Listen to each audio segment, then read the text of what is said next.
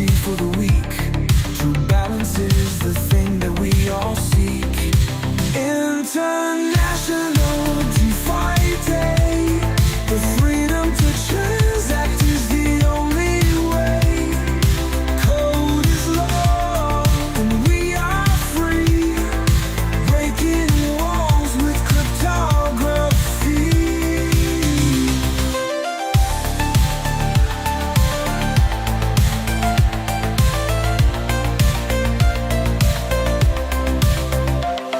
From Bitcoin seeds to Ethereum's light, the standard eye is shining twice as bright.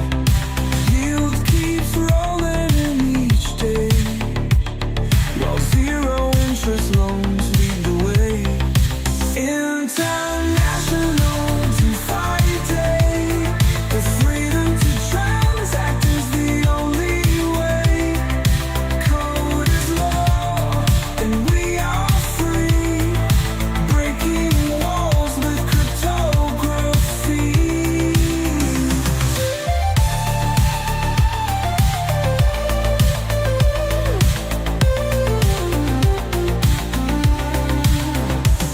Cryptography in our hands. Power returning to the lands. No more gatekeepers holding sway. DeFi lighting up the way. Final National DeFi Day. The freedom to transact is the only way. Code is law and we are free. Breaking walls with cryptography. In the cyberpunk dream, we trust. Build better than what came before us. The future's open, free, bright. Innovation is a flicker of light.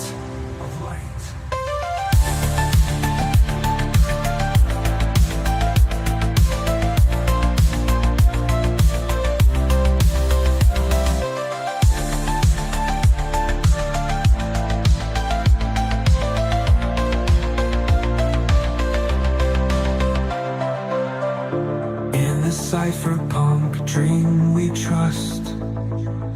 Building better than what came before us.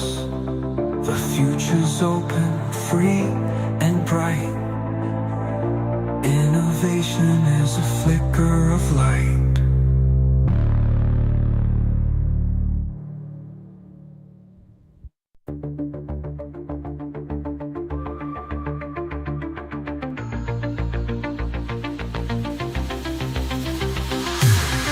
Separating money and state. Legacy walls are starting to break. Transparency for the powerful, privacy for the weak. True balance is the thing that we all seek. International DeFi Day. The freedom to transact is the only way. Code is law and we are free. Breaking walls with cryptography.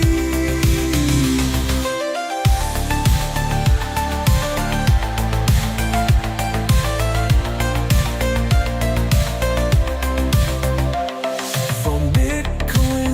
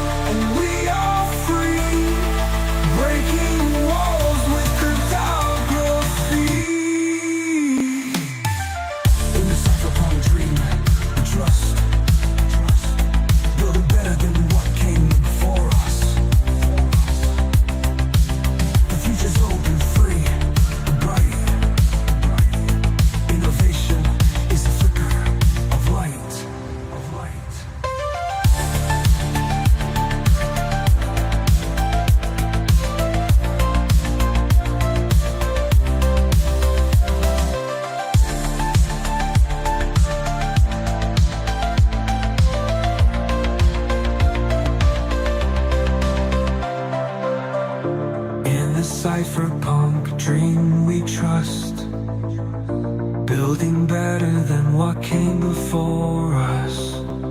The future's open, free, and bright. Innovation is a flicker of light.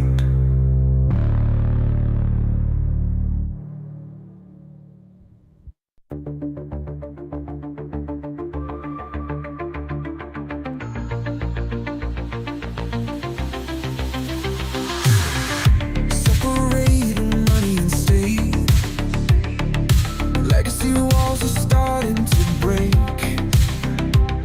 Transparency for the powerful, privacy for the weak. True balance is the thing that we all seek. International DeFi Day, the freedom to transact is the only way. Code is law and we are free, breaking walls with cryptography.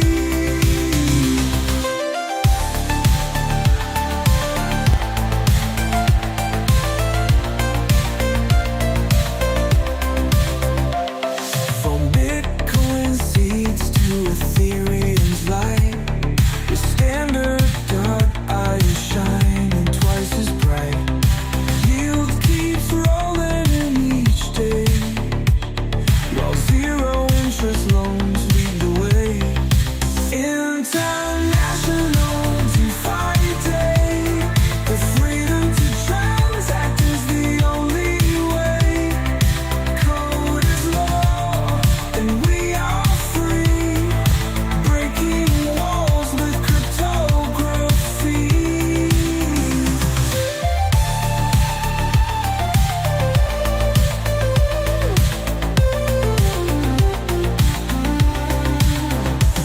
Cryptography in our hands, power returning to the lands. No more gatekeepers holding sway, DeFi lighting up the way. Final National DeFi Day, the freedom to transact is the only way. Code is law and we are free, breaking walls with cryptography. In the cyberpunk dream, trust, build it better than what came before us. The future's open, free, bright. Innovation is a flicker of light, of light.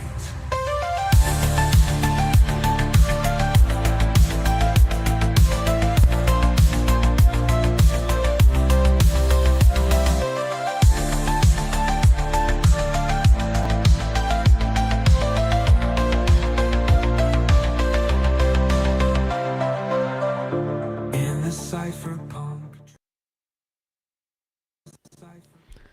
All right. Can everybody hear me? Are we live? Can we hear? Crypto Blood, are you there? I'm here. All right. Happy International DeFi Day, my man. I don't know whether I should be happy or sad about musicians. I know, Because, right? Wow. I know. It's with AI, huh? Yeah. I knocked it together in one day. I just thought, man, we need some countdown music. You know, the thing is, my whole family are musicians, and are basically they use it as well and get inspired, and then they write down some of them and mix and match, and you know, all these tools have been there for years. But hey, thanks a lot, Crypto Blood. If people don't know you, please introduce yourself to the audience. I know that everyone already should know you because you're really a massive OG in the space. Like yourself. Yeah. I hear a little echo, so I don't know. All right. We could Oh dear. maybe fix that. But yes, ladies and gents, my name is Jerry Rucker, also known as Crypto Blood. Been in this space for 11 years now, and it's been a wild ride. I'm just excited to be here. I'm excited to see the evolution of blockchain, and now Web3 AI world we're in. It's very exciting. It's very exciting. That should be a little bit better. Is that echo still there? Testing. No. Okay. Oh, Oh, right. yeah, it is actually. It's still Oh, there. shit. Still there. Shish kebab. Still there. Kind of hard for me to talk because I hear myself. You hear yourself back. Is anyone else in the Yeah. chat hearing double? Yeah, they're hearing it. They're hearing it as well. Hot diggity. Well, that's frustrating. Let's see here. If when things. Your audio must be doing a feedback into your mic or your speakers. Yeah. Is that Testing. now? Okay. No echo now. Go now. Echo now. Echo now. All right, 1 second.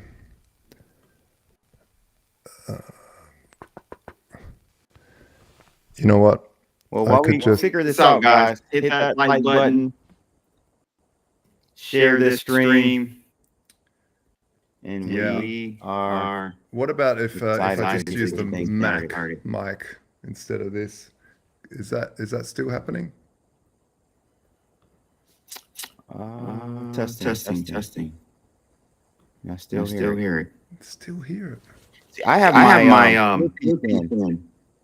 Yeah. So I don't think it could be on my end. Oh man, how frustrating! I'm gonna restart my broadcaster. We'll see.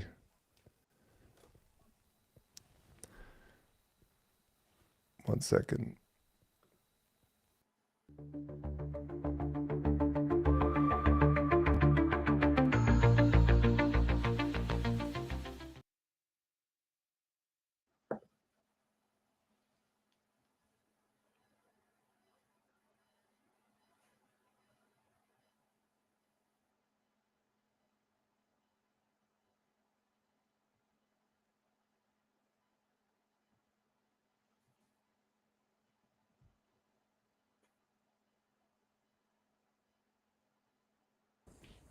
All right. Let's see. Let's see if that's fixed it. Test. You're still getting an echo, mate. Yeah. So mute your mic so I can talk. Test. Still there? No. Is it still there even if I mute my mic? Yes, still there. Let me try to leave then and come back in. I don't know. Like I said, I use Restream all the time. Yeah. I'm not sure. This is what the software I use. All right. I'll jump out and come back in. All right, man. Okay. Anyway, so what we'll do is we'll bring up Chainlink before we run too far over time, and Sam will bring Sam up. See, maybe you have the same problem, Sam. Maybe not. Sam, can you hear me? Echo. Are you getting an echo too? Yeah, I hear the echo. Wow, that's unbelievably bad. What about now? Is that still there? Testing. 1 2 1 2. It's pretty subtle. It's still there, is it? Okay. Still there. All right. Well. Checking the audio. Oh, wow. That's Echo. yeah. I can hear that too. Actually, even from through you back to me. Okay. Well, maybe I'll just turn off all of this stuff, all of the fancy stuff. What if you go on mic while I speak? Go on mute while I speak. Do you want to try that? Are you on mute? Hello? Can you hear me? Testing. Hello? I hear you. You do? Is But I there still no have echo? the echo. There's still the echo. There's still echo. Because now I'm just going through my mic on my Mac. I've cut out everything. I'll try to jump out and jump back in maybe. Let's see. I don't know if this is going to cancel everything though, the stream, but I guess it's the last choice. Let's,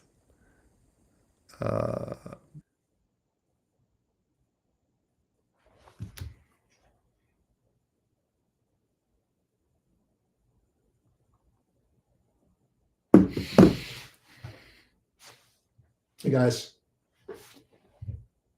Oh, there's no echo now. Looks like it was Josh.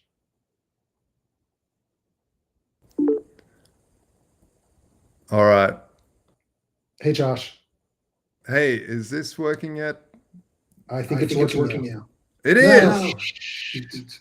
No? Oh, man. When you were out, there was no echo. Really? Yeah. What? That's just super frustrating. And the chat, are you hearing it? Chat? Testing 1, 2, 3. There's still an echo. Man, Restream, what are you doing to us? You're killing us here. Echo might be if you're recording for the PC. Okay, well, the thing is, really there's no other input device. Let me just check here. Audio. Echo cancellation? I've just turned that on. Maybe that works. Is that working? Echo. Echo I think we're good. Yeah. Sort of. Are we good? Little bit iffy. Yeah, I think we're okay. All right. Yeah. Well, there we go. Okay, cool. Sam, welcome. Do you want to? Hey, Josh, it's good to see you. Do you want me to stay on, or do you want to bring back your first guest? No, we can stay on. Crypto Blood's going to co-host, so he'll be back on, I'm sure. I'll bring him in as well if he's there. Let's see, and then we can, if he's here. Yeah, there he is. All right, Crypto Blood. I think we might have fixed it. There we go. There we go. There's a little switch inside the settings, anti-echo. Why isn't that just always on? I don't know, but we got through it. You balls of steel, Josh. You kept calm, and we got through it. We got to do the show must go on, as they say. The show must go on. The show must go on. Hey, we have a distinguished guest here, one of the greatest in the space, really one of the hardest working people, wrangling a whole bunch of projects for the Chainlink build program and more. Sam, welcome to the show. Do you want to introduce yourself to the guests? Yeah, I'd love to. Thanks for having me. Yeah. My name is Sam Friedman. I work for Chainlink Labs. I lead product and tech for Chainlink Build, which is an initiative that helps Web3 projects grow in various ways. I've been in the space since 2015 as a hodler, as a miner. I ran a 24 GPU mining farm in my basement for a few years. Then as a DeFi degen. And then I joined Chainlink Labs almost exactly 3 years ago. In February, it'll be 3 years. And I've done a number of things at Chainlink Labs. Initially, I joined as a solutions architect, working with developers, helping them understand the value proposition of Chainlink products, the capabilities, limitations, guidelines, best practices. And then I did a couple of other things around specific products, like our automation product and our cross-chain interoperability product. And now as I said initially, I lead product and tech for Build. So that's me. Yeah, awesome. And for those that don't know, Build is Chainlink's program to, it's basically an accelerator program. Is that how you would explain it? Yeah, we don't use that word, but there are a lot of similarities. Right, right. And I can go into detail on exactly what Build is, if that's helpful. Yeah, it would be really good because I think a lot of people don't know what it is. Crypto Blood, have you heard of Chainlink Build? Do you know what it is? No, I haven't, but if it's like an incubator or an accelerator, I'm very familiar with it. I've been through a few myself. So yeah, I'm familiar with that concept, if that's similar. Yes, so there's some Sam, go ahead and similarities. explain. Yeah, sure. There are. We're not a venture. Okay. We're not a venture firm. We provide services around our products to Web3 projects who use our tech.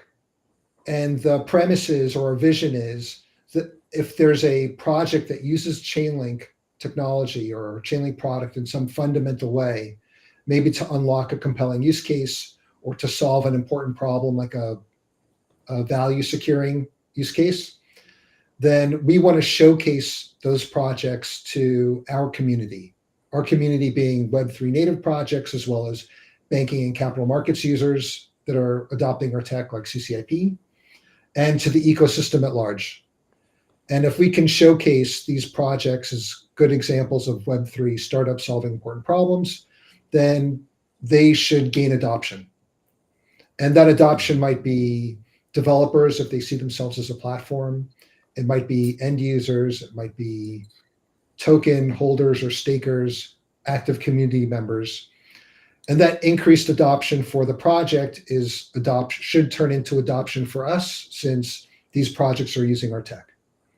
Yeah, for us, it's been so extraordinarily good because a lot of teams, they just have a great idea. They start building these products. They look at what Chainlink can offer, and then what else do? You don't really know. Maybe a whole bunch of people in the space. You don't have the right connections.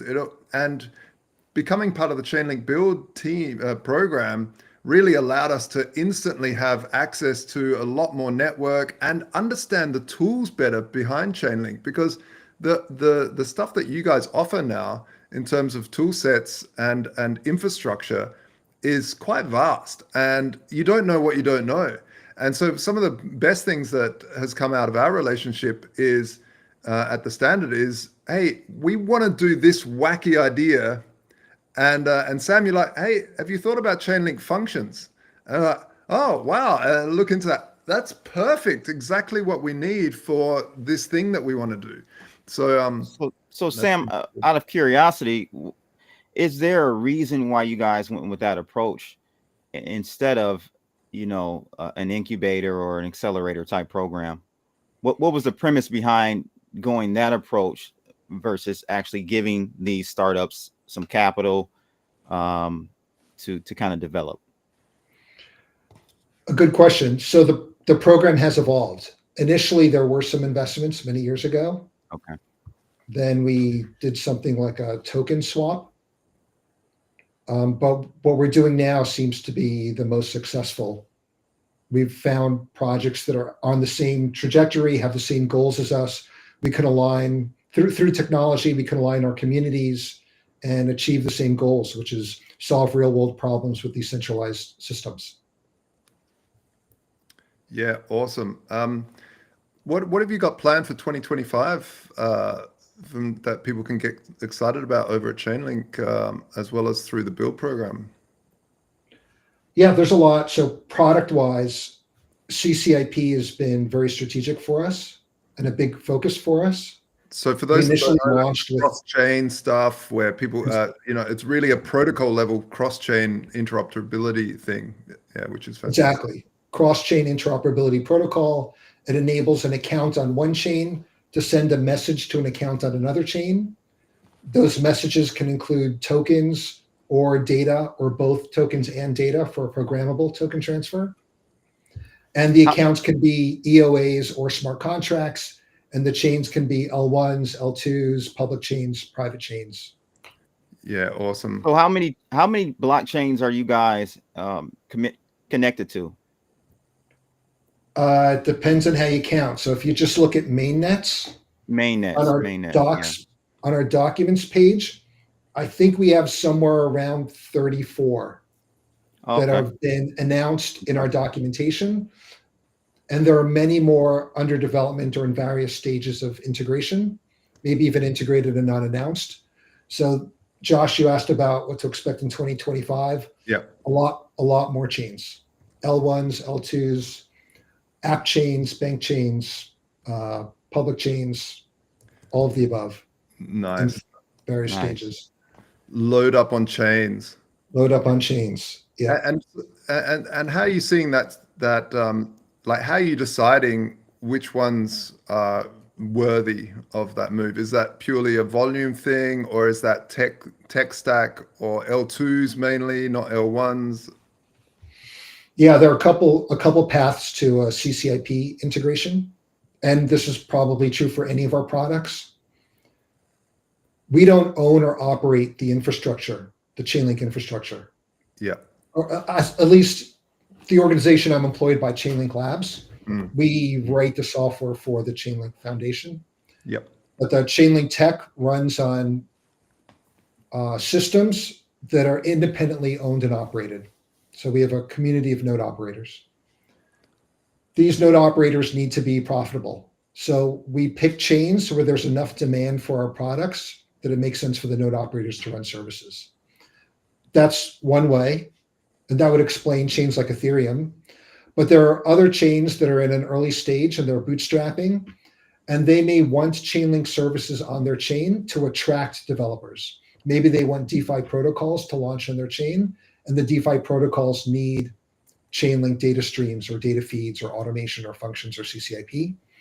So they will enter into a scale deal with Chainlink Labs, and they will cover the costs of deploying Chainlink products on their chain so that they can attract users. I'm assuming that Ethereum is number one. Could you explain to us who number 2 and 3 would be with your organization as far as volume? One? Well, not all of our products are integrated on every chain. Right. So it depends on which product we're looking at. I got you. For CCIP, I think every chain we integrate is initially connected to Ethereum mainnet. So for CCIP, Ethereum might be the most commonly connected chain, but not necessarily the most volume, because we've seen L2 growth the last few years. Right. And it depends on the use case too. So again, there are like 34 announced CCIP integrations right now. More chains if you group all our products together. So we're everywhere. I'm just trying to get some alpha for the viewers here, see what they can front run and get in, see what the trend is basically as far as who you guys are, dealing with and who you see the most volume coming from. Yeah, I guess if you were to pick a category of chain that's most common recently, that might be some of the Bitcoin L2 chains, like B Square. Oh, interesting. Layer. Okay. Yeah. 10x. Oh, nice. Oh, that's really interesting.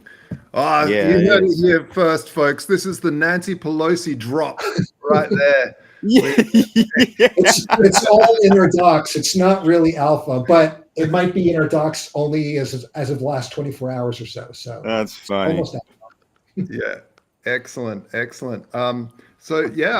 fascinating, because one of the things at the Standard as well is like, how do we move, or not move, but how do we incorporate Bitcoin as a chain? That's all of our first love. Yeah, we don't want to let it just be the gold that it is. We do definitely want to build on it. It's just the tech wasn't there. And I remember building the Standard and all these Bitcoin maxi friends that I'd have, I'd be like, hey man, as soon as it's the op return codes can allow me to do it, or other infrastructure allows me to do it, we're there. But right now we can't. Yeah. Interesting. So that's CCIP, more chains.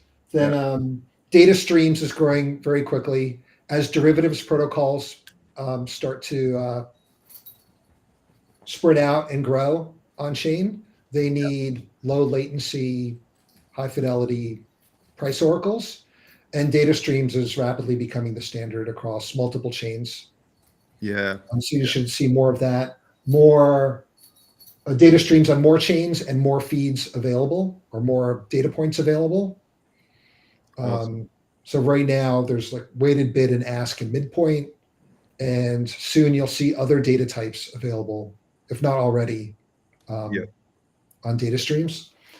And then at SmartCon back in October, we announced the Chainlink runtime environment, which will be an orchestration platform for oracles.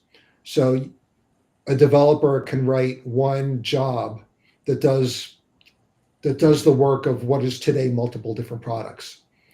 So right now we have automation, which is like a cron type. That's what I was going to solution. ask. I know you Cron use- job type. Exactly. So we have automation as one product. We have functions for internet connectivity to smart contracts as another product, and VRF for randomness is another product. And with the Chainlink runtime environment, instead of a developer having to use 3 discrete products, they can write one job that uses capabilities from what is today multiple products. So I think So the randomness part is great for GameFi and gaming then, right? I mean, for other applications and but I'm just thinking off.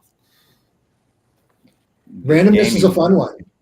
Yeah, gaming is a big use case. NFTs, NFT rarity, fair launches is another use case. There are also use cases in DeFi or governance, where you don't want to overwhelm your community with voting. Maybe you want to randomly select subsets of voters with the same results.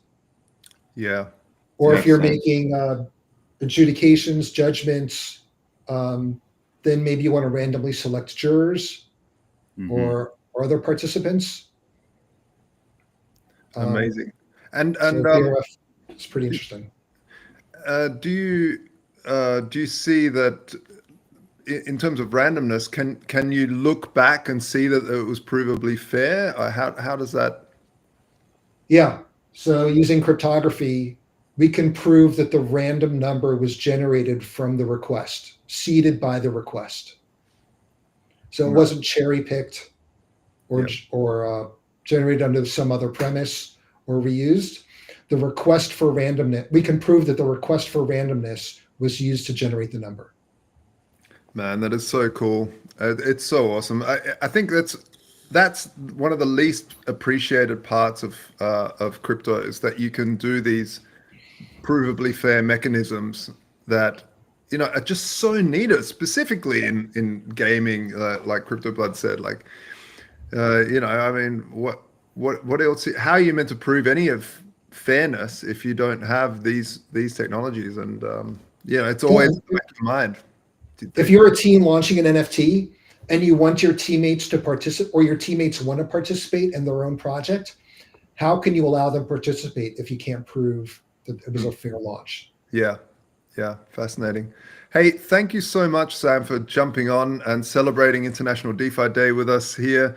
For me, it's 3 a.m. I had to wake up. It's actually 4 now, or 4:30, but it's I'm loaded up. I haven't drunk Red Bull since I was a teenager, and I thought, I'll do it. I realize I'm the only one who's hatless here. Yeah. You're gonna crash. You're gonna crash and burn, Josh. Crash and burn. I got some coffee too. All right. Thank you very much, Sam. Thanks for having me. Sam. Yeah. It's great meeting you, Blood. Yes, you too, man. Awesome. That was great. But we have some amazing guests coming up. We've got Concero. Andy from Concero. We'll bring him up right away and find out all about that. Let's have a look here. Where is he? We have a whole bunch of people in the back end here now. Ah, there he is. That's good. Hey That's guys, good. how you doing? Hey Josh. Hey, nice to have you. Welcome to International DeFi Day. Thank you very much. Congratulations, everybody! International DeFi Day. How's it going? Yeah, man, it's a thing. It's a thing. You know, one of the best parts of DeFi is really looking at all of these tools that traditional finance has offered the world and saying, hey, let's bring it on chain. Let's make it transparent. And I like how much experimentation we have in the space, because there are a lot of projects that I see popping up that take like quite, not dated, but quite long-standing theories and economical theories and financial theories that weren't implemented before. And DeFi kind of creates a perfect space to try them out, test them out, and see how it goes. So I think not only are we bringing, the existing solutions on chain, but we're also experimenting with wild theories that a lot of them turn out to be quite good and quite innovative, quite interesting. So I think, yeah.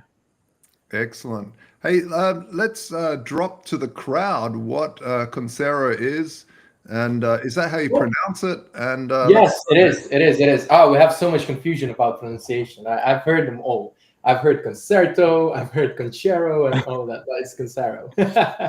Conchita. So basically, we're a fellow Chainlink build member, just like TheStandard, and Sam, a very good friend of ours, has been of great help to us, and the overall Chainlink ecosystem has been as well. But what our team is doing is we're trying to tackle the problem of interoperability, right? So our whole approach and our whole thesis is that from a user point of view, users don't really care about the process of the transaction. They really care about the outcome of the transaction. And developers should care, like what they care about is how a certain chain or a certain set of compute is good for their technological solution, rather than which one has more of a distribution or higher usage and stuff like that. And this is where it all kind of started, right? Is we're like, okay, how can we unify the world compute and essentially have all of the chains act as one? And so in order to do that, the first step is to allow those chains to, first of all, communicate between each other in a decentralized, trustless manner.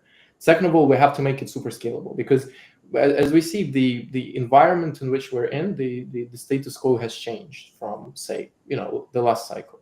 The amount of L2s and L1s that are popping up is going up and up and up and up, right? But some, and if not most, interoperability solutions just cannot scale that much because they weren't initially designed for it, right? And at the moment, there are essentially two approaches to securing these cross-chain transactions. It's a cryptographic security model and it's an economic security model.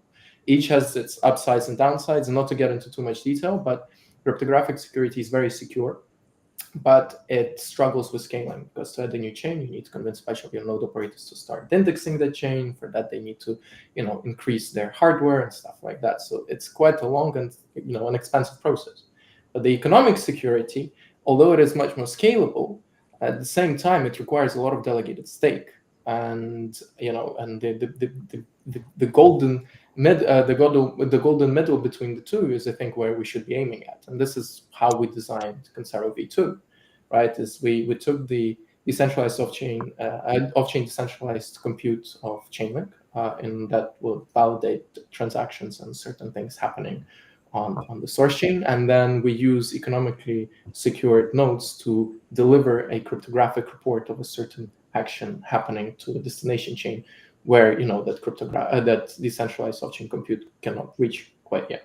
So basically, with this approach, we try to retain the industry standard cryptographic security by Chainlink, but at the same time, we try to scale it quickly, permissionlessly, beyond the current kind of live chains, right? And I think that's quite important. And the way that we have done it, we're going towards a fully trustless environment where you wouldn't even have to trust not even a single node, but a single network. But at the same time, it kind of gives back the liberty to developers to essentially go to literally any chain, which is better for them technologically, and allowing users to interact with their protocol no matter which chain they're on. So that's kind of the pitch, if you may. But yeah, if you have questions or anything, let me know. I'd love to answer them. Yeah, Andy, nice to meet you. Thanks for joining today.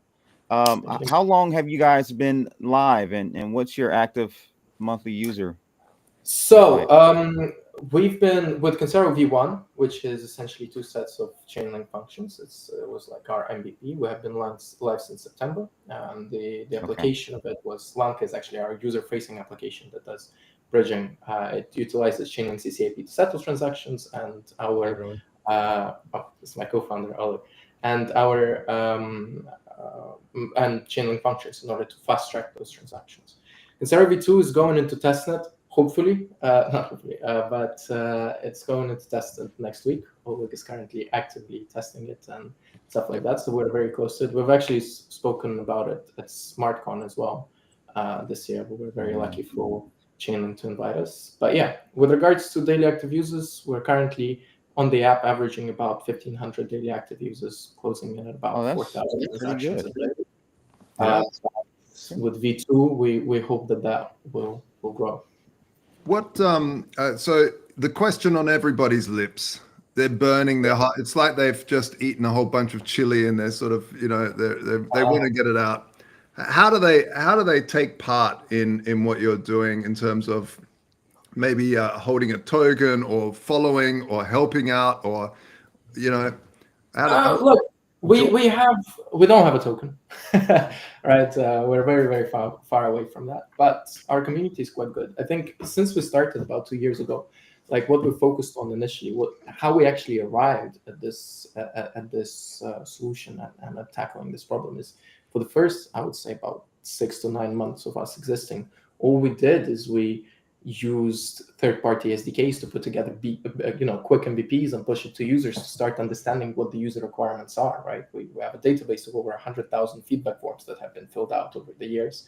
Wow. And we've been and we've been very close to the user every step of the way. This is why we built Lanka in-house, because Lanka is our user-facing stuff, and we need to be as close to the user to understand their requirements. Because if we understand those requirements and we create a solution that kind of tackles those problems, then because all of us are trying to cater to the same user, then any protocol that would want to cater to that user would go with us, because we know what the user wants. We solve that problem, and because of that, our community has been growing quite strongly, and we have quite an engaged community on Twitter, Discord, everywhere. They participate in our rewards portal. So if you want, just follow us, get into the Discord. We have a lot of activities there, a lot of fun stuff. We'll be asking you a lot of questions. But and in terms of tokens, you asked, Josh, I think, Concero ecosystem rewards is pretty much the closest that we have in terms of tokens. So people can participate in the rewards program. We will also roll out the testing side of things. So like when users are helping us test stuff, they will get rewarded with the ecosystem rewards.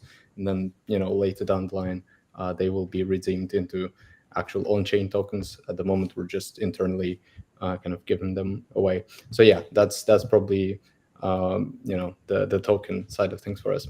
Yeah, awesome. And a lot of people out there, a lot of projects, I think it's very clever not to launch with a token up front.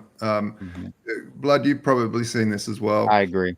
Yeah. A lot of projects, they load up on these tokens, and it's a great way to initially fund the initial capital, apart from friends and family. But then you have this massive hassle of everyone, when moon, and you're like, hey, we just want to build, man, like long term, I think this is why we're quite, wary of it, especially at first, because I don't see a point of launching a token if your ecosystem doesn't really need the token, right? You don't launch tokens for the sake of tokens. You'll actually end up with delayed gratification. I think the team will end up adding more value to the token. If you take a look at how Uniswap did, they focused on building a nice tool for the environment, for the community, and then did the airdrop, and it did massively well. So I agree with that. Because launching a token is like a second full-time job, because by launching a token, that's you're right. not only inviting the your core community of actual users and people who want to participate in the project, you're also inevitably inviting another community of like speculators, investors, holders, and stuff like that. And you need to cater to both at the same time. But if you're not mature enough with your product, if you don't have product market fit and stuff like that, you would run out of hands. You cannot focus on both things. And you're also inviting the lawyers, right? That's an overhead. Yeah. you really don't want out the gate. Yeah, that's true. So yeah, tokens Just- they're not a bad thing. They're just a thing No. that need to happen at the right time when you're ready. At the right timing, right? It is really wonderful to have you guys on. Thank you for joining us for International DeFi Day. I know it's just a quick slot, but we've got so many Yep. people to get through here and projects. No worries. Thank you Thanks very for much, inviting guys. us. Yeah, thanks a Looking lot. forward to hearing Li-Fi. They were actually the first SDK we ever integrated. So All right. Yeah. Oh, Life nice. Master. super cool to. They're Round up. of applause. Thank you guys. Okay, guys. Have a lovely day. All right. Thanks, guys. I've got the soundboard ready, Josh. I've got the Oh soundboard man, ready. I love it. I love it. That's fantastic. Let's have a look here. Who we got next? Li-Fi. Julian, welcome to International DeFi Day. Congratulations to the international community. The tools that you have brought to the world are really sensational and highly used. For those that don't know what Li-Fi is, or they might not, they might have used you guys without even knowing it, right? Yeah, that's right. All right, guys. Thanks for having me. I'm Julian, working in new integrations here at Li-Fi. So we currently have more than 300 integrations live. As you mentioned, probably some of the users never know that are using Li-Fi in their apps. But basically, what we do at Li-Fi, we are solving the problem of crypto liquidity fragmentation. Because 2 years ago, 90% of crypto was on Ethereum. Now, just 2 years later, less than the 50 or 60% of crypto is still on Ethereum mainnet. There are all these new layer 2s that are emerging, also alternative chains like Solana, Sui. In short, hundreds of blockchains that are really their own cities with crypto liquidity sitting on them, separate from all the other liquidity. So how we are solving this problem is by the aggregation of single decentralized exchanges like Uniswap, SushiSwap, DEX aggregators like 1inch, Paraswap, 0x, Dodo, and then bridges across all major blockchains. So in the end of the day, we make it easy to move any asset on any chain to any asset on any other chain, okay?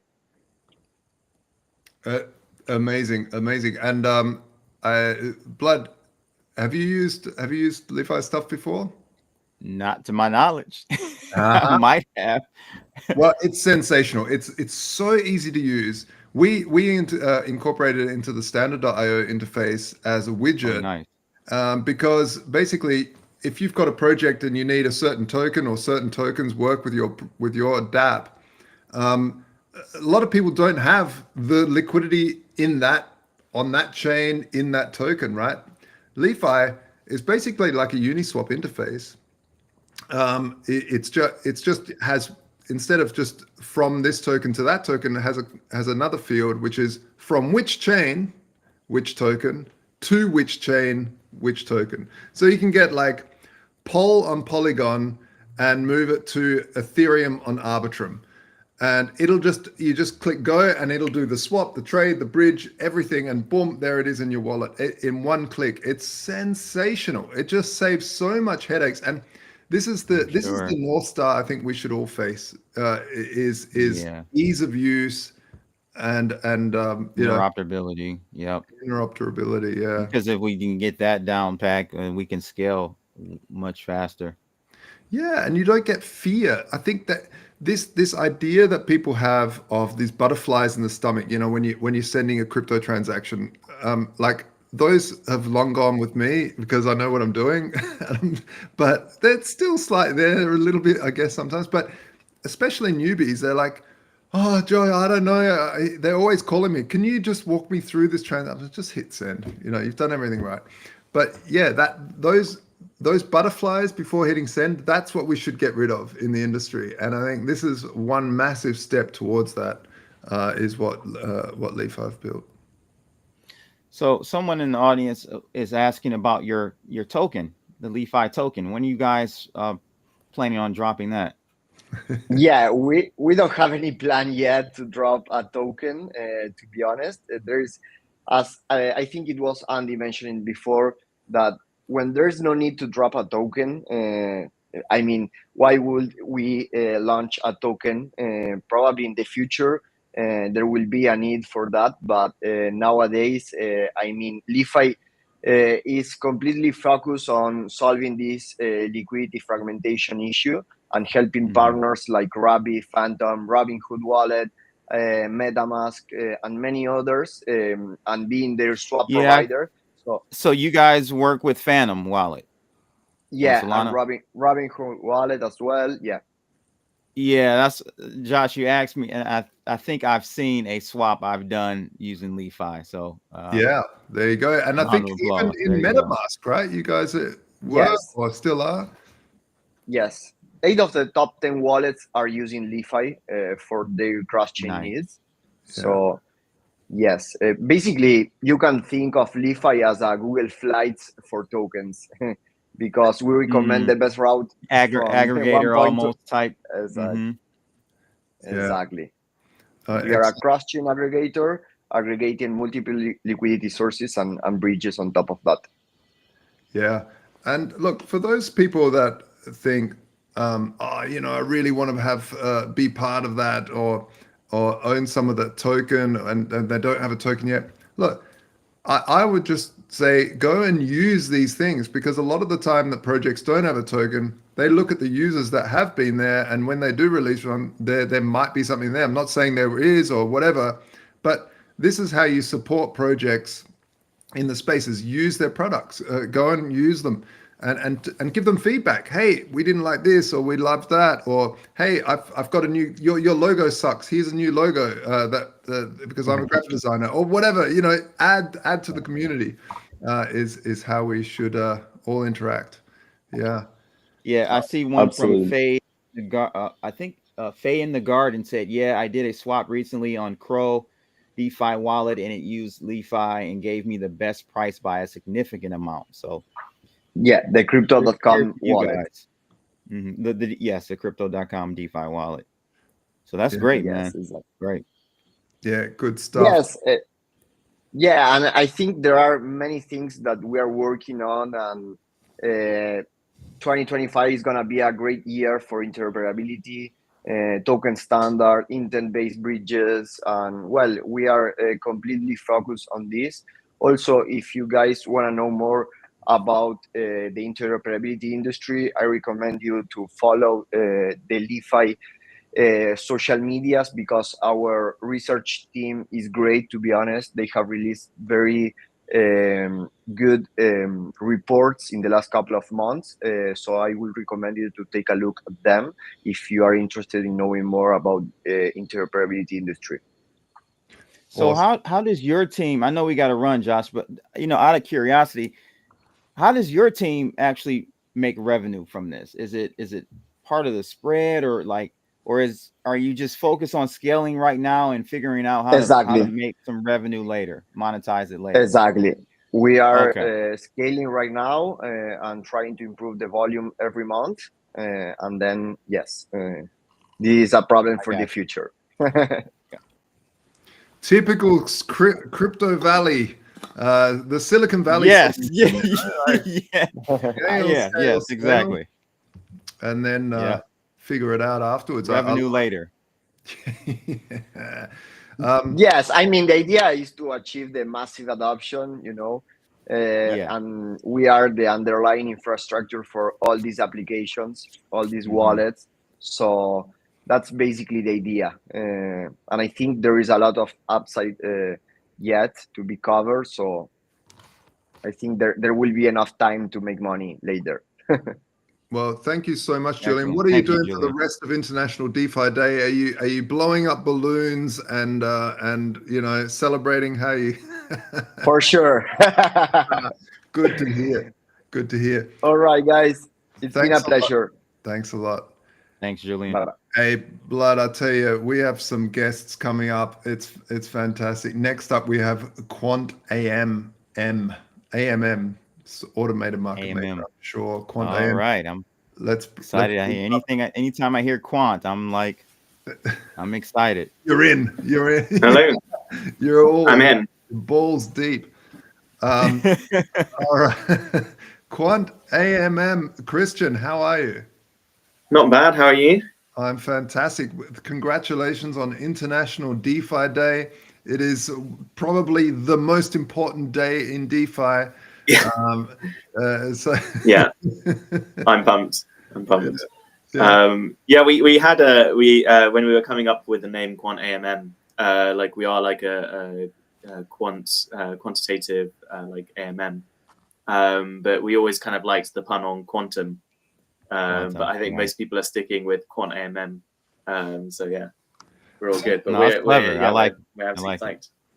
So I mean, you know, I think when I think quant, I think quantitative easing, which sounds like some sort of disease from the Federal Reserve. Yeah, the burr. Quantitative. What is quant AMM? How does it work? What is it? Let's drop it. Let's drop us in the pool. Yeah, it's more kind of finance quants than quantitative easing, but really kind of the guts and the working complexity is quite like detailed and mathematical. But the idea is super simple. Like what we're building is what we call blockchain traded funds. So BTFs, not ETFs. That's the principle, and they're kind of ETF style products that are run fully on chain, fully automated, with like advanced strategies that are fully automated on chain. And that's kind of why we're part of Chainlink Build as well. You know, we will use Chainlink automation heavily. We'll use Chainlink prices like heavily. But really, the kind of the pitch to kind of LPs is super simple. What we're doing is like not only an index product, so not only kind of say top 5 or top 10 in this particular sector or this particular chain, but we actually run advanced strategies. Like index products have been around for a while, but really, you know, crypto is a high reward, high risk kind of asset. So just tracking like indices isn't really like what the kind of main use case is so far. So what we do is we take advanced TradFi strategies, put them on chain, run them in a kind of BTF, and that's the product. And we're a Balancer V3 launch partner as well, so we run kind of on top of Balancer. And really where the AMM side comes into it is like if you imagine like a Uniswap pool that's like 50-50 weights in terms of like ETH, USDC or something. We change those weights with market prices. So if ETH is going up in price, you don't want to be 50% in ETH, you want to be 100% or 99% in ETH. So we change with the market. So every day, every hour, we're changing our holdings so that not only are you making money by like earning swap fees, but you're also earning money by the capital appreciation of the actual holdings of the pool. So like ETH is going up in price, you go 99% of your holdings in ETH. When ETH starts to go down in price, you kind of de-risk into USDC. So you've just made a killing by the price action of ETH itself, as well as earning all those kind of sweet trading fees. I mean, it sounds amazing, but I have so many questions. You know, obviously nothing's perfect, and there's always impermanent loss somewhere. Sometimes you can't be 100% right the whole time. I mean, you know, sometimes there's just a massive drop instantly, and such. And I guess this is where Chainlink comes in as well, because it's so quick to, especially with automations, you can be quite reactive while still being decentralized, because decentralization unfortunately brings in a little bit of clunkiness, and sometimes it's a bit slower to react rather than, you know. Yeah, we've my co-founder Matthew, he's the kind of the PhD mathematician guy, and we've done like a lot of maths to be able to make this run like super fast on chain. But like in reality, if you look at some of the index products that are out there at the moment, some of these strategy vaults, they'll rebalance every like couple of weeks or every month. And in crypto world, like a quarter is actually like a lifetime. 2-3 months is a lifetime. So if you're kind of looking at the market every hour, every day, as you said, it's like it's an opinion. These TradFi strategies, that, you know, things like momentum or channel following, you know, they are opinionated strategies. So it is capital at risk. But in essence, there is a high risk, high reward aspect of it where the strategy gets it right and really it starts to perform, not just 1 or 2% like you expect with impermanent loss and people trying to beat like the current AMM market. You're talking like 100, 200% kind of returns on the market, and that's really kind of where the value comes into it. Right. Wow. So how, the question that's always on everyone's lips, how do I, is it the best way to profit using the DApp, or is there a token, or is there both, or how does that, how can people? Yeah, I mean, so we are a like balancer V3 launch partner. So if you think about us like a balancer pool that changes its weights like every minute of the day, that's like essentially it. So how would you normally make like money from a balancer pool? You kind of LP in the balancer pool. That's kind of how you normally make money. So you can consider these BTFs as they are like in essence absolutely juiced up balancer pools, and balancer V3. I know you guys have got on balancer later, so they'll probably just explain all the like amazing things that you could do on it. But like in essence, that has an amazing ecosystem, amazing incentives. So there's incentive and programs on top for LPs as well. But in essence, you just LP into the pool. You earn fees from people trading inside of the pool, but you also earn from the kind of that kind of sweet price action. Yeah, awesome. What have you guys got coming up in 2025? Is there anything that you guys are working on specifically that you can talk about? Oh yeah, absolutely. So like our timelines at the moment, we had to wait for Balancer V3 to launch. They launched in like mid to late December. So now we're lining things up, and we've got a simulator that we've kind of built in collaboration with CowSwap and Gyroscope and Balancer that kind of simulates these pools. So another thing about like some of the strategy vaults is that the manager, you don't know what they're going to do next, but these you can actually like simulate, say, hey, if I put my money in this pool like 6 months ago or 2 months ago, like what would it have looked like? How much money could I have made or like lost? And that's something really powerful for people to kind of see. So the simulator actually it's another DeFi Day exclusive, but we're going to be dropping that tomorrow. So as soon as we're expecting the kind of the Cow team and the Gyroscope team to verify and approve today. So that's probably going to drop tomorrow. So that's going to be very exciting. And that's just going to be a web app hosted that you can go to. And then we'll launch around ETH Denver. And that's kind of the V1. The V1 is the vanilla BTFs that will be kind of themed around potential sectors or potential kind of chains of tokens. And then the V2, we've also partnered with like Ezekiel. They're a real like iceberg of a protocol that does ZK proofs. And for your average kind of retail user, you want to know the strategy. You want to kind of know what you're getting yourself into. But say if you're an institution and you're coming along, you want to create like your own BTF, or you're a family office and you want to kind of hide your strategy away, how could you do that?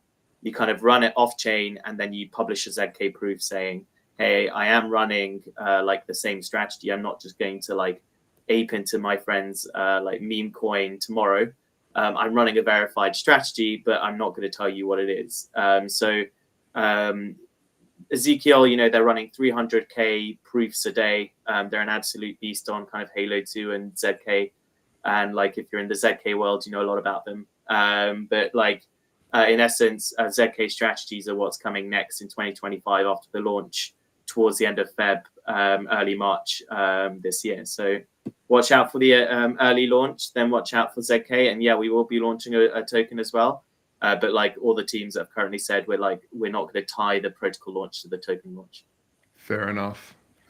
So Christian, just really quickly, out of curiosity, man, like how do you, I guess I should ask it this way. Is there a threshold or a maximum for your funds, for your strategies? In typical quant world, hedge fund world, there's usually a max, right, of investment capital, because you can ultimately end up moving the markets and the strategy not working because you have too much capital making those exactly. So we don't really deal with the low cap market coins. So we deal with kind of middle to high market cap coins. So like unless we start ending up having, you know, like individual pools with high hundreds of millions, it won't be like an issue in terms of like the tail wagging the dog on like affecting the price. If we tried doing one of these strats with some kind of new meme coins that were out there that had really, really low market caps, yeah, that's definitely a problem. But it also goes two ways. Like there's no maximum, but also because of how we've done the maths and how we've built the protocol, because the running costs are so low, if you wanted to spin up your own kind of strat on like an L2, if we're talking like in the like 20 to 50K range in terms of like the amount of money you're going to put into the strat, that's absolutely fine too. So you don't need a pool with like millions of like TVL in it for all these things to be running. You can also run like really low, like spun up, almost tailored strat pools with only like 10, 20, 30K of like money in it. So that's kind of very exciting as well. Awesome. We're unfortunately going to have to leave it there. If people want to find out more about QuantAMM, I'm guessing they throw up Google and throw that in there.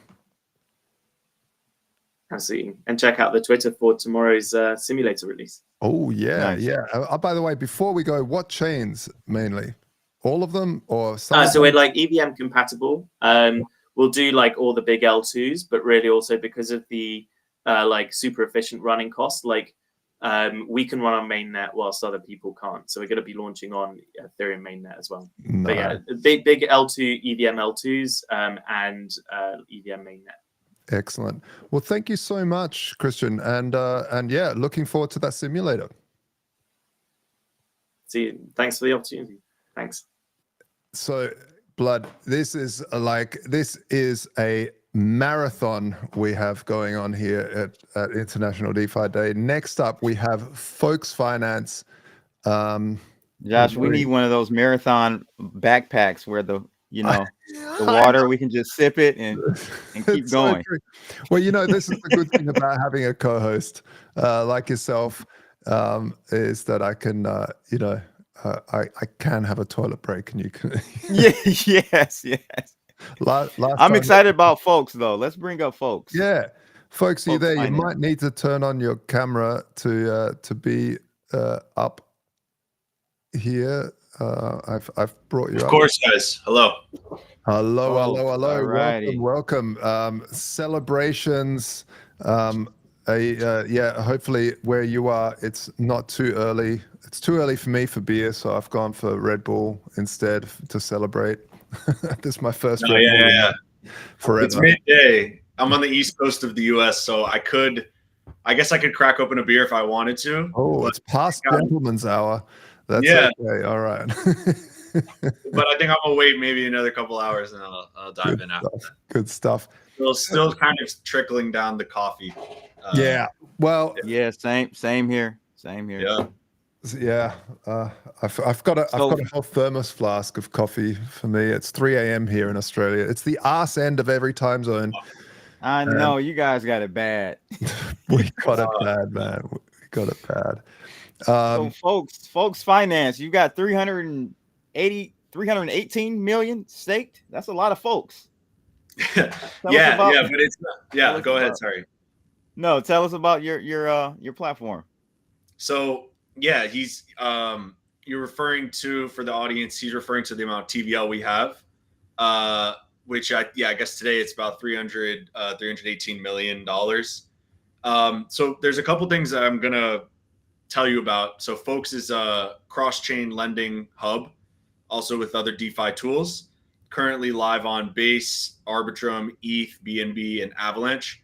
I'll get into that. That's one side of what we have. And the other side of what we have is we're the biggest app on Algorand. We're like a full DeFi hub for the Algorand ecosystem.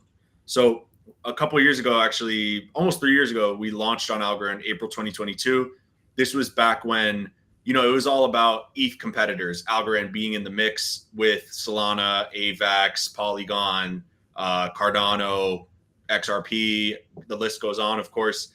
That was, as many of you will remember, that was what last cycle was really about, was like the L2s hadn't popped up yet. We didn't have the easy scaling and the really high-end scaling that we have now.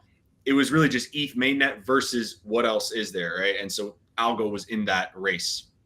So the play back then for a lot of companies was to, okay, let's spin up a DeFi primitive on one of these new chains and, you know, capture some of the market, go public, not public, but like launch the token and try to basically bet on a winner. As we all know, Right. the winner of those battles was mostly Solana, but at the same time, there was still a lot of market to capture on the other chains. So for the past couple of years, folks started as the second lending protocol on Algorand. There was actually one before called AlgoFi that had a huge lead. They had 100 million in TVL when folks launched. And by the way, I was actually the first employee at AlgoFi as well. I got hired first person after the founders to be their community manager. I was there with them for 6 months. Then I worked a couple other jobs, and then I joined folks about a year later. I've been with folks now for 2.5 years, just for context. But Okay. so folks launched lending markets on Algorand. Then we launched liquid staking. And then we were able to combo over time the liquid staking token to be usable in the lending markets, which let people do leverage liquid staking. And we also added leverage trading using flash loans. And we kind of upgraded the entire thing to be more than a lending app, more than liquid staking. It was like a full strategy hub. So over time, we were able to capture a huge amount of the algo market. I think we have like 75, 80% of algo's DeFi TVL at this point. That number goes up and down, but we were definitely the biggest player over there. So we got to a point where we weren't able to grow anymore in that market. Right. We had kind of captured Critical mass as possible, right? And this is like also deep in the depths of the bear market when algo was 10 cents maybe or less. Now it's bouncing around 30, 40 cents, range. So whatever, we kind of thought, and by the way, for the audience, algo doesn't have the same coding language or a comparable coding language to EVM chains. So we were in a tough position where it was, how could we grow? But we also can't just copy paste and easily go to another chain. We can't just easily go from ETH to AVAX or ETH to Polygon or something. So we had to come up with a whole new system. So we went from like, if DeFi V1 is like one app on one chain and V2 is one app and then you copy paste it to many chains, then the V3 in this framing is like one app that's unified across multiple chains, has the same experience connected to multiple chains. So that's what we had to go straight in and build. So what we have now is we have a product where you can deposit on one chain and borrow on another chain without having to bridge. So you can deposit ETH on mainnet and then go and borrow ETH on base or USDC on base. You can deposit AVAX and ETH in the same loan and go borrow BNB on BNB chain. So these things are connected with Wormhole, Chainlink CCIP, Circle CCTP also helps us create unified pools. So all the USDC that gets deposited into folks, Xchain hits the same pool. So no fragmentation. We solve fragmentation.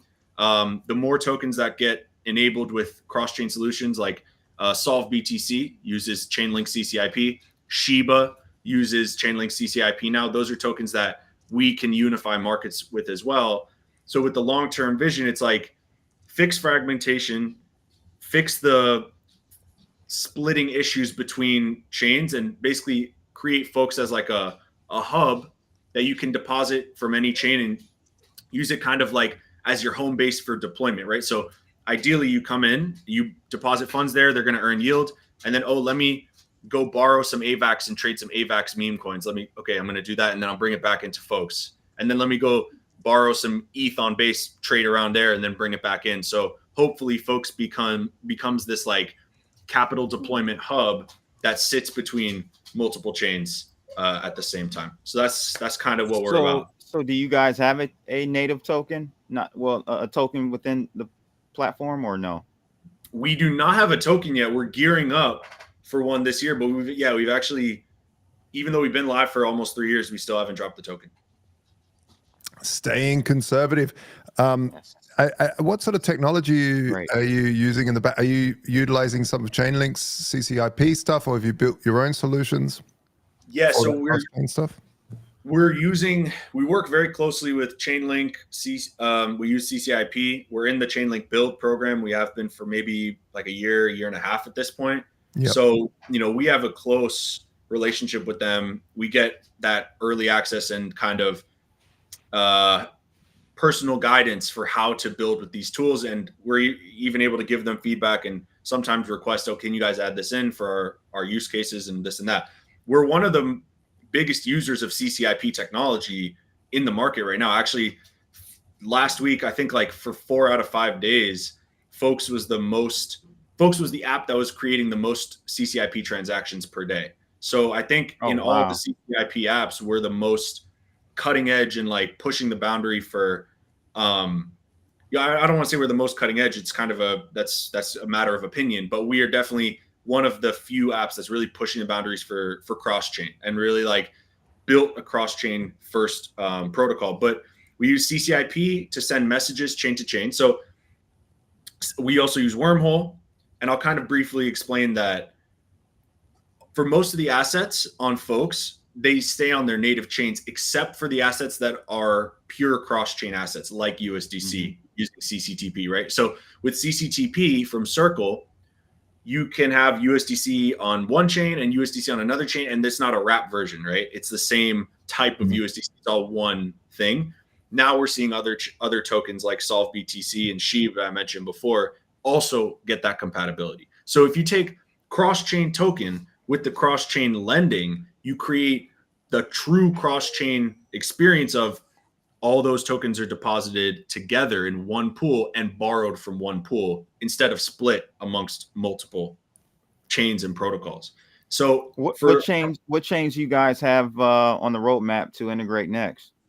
So we're going to be adding in Monad testnet when they launch. So that's going to be in the next couple weeks. That's just a testnet though, of course. So when they go live, we'll be there. We're looking at, I mean, I don't want to say because it's all like, it's not something I want to really reveal yet, but we are looking at, of course, the top chains. We do a ton of deep dive research on where the demand is, where the assets are. Solana. Yeah.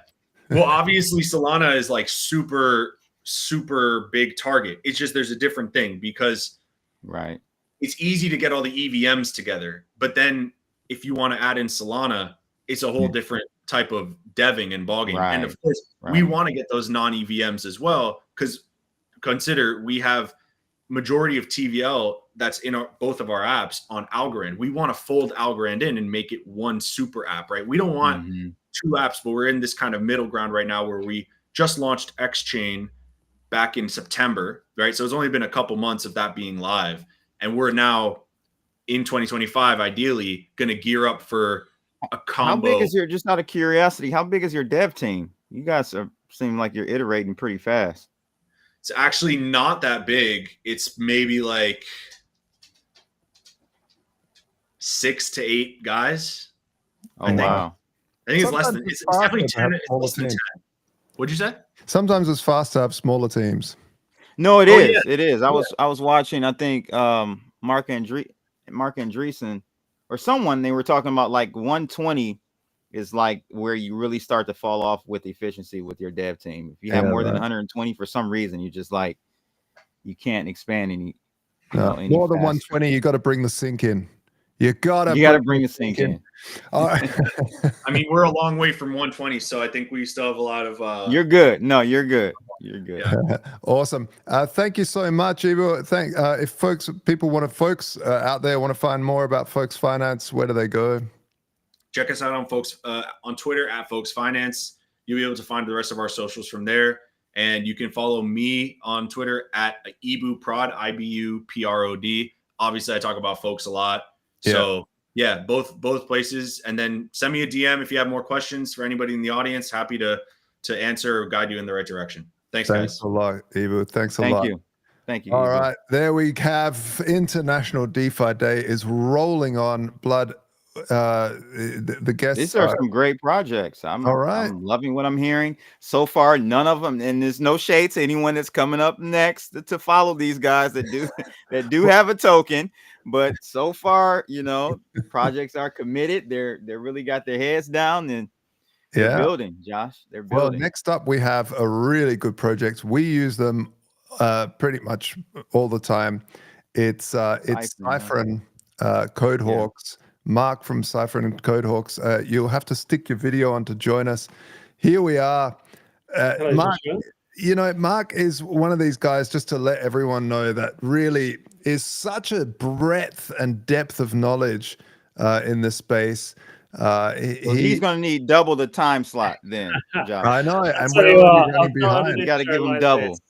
I've not had an intro like that before, Josh, so I really appreciate it. Thank you. Yeah, great to be here, guys. Really excited. Yeah. So why don't you quickly give everyone the drop on what Cyphren does and CodeHawks? Yeah, of course. So yeah, I'll give you kind of like a bit of context into my background. So previously, maybe you can see by the hoodie, I was at Chainlink Labs for a couple of years. So I was the business lead there for proof of reserve and real world assets before joining like a couple of former colleagues at Cyphren. So I'm now the CSO at Cyphren. So in terms of what we do, we're a security company. We focus on private audits, and we have a contest audit platform as well called CodeHawks. On top of that too, we are actually the biggest Web3 developer education platform as well with Cyphren Updraft. So to give kind of everyone a bit of context there, we've got about 220,000 active users on Cyphren Updraft at the moment, something we're really, really proud of. And yeah, we've only launched that in the past year. So it's gone from strength to strength. We're seeing about 170% month-on-month growth with that platform. So yeah, like the big goal for us, I think we started out as a security company, right? And slowly realized that actually education was just as important as for security. So yeah, we have 120 plus hours worth of content on our platform. And we've just released our certifications. So that basically means once you've taken our courses, you can now get fully certified in the discipline to be a smart contract developer. And you can use that out in the wide world, as it were, to get a job in Web3. So yeah, super excited about our education alongside our security. It's so important. It really is. And so in terms of education, is it more for developers developing in the space, or users that are, you know, wanting to degen into strange cryptos? That's a great question. So it's more for developers looking to get in the space, right? But we don't want to gatekeep. So I think when it first started out, so just as well for everybody's consideration, this is led by our CEO, Patrick Collins. So you may have seen like his YouTube videos before. But when we first started, it was very much just, can we bring developers from Web 2 into Web 3, right? Because we really do have an issue with the number of developers in Web 3. So we wanted to start those building blocks of how do we get people over from that Web 2 ecosystem into Web 3. And we've kind of developed now this roadmap of, we want it for every single discipline, right? So you want to be in go-to-market at Chainlink or TheStandard, or you want to be in marketing, or you want to be a solutions architect, then you need to start taking our courses in order to get certified. So the real process flow is take our courses, get certified, and then get a job in Web3. Now, we are starting to release a suite of products that will facilitate this more. We've just released Cyphren Profiles as well. So Cyphren Profiles is then a place where you can essentially show off the skills that you've ascertained through the educational platform, and you can connect with them with protocols as well. And that will be in V2. We're releasing protocol pages. So you'll be able to connect with, you know, the biggest chains, biggest protocols in the ecosystems, and yeah, show off your skills and get a job there. You know, this is beautiful. It's for me, it's a true free market of education as well, as having a certification that doesn't need to be government or anything else. It's certified by industry leaders in the space. And for those that really don't know, like Cyphren and CodeHawks Cyphren specifically is made up of really the top tier developers that help audit and secure the smart contracts. And you've said it to me before, Mark, that smart contracts are really like hardware. You have to ship them perfectly. And I always thought that was the most perfect analogy. That's a great analogy. You can't just I've never heard that, because you have to recall it otherwise. So you can't recall it because. Yeah, I think, and I appreciate you bringing that up. I think like for the security side for us, I think we're in a really tough spot in security because you get a private audit, right? And they're super expensive. Like there's no way around that. And the problem after a private audit is that you're not guaranteed to be safe, right? So our approach is a little bit different. We believe in kind of like the multi-phased audit approach, where it's you get a private audit first, and then once you've had that private audit, you then go through our contest platform Codehawks, and you have a competitive audit essentially, where we have all of the community auditors come in and try and break the code base that the Cypher and lead security researchers have done. And the reason I kind of brought up the cost is because there's a lot of chains out there who are doing great work in terms of like ZK Sync, Arbitrum, Optimism, Base in actually supporting protocols who need this additional funding for security. So it's like we see security as a joint effort across the ecosystem. We don't see it as a zero-sum game, right? So we don't see it as there's going to be one winner in the security space. We don't think that Cypher and audits can cover all security. It's just not feasibly possible. So we want to be as collaborative as possible as well with all of the other security firms. Open Zeppelin do fantastic work, Trail of Bits, Guardian Audits, Hashlock, and we want to have this collaboration. And this is something that you'll see a lot more of on our roadmap in 2025. The fact that we're not just having Cypherin, we'll be partnering up with a lot of other top tier private audit firms in order to make sure that everyone gets the coverage that they deserve. So I'm going to bring up the elephant in the room. Elephant in the room is AI. Okay. It's a gift and a curse for a company like yours. It's a gift and a curse, right? It can use and for end users or companies leveraging Cypher. As far as you talk about audits and stuff like that, can bring the cost down and everything. How are you guys integrating or working in a way to, I don't know, not be AI proof, but I guess integrated in a way that you can leverage it and help the company scale? Yeah. So I think the AI question is one that comes up a lot, right? To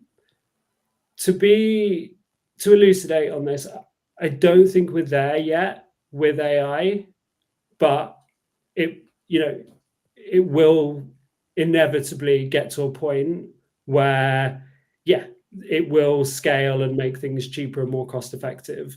So we have a number of tools which we're developing at the moment. I can't kind of, give the upfront. But you're working on it. That's all I want to know. Something we're thinking about. Okay. With regards to like security researchers and our security researchers in particular, they're using it as a tool for support, right? And but it's at this stage, it's not taking over anytime soon. But we are using it obviously as a tool for support, like we would anything, right? Because more support that our lead security researchers can use, the better. But in terms of security audits, it's not really there yet. Okay. Where do people go if they're interested in a security and they, because it's a great way if you're a noob to learn about security, to then also earn a few extra bucks doing these competitive audits, compete against other. When we first used Codehawks, I was amazed. We had like 250 researchers trying to break us. And it's just sensational. It was such a good experience. Yeah. So I think for developers, the best place to start is on Cypher and Updraft, right? So if you're interested in becoming a security researcher, you can take our security researcher courses. And then on our Codehawks platform, which is our competitive audit platform, you can take something called a first flight. So this is very much just sort of like an entry into competitive audits. It's a place where you can learn. And then once you've learned on first flights, then you can use the contest page where the prize pool, they go up to sort of like our recent ZK Sync contest was up to $500,000, and they can actually put their skills to the test. We had a really interesting, story the other day, which we're super proud of. We got a message from somebody who a year ago was a taxi driver, and they had taken our security courses. They done it all. They'd gone through, they'd taken our first flights, and then they ended up coming, I believe, second in an audit contest. Actually wasn't on our platform, was on another audit platform. So shout out to the other audit platform. And they came second in that contest, and they won X number of thousands of dollars. And then they've competed on ours recently and done the same. So that's for us, that is the perfect story of somebody, just deciding they're going to go all in and learn and become a security researcher. So the resources I would suggest checking out is Siphon Updraft, learn as much as you can, and then use all of the other competitive audit platforms to hone your skills and go and win some money and make the ecosystem a safer place. And that's our overall goal. Awesome, Mark. Thank you very much for joining International DeFi Day. Thank you for having me. A cork, blow up a balloon, whatever you do to celebrate. Thank you so much. Thank you, guys. Yeah, it's been an absolute pleasure. And I also want a final thing to say, obviously, Josh, we love the work that TheStandard is doing, and we're a huge advocate for TheStandard. So, and the Chainlink build program in general. So, have a lovely day, everyone, and thank you very much for having me. Thanks, Mark. Awesome. Thank you. Well, there he goes. What a man. What a guy. Up next, we have GMX, one of the big titans in the space. Yeah. We're going to bring him up here. It just has to, unfortunately, the thing is, because he doesn't want to, there's no video on this, and somehow it doesn't come up. Maybe I've got another. Do you know if Crypto Blood, if people can come up without video? Not that I know of. Yeah. No. It's so bad. Restream. I don't think so. Yeah. Jonas, if you or GMX, if you stick a little sticker over your camera or something like that, and then turn it on, then you can pop up. Otherwise, I don't think I can bring you up. Unfortunately, I've turned you on. So as soon as you turn your camera, it'll pop up on screen here. But so what do you think about so far, Josh? Man, companies that have come up. You know, the projects that are launching, what I'm finding interesting is that they don't launch tokens straight up. They wait for users to actually. It shows me they're serious about their product and service. Mm-hmm. All right. Well, before because we've got a time to chat more about that later, but right now we've got Jonesy from GMX. Welcome to International DeFi Day. Jonesy, how are you going?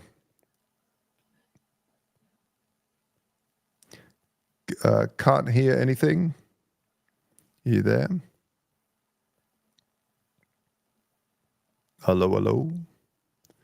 Well, what about you, Blood, then, while we wait for GMX to sort out the mic? Yeah, that's been the theme. The thing that sticks out for me, Josh, is everyone is truly working on and believing it. So if you don't have a way to financially capitalize on your idea initially, it shows me that there's definitely some belief in your service and your product. So it's just great to see that. It's refreshing to see that in this space, because I think that's we get a bad rap in blockchain and in Web3 for just being degenerates, just looking for profit.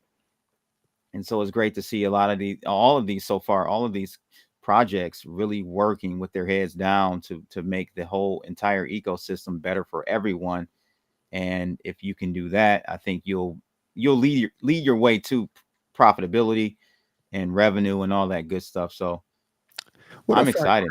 What I find crazy, Blooded, is that the regulatory frameworks that have built up around the industry are so bad that real projects can actually not have a token, but some crappy meme can. Yes, terrible. Yes.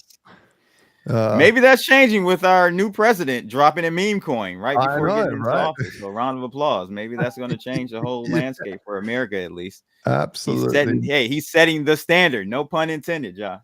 I know.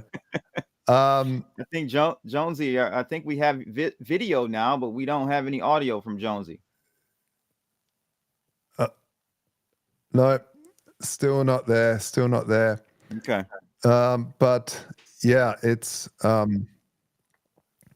You want to go to Merkle?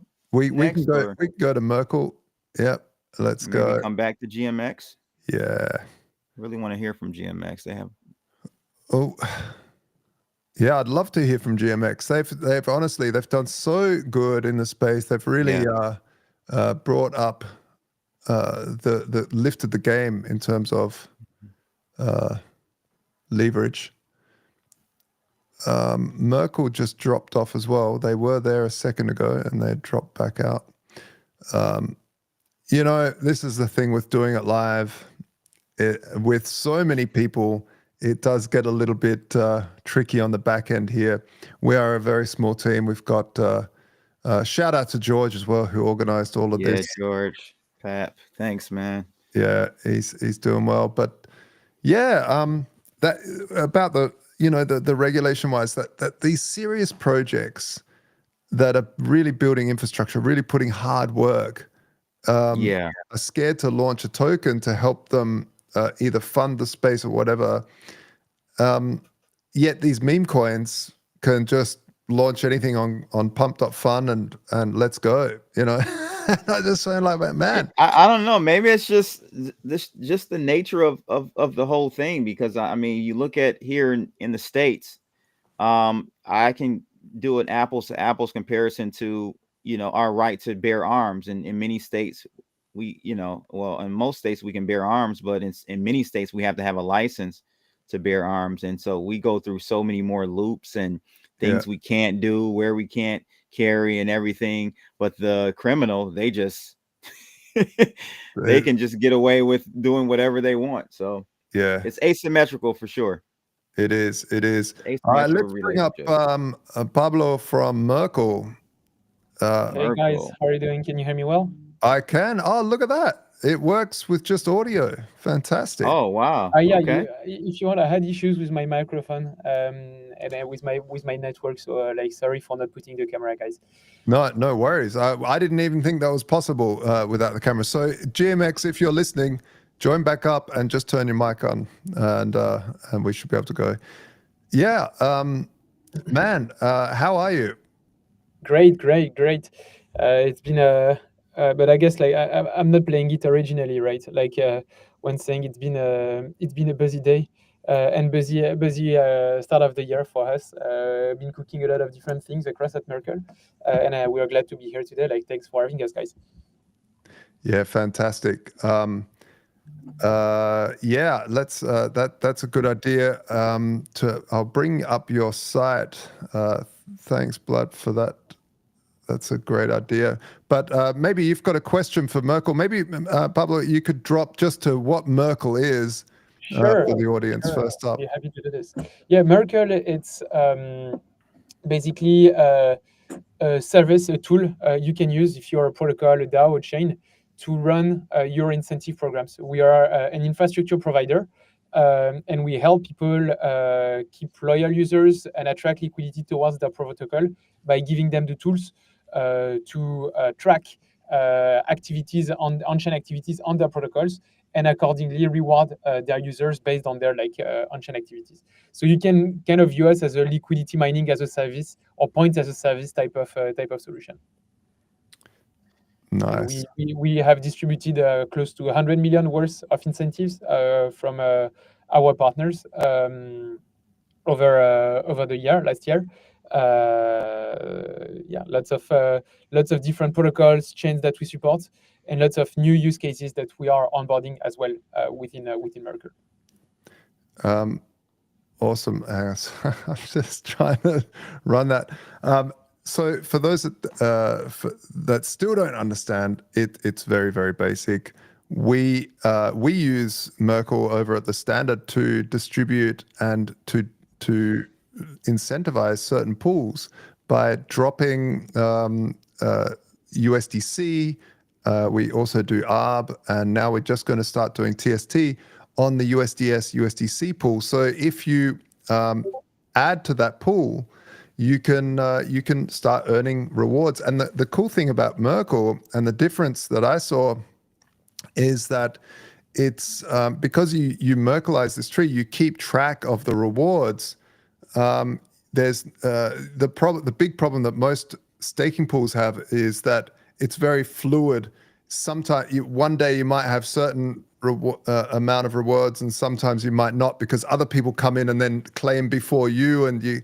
Whereas Merkle, because you don't lose your rewards. You cannot lose your rewards, and the cool thing is that it's non-custodial. Like I think we should decorrelate, and people in DeFi should decorrelate what is core to the protocol and what is important but not core. And a lot of gas and so much time has been lost by asking people to like stake their tokens to receive additional rewards. Merkle is fully non-custodial. Like when you interact with Merkle, you're not taking any smart contract risk. You are just like living your life as if Merkle didn't exist, and like providing liquidity wherever. And Merkle monitors, Merkle views everything, and will reward you. And if there is there cannot be an issue of someone claiming before you, like making you depriving you from the rewards you have earned. This cannot happen with Merkle. Yeah, it's awesome. So you can go to Merkle.Angle Money. It's it was put together by the team behind Angle Money. That is also a really fantastic project. Launched the A Euro and the AUSD, if I'm not. Yeah, Euro A and USDA. Yeah, USDA and Euro A, and so when you guys launched this, was it for yourself or did you see a gap in the market there? No, it was for ourselves. Like it's purely like serendipitous type of system we developed. We needed solutions to incentivize liquidity, like concentrated liquidity around our stablecoin. We wanted to have pools on UniV3 with incentives for liquidity providers, and it worked. And we didn't have like good tools at the time, so we built a solution in-house. We realized it worked really well for us, so we decided to generalize it so anyone could use it. But we've been quite lucky, I guess, in our developments around Merkle. Yeah, like to grow from like this side project we had to have it like something that is used by a lot of different protocols in DeFi. Yeah, fantastic. And in terms of the amount of money that people can make, what are the big rewards that you've seen over the period? Have you seen some like crazy rewards when people launch chains? We've distributed approximately more than $100 million worth of incentives. So this is $100 million in rewards sent to LPs to addresses, and there are addresses which made literally millions by being smart on Merkle and farming there. I mean, these were people who already had a lot of capital they could use, but there are addresses which made a lot with this.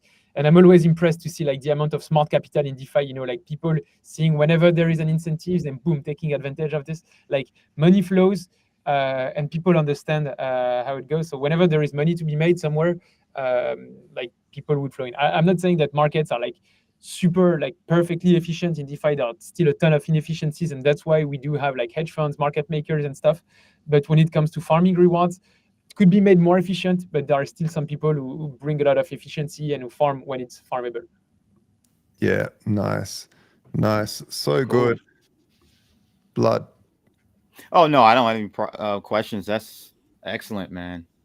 Yeah, it really is. And what's good about it is that it helps people earn money because they're adding liquidity to the space. And liquidity, specifically with all these different chains, it starts to get really thin.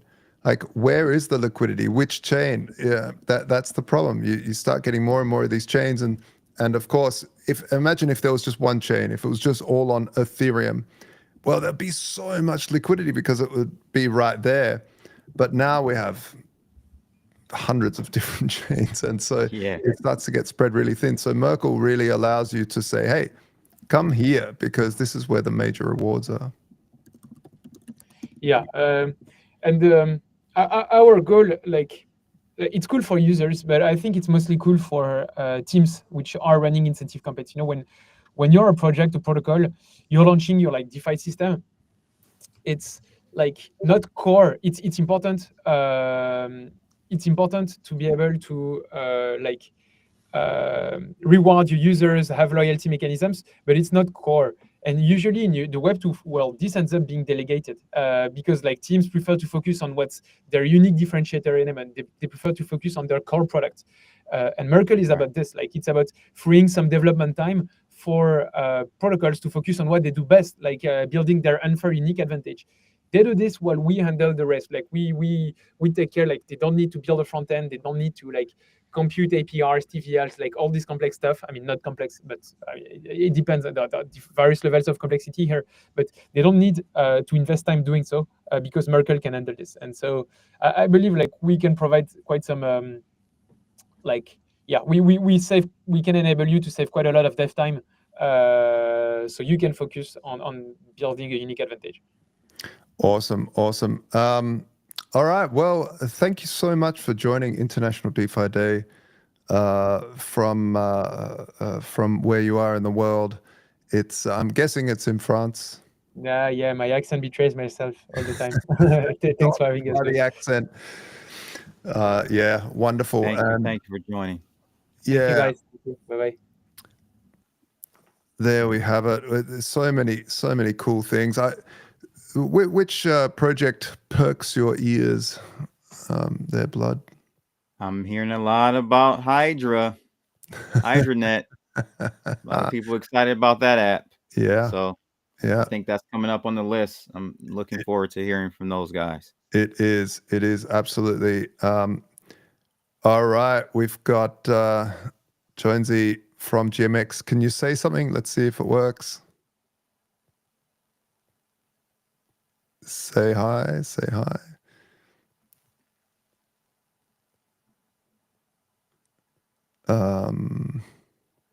Still can't hear anything from you there, GMX. I have brought you up, so if your microphone works, then it should just work. In the chat, well, it's one of these things, isn't it? Technical issues with third-party apps like Restream. It is unfortunate. But hey guys, my last attempt. Are you hearing me now? There he is. You made there it. we go.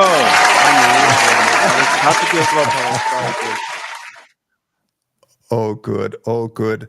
Man, happy International DeFi Day to you. How do you say the name? Jonesy? Just Jonesy works. Jonesy. Sounds good to me. It's very Australian. Jonesy. Yeah, it's a bit easier to pronounce that way. Excellent. Hey, obviously most people should know GMX by now. If you don't, get out from under that rock. But if you have been under a rock, what is GMX? Yeah, good question. And I'm glad I could finally come up to elucidate all that a little bit. So I'm Jonesy, comms coordinator for GMX. What is GMX? GMX is one of the long-standing on-chain perpetuals exchanges. Basically, a high-performance on-chain exchange, perpetual swaps as well as spot. We're live on Arbitrum, live on Avalanche, and will soon be available multi-chain from a lot of different EVM blockchains. But we'll talk a little bit more about that later. So you can use GMX basically to do permissionless trading, trade with leverage, 60 plus top crypto assets, pretty deep liquid markets. And a lot of people are enjoying that. There's a clear product market fit. We get between 5,000 to 10,000 users returning every week. So that's a very substantial user base, a very deep liquidity. The protocol is done around 260 billion in volume, and weekly volume is around 3 billion. So we're doing very good numbers, and it's really good to see that people enjoy the trading experience. Yeah, awesome. For those that don't know what perps are as well, I mean, I kind of explain it like rather than, if you think Bitcoin's going to go up, rather than buying Bitcoin, you just put a bet on Bitcoin going up to a certain price or going down, and you have collateral locked up that can basically be used to fulfill that promise to buy. I mean, how do you explain it? I guess you would explain it a lot better than I. Yeah, I mean, you can get very technical, but in a nutshell, that is exactly what it is. I mean, you can basically trade spot on GMX, but it is more focused on trading perpetual futures, specifically perpetual swaps. So futures without a certain set duration, which basically means you can speculate on the price of various crypto tokens. And borrow funds to do that speculation with. That's how leverage is applied. So you put up some collateral, you borrow funds from the pool to get extra sort of amplification of your buying power, and can trade a bigger position because of that. And it comes with certain risks. So you have to manage your collateral, your liquidation levels, etc. So it's sort of advanced crypto trading for the more degen or the more institutional trader who knows what he's doing. But when you fit in that target audience, then GMX is a very good choice because of its intuitive interface and long-standing existence, very battle tested, very robust security. So, and that's what ultimately the aim is, offering that optimized, intuitive, lightning fast on-chain trading experience for users. On-chain, that's what blows me away.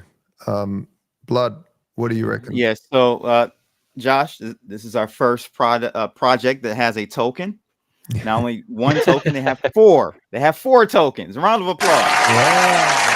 But there's a reason. There's a reason for it. There's a product fit for these tokens. Can you explain your protocol token ecosystem? Because it's For neat. sure. Now there is a very good reason for there being various tokens. I mean, GMX, the eponymous GMX token is basically the governance and utility token, and users can stake that to get a good slice of the revenue the protocol generates. That part's quite simple. The 3 other tokens that you see are all liquidity tokens. GLP was the original GMX V1 liquidity token. People who were there back in the days around DeFi summer and the year after may recall GLP. It was quite popular, highly adopted. Was one of the first sort of index crypto products that allow you to have exposure to the crypto market and at the same time be half in stablecoins and earn a very good yield on that position. So it was one of the early sort of excellent LP products that got a lot of traction. But GLP came with a few downsides as well, and the GM and the GLV tokens from GMX V2 tried to remedy those downsides, try to further improve upon the liquidity experience, make it easier to list additional markets on GMX. So whereas GLP could only support 5 markets, now with the GM pools, which are isolated pools, we have somewhere upwards of 60 different markets that you can trade, and most of those are very deep liquidity. And GLV is sort of the optimized version of GLP. GLV, again, is like a sort of crypto index token, basically a vault that contains various GM tokens. So it contains various of these GMX liquidity tokens.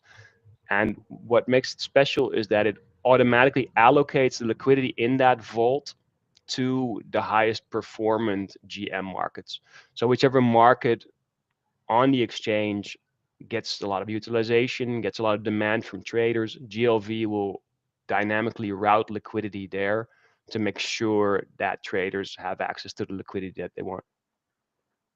Nice. Look at that Trump at the top there, Josh. Trump a lot of demand for it. Listed just a little over a week ago, along with Melania, and certainly got a lot of traction. Yeah, did a lot of good volume, and people love to trade the latest meme coins, of course. Absolutely. This is very neat. Yeah, I when I first saw GMX, I just couldn't believe that we can now do such fast on-chain trading. For me, it's such a mind-blowing thing to see that we don't just have to do these sort of real-time trading experiences on a centralized server. Amazing. No, I think that's absolutely right. I mean, the DEX space has come a long, long way, and people sometimes underestimate that. But DeFi has come such a long way. A lot of the things that set centralized exchanges apart from DEXs just a year or two ago now no longer exist. You know, you have that same deep liquidity on the centralized exchanges. Just an hour ago, there was somebody putting on a 50 million USD ETH short on GMX. We're talking massive positions, very deep liquidity.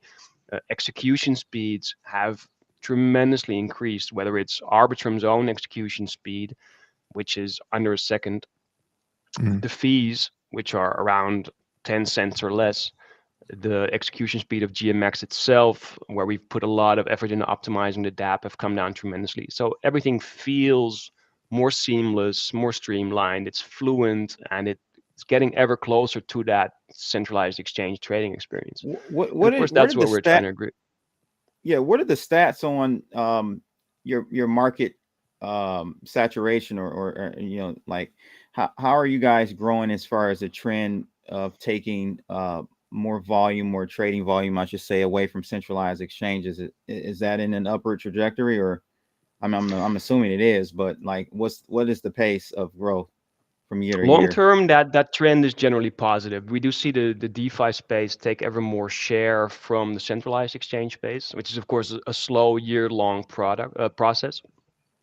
And when GMX launched 3 years ago, it was one of the pioneers, one of the front runners. Because of its success, it spawned a tremendous amount of imitators, competitors, cheap forks, as well as other DEXs that did a good job trying to innovate. Over the last years, we've seen a bunch of those. Hyperliquid has gotten a lot of traction lately. I think the main difference there is that they've done a great job in nibbling on the segment from centralized exchanges, you know, drawing users away from that space. The reality is that they're still on their own isolated L1. GMX has always focused on building on public blockchains, being entirely transparent, open source, and that's really the unique selling point of GMX. It's fully permissionless. You don't have to deposit. You trade straight from your own personal wallet. It's all intuitive and quite robust in that sense. And that, I think, is ultimately the aim. GMX wants to offer that optimized on-chain trading experience across any prominent EVM blockchain. So in a few months from now, you can imagine smoothly trading on GMX from Base or from Berachain or from Sonic or ZK Sync or whatever EVM chain you're enthusiastic about. Access to the current GMX deployments will be made very easy. And once we're there, I think we can safely say that GMX is building out a finance ecosystem. We're talking about foundational trading and liquidity infrastructure for public blockchains. And that's the entire EVM space. And before the GMX multi-chain launches, we're talking about the launch of GMX Solana in just a matter of mere weeks. Now I know that Solana's come up a few times already. Everybody's enthusiastic about Solana as the leading sort of Ethereum competitor. GMX had the same feeling. We had some amazing people from the community step up, port GMX to the Solana ecosystem, writing it entirely from scratch in a different code. Wow. A ton of work, ton of audits. You need the same robust security processes, and it's on the verge of launching. So that's something we're super excited about.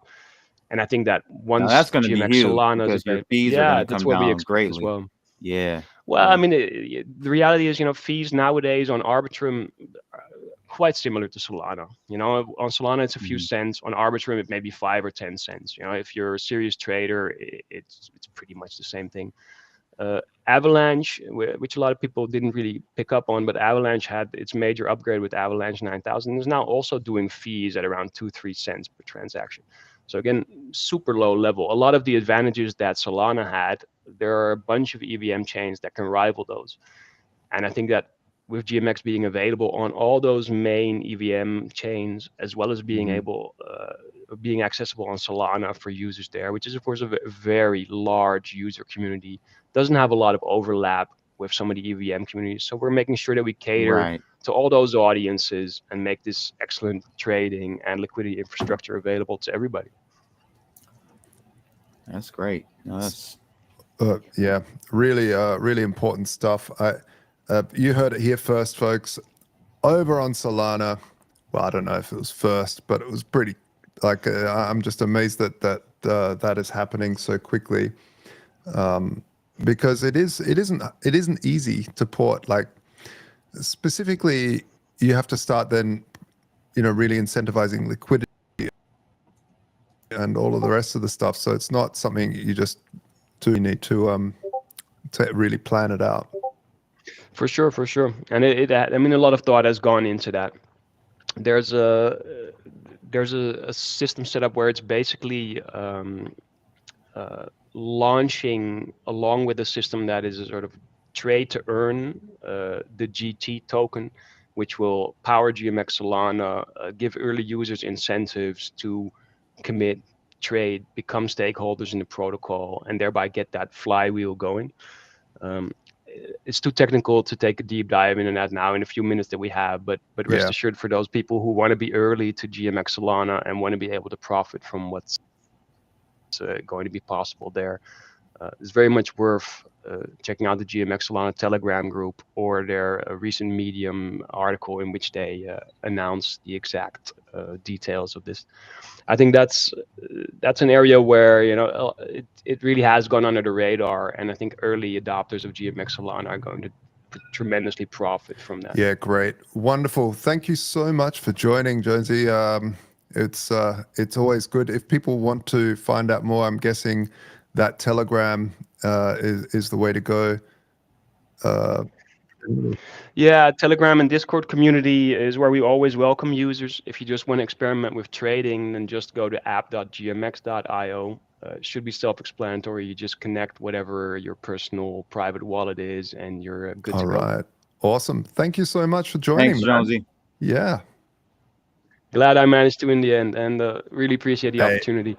Have a great session, guys. I know you still have a little way we're to go. halfway there, I think, pretty much, sort of, kind of. Yeah. All right, there he goes, a champion in the space as well. Yeah, Blood, for sure. man.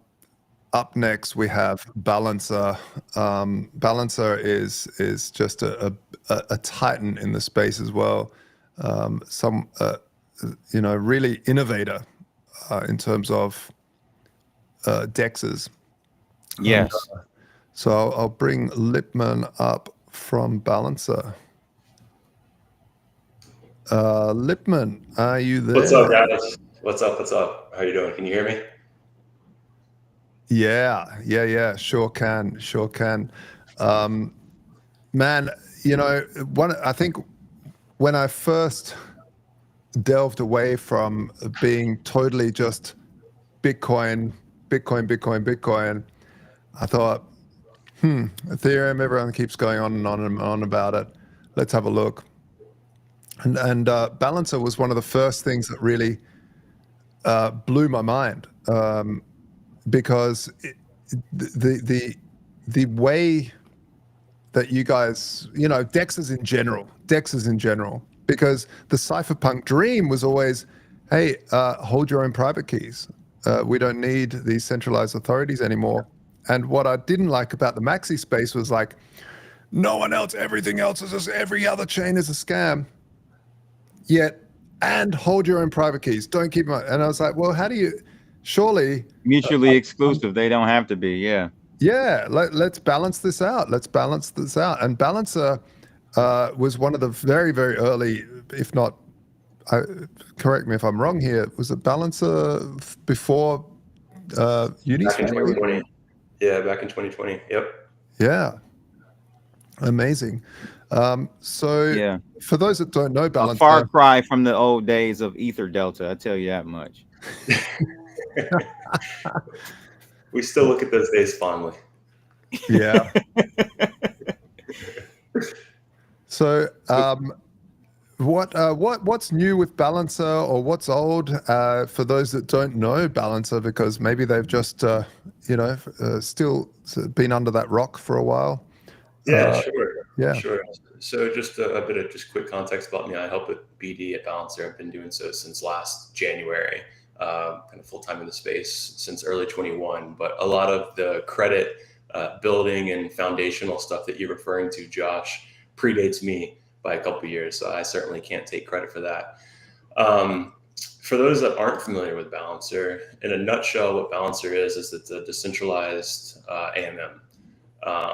Originally, it's built on Ethereum, but it has a presence on multiple chains now. What it's most known for, and as we talked about earlier, right, it launched in kind of DeFi summer 2020, but it's known for its weighted pools. And so that enables liquidity in token pairs where you can have, say, 80% of one token and 20% of another. It was also one of the first AMMs that enabled kind of multiple tokens within a pool. I think the initial version, like V1, had up to 8 tokens, if I'm not mistaken. Maybe even more than that. Maybe it's 16 actually.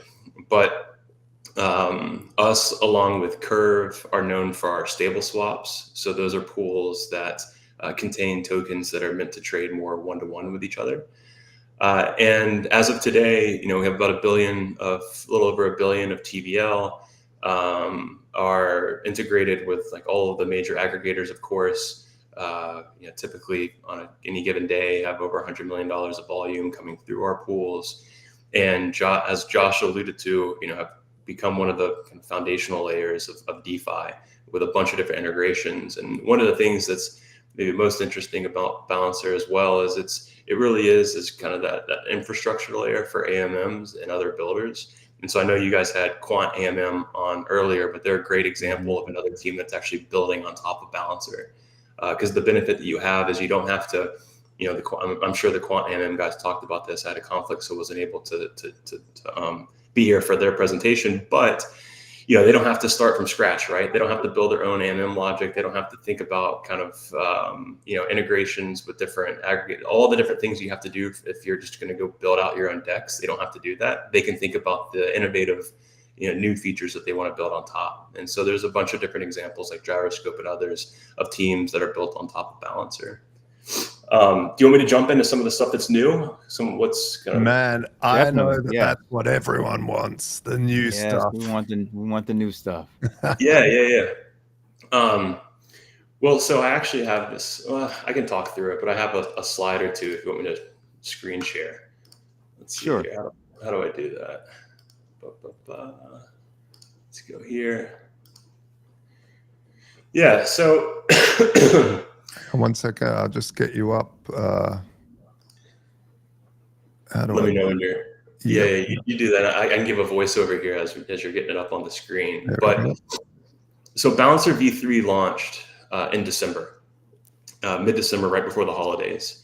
A lot of really interesting things coming with V3. Since I only have 10 minutes in this slot, what I thought I could do is just emphasize one of the key features that we launched with. And maybe explain kind of what it is and how it works to the audience here. But what V3 includes is what we call boosted pools.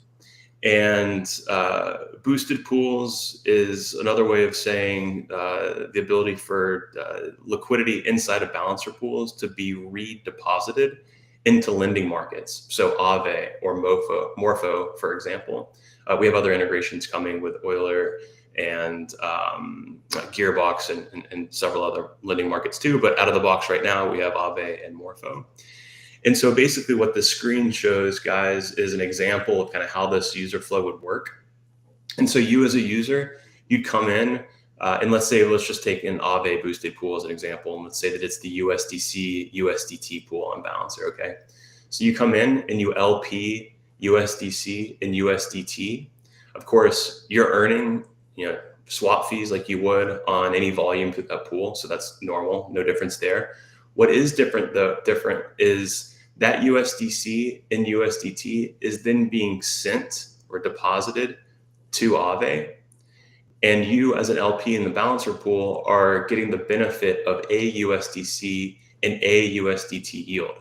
So before, you were LPing USDC, USDT, you're getting no yield, right? Because those are not yield-bearing stablecoins. Now, however, with a boosted pool, I haven't looked today, but let's call each one of those getting somewhere between 8 to 12% supply yield on Aave. So your position inside of that Balancer boosted pool is getting swap fees and call it 10% yield. So it's a really interesting kind of integrational layer between, say, a DEX like Balancer, and we're the only ones that has this capability, as well as potential partner protocols who say are trying to build out liquidity for lending on different lending markets. So CoinShift is a good example, right? They you can actually look on our boosted pool page, which I can show you, but whether it be Wrapped ETH or Wrapped Staked ETH or Gauntlet building out their USDC liquidity for their Morpho vault, so on and so forth. It's a great opportunity for different protocols to partner with us and build out liquidity for lending, but then also for the lending protocol to build out supply, right? So you kind of get to hit 2 or 3 birds with a single stone. And so this just rolled out last month, like I said, on Mainnet and Gnosis. This week and into next week, we're rolling out on Base and Arbitrum. And then in the next couple of weeks, we'll be live on OP Mainnet with other chains forthcoming. Fantastic. I really love it. One of the things we worked very hard on at TheStandard was our contracts being able to add our users' collateral to different pools. I mean, this is on Uniswap, but what I love about the DeFi space is that contracts can talk with other contracts. And so it's not just user to contract, but contract to contract. And that sounds like what you guys are doing now with Aave, and basically leveraging up the Aave stablecoins to then people can actually use that liquidity twice. And that's just stunning. I love that sort of stuff. Yeah, you nailed it. I mean, we've got a USDT, USDC boosted on right now with an Aave integration, and it's getting 28% yield, for example, through the supply yield, swap fees, and extra BAL and Aura rewards. Yeah, amazing. Well, thank you so much. If people want to keep up with what you guys are doing at Balancer, where do they go? Our Discord's the best place. So balancer.fi is the URL to the main website. And then, of course, there's a link to Discord there. You can follow Balancer on Twitter. If you have any questions that you'd like to ask me specifically, I'm Lipman ETH on Twitter. Yeah, awesome. Hey, Lipman, thank you so much for joining us. It's really a pleasure to have such outstanding protocols come and join us for this very important event where it's really protocols like you guys and everyone else that's been on the stream and going to be on the stream that makes this space. It's what makes us all happy to see functions that were centralized, intransparent, totally opaque programs or institutions, bringing them on chain transparently, open source, wonderful stuff. So thank you very much. Thank you. Yeah. All right. Well, Blood, man, it's Balancer's legendary. No, they're the big man. I remember when they came out during the whole DeFi boom, and their concept really revolutionized and really fast tracked a lot of what you see today. Like a lot of people have to give credit to Balancer. Yeah, for sure. Yeah, for sure. All right, we have up next. Everyone's been waiting for as well. Everyone's been waiting. They got all their hype men in the chat room right now. All right, Hydranet, are you there? Joe, there we go. We'll bring you up. Yeah, I hope you can hear me. Can you also bring up Fede Palmer? He's like the second speaker. Which what's his name on here? Fede Palmer. Okay. Oh yeah, there he is. Yep. Gotcha. Fede, are you there? Hi everyone, can you hear me? Yeah. Great. Welcome. Thank you. All right. For those that don't know Hydranet, what is it? give us climb me up to the 10-meter jumping board at this pool and throw me in.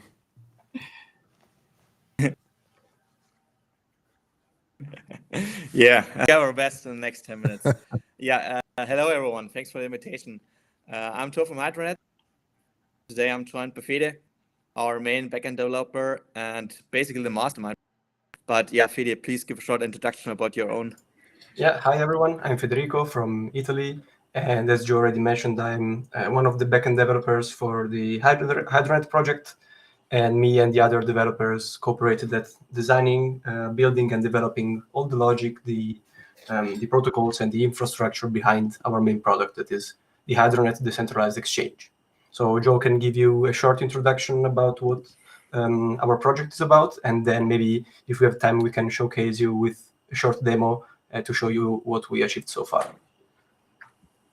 Yeah, exactly. So what is actually the problem? What is the problem we want to solve?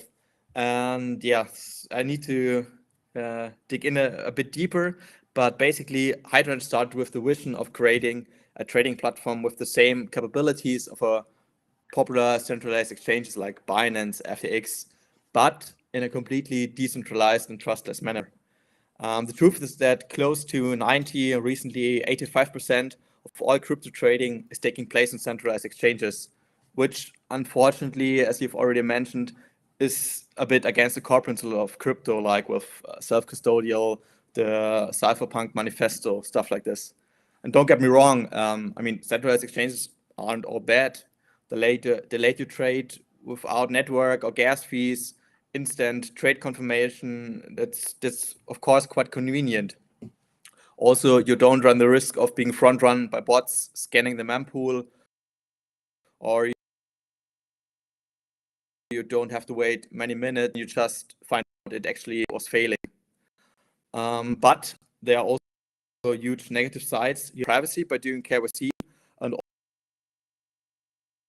of course, also you have to give up your custody. I guess the biggest reason shakeout was the FTX scandal, which basically was exchange hacks, which are like happening on a monthly or yearly basis. We have learned that this can end really badly. So this had us thinking, can we inherit decentralized exchange capabilities in the decentralized world while trading nothing but native assets like Bitcoin, Ethereum, Solana, Arbitrum, Chainlink, and so on? The answer is yes, we can. So yeah, what's Hydronet basically doing? Hydronet is building the world's chain DEX. We are bringing speed, the cost efficiency, and the user experience of centralized exchanges to the decentralized and state channel technology. You may know this term from the Lightning Network for Bitcoin, which is like the only more or less existing scaling solution. Also developed our in-house solution, the so-called Ethereum protocol for EVM and other chains on both fronts.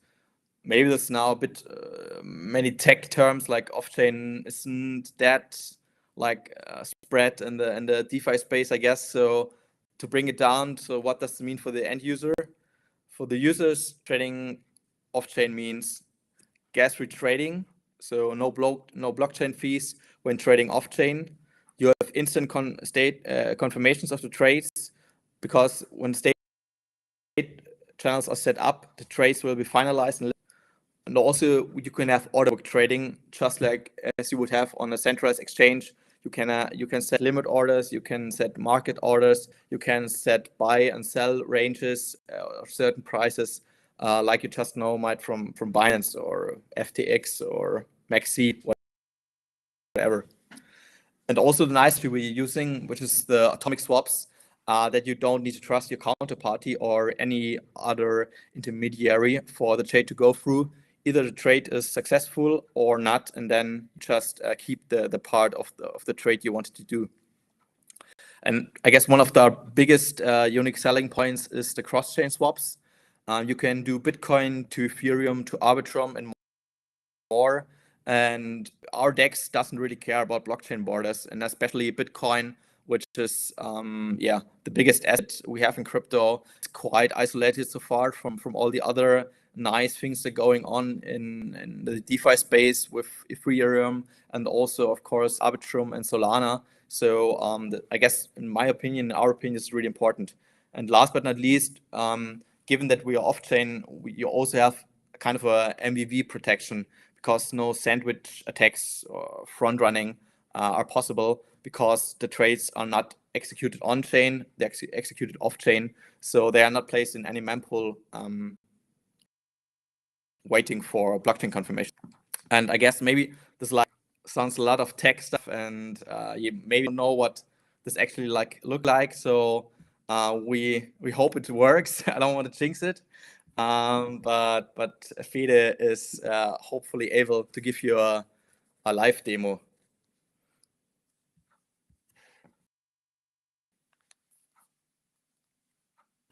Yeah, so can I please share my screen so that I can show you some swaps on our decentralized exchange? All right, let's do it. Where are you? Where are you? So many little things here. Here we go. There we go. Okay, thank you. So as you can see, this is our web wallet. We built this, and this is a wallet completely running inside the user's browser, basically. So as you can see, this wallet supports Bitcoin and, in this case, Ethereum assets. So we're just showing 3 assets in the wallet, but the wallet supports virtually any EVM chain also. But for the purpose of this demo, we just enabled Ethereum running on Holesky, so it's a testnet network, and Bitcoin running on Signet. This wallet has all the on-chain capabilities of sending and receiving funds for all the supported chains.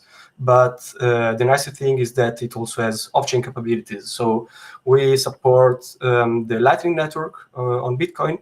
So we actually this was one of our first milestones that we achieved. So we were able to run a full Lightning node completely inside the browser of the user.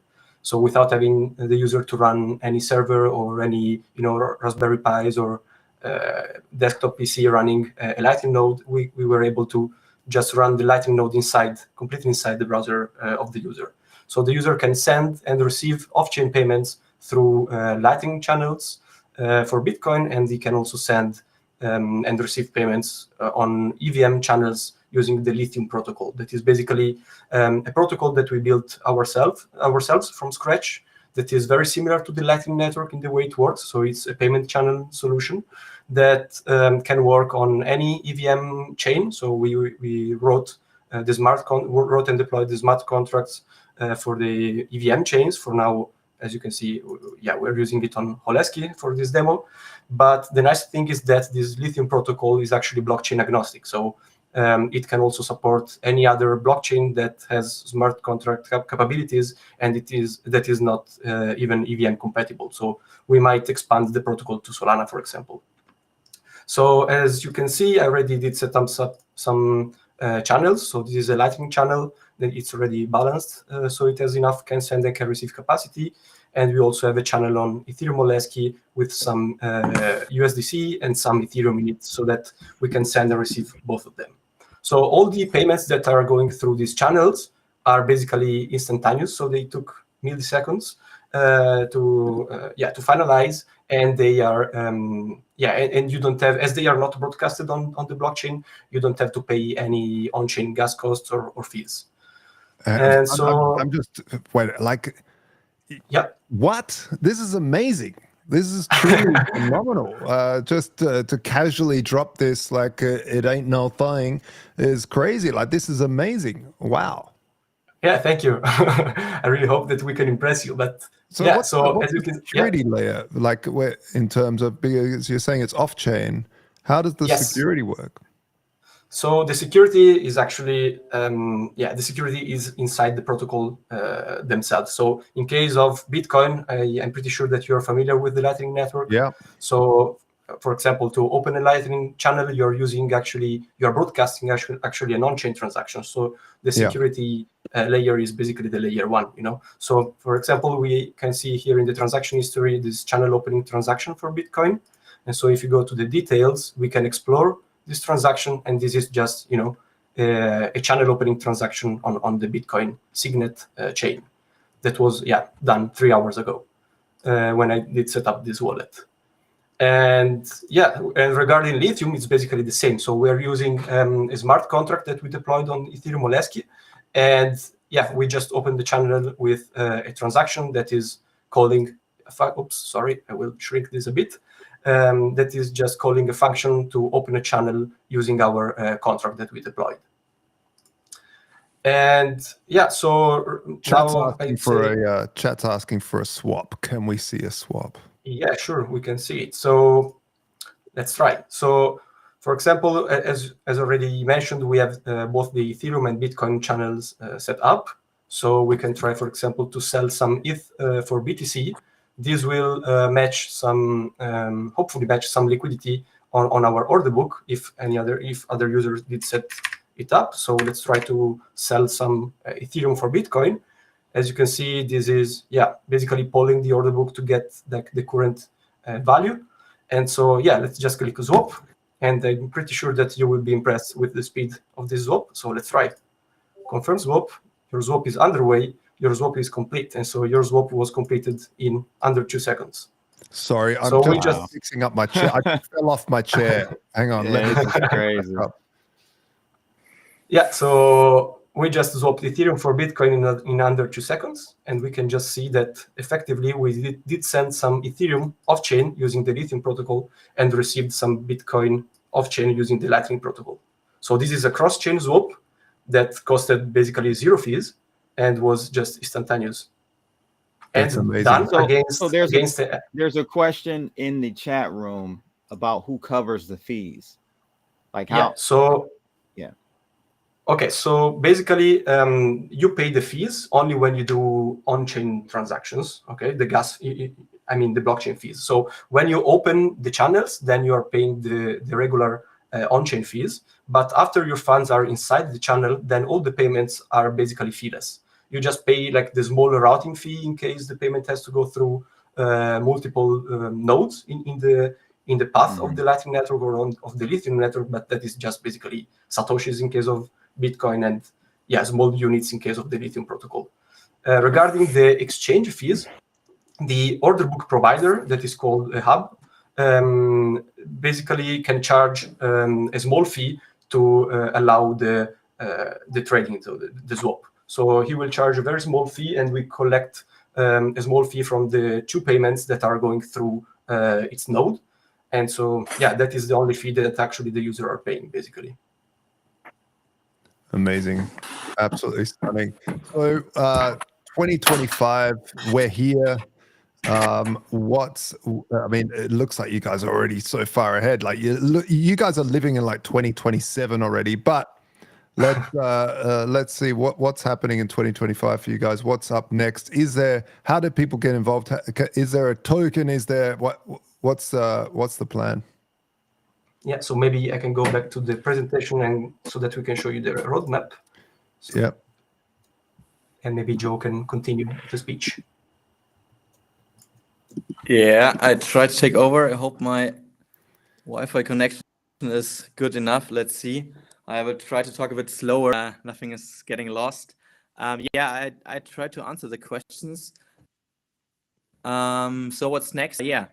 Our product has been in development for about 1.5 years now, and we are finally in the testing phase. As you can see, what you can see is available to our first 10 testers. And we plan to expand the group in the next days already because the results are so positive, and otherwise we wouldn't have been confident, as you can see. And also we expect sometime mid-2025. Before that, everyone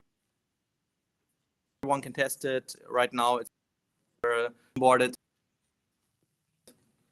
Currently, of course, we're working on stabilizing our off-chain swaps and liquidity providing interface, more tests, of course, etc. And after we've hit mainnet and ruled out any shortcomings, we start working towards the decentralization and of our infrastructure and forming the Hydronet network run by the Hydronet community. And there comes the Hydronet holder in through various network roles. From there, of course, the possibilities are basically endless because we're not just creating an off-chain DEX, we're laying the groundwork for a global off-chain payment solution, a routing network with the opportunity every day to get Bitcoin involved, to get the bridges without any smart contracts, which are really like doing basic multi-sig backend things, and just having native assets exchange via atomic swaps. And in my opinion, our opinion, future light, and you can join this journey, and you can participate in a DAO governance if you're an HDN holder. You can of course participate in the DEX testing, and we expect to have much more guys testing next weeks. And once it's live, you can start trading, become active in the Hydronet network token. The HDN holders will run critical parts of the DEX network, like the matching engine, basically the hubs, and also like some security elements, the watchtowers. And in return, they get trading fees for providing these services. And also, HDN holders will have reduced trading fees. And we are, brainstorming about more features, but we can't spill this yet. But already a lot we're working on, we've planned for. And yeah, that's basically our goals for 2025 and beyond. And I hope you're excited. It's really every time right now with the latest Lithium update, it's really a pleasure to test it, to work with Bitcoin again, because otherwise game of patience. So yeah, really excited to be part of this project, this journey. Thank you. Thank you so much, Blood. This chair was expensive, but it broke because I fell off of it watching that demo. Yeah, this is great, man. And I'm just so I don't know if I had to jump out to come back in, but are you guys where are you with the mobile app, the wallet, in the roadmap? I don't know if I caught that or not.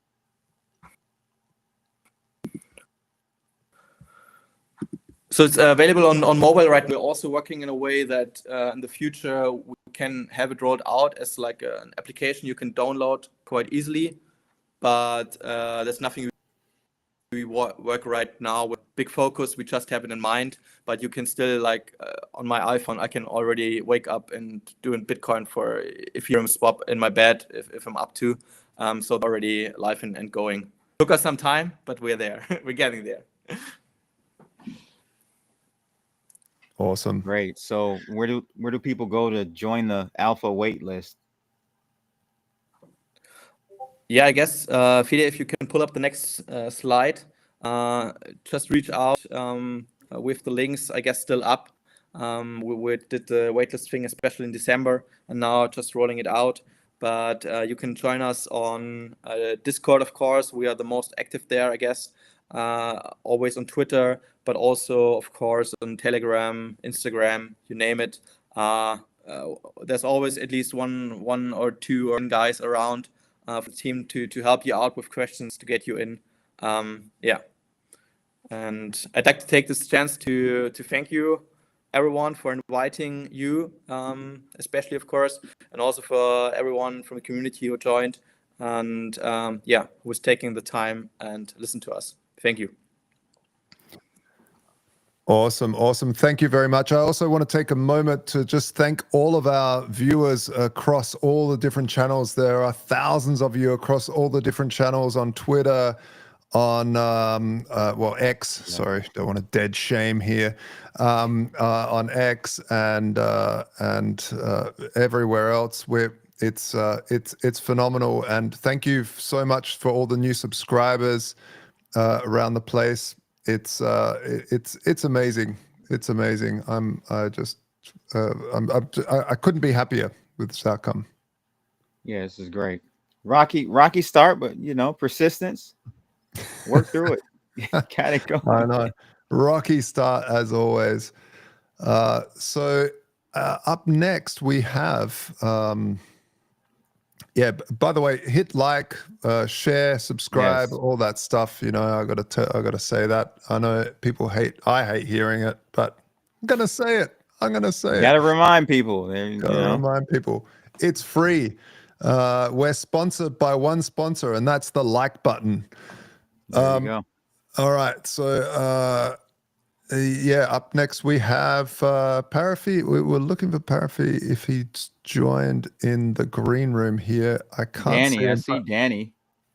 Oh yeah, there he is. Yeah, right. Danny, Parafi, how are you? I'm doing great. How about you guys? Good. Sorry, I couldn't see you there. I wasn't looking at the second name in your thing there. I was just looking at Danny. All good. Yeah. Man, tell us, give us the drop down on Parafi. Yes, definitely. First of all, thanks for having us. So Parify, we actually started building around 2022, and we had an alpha around end of 2023 till Q1 of 2024. Then in 2024, around Q3, we had a beta testnet, and currently we are preparing for our mainnet launch. So Parify is a derivative protocol. What we are trying to do is to enhance user experience and also capital efficiency to make sure that users can trade very seamlessly and easily on our protocol. What we are aiming for is also to make sure that the accessibility, it's very, very easy to access the protocol.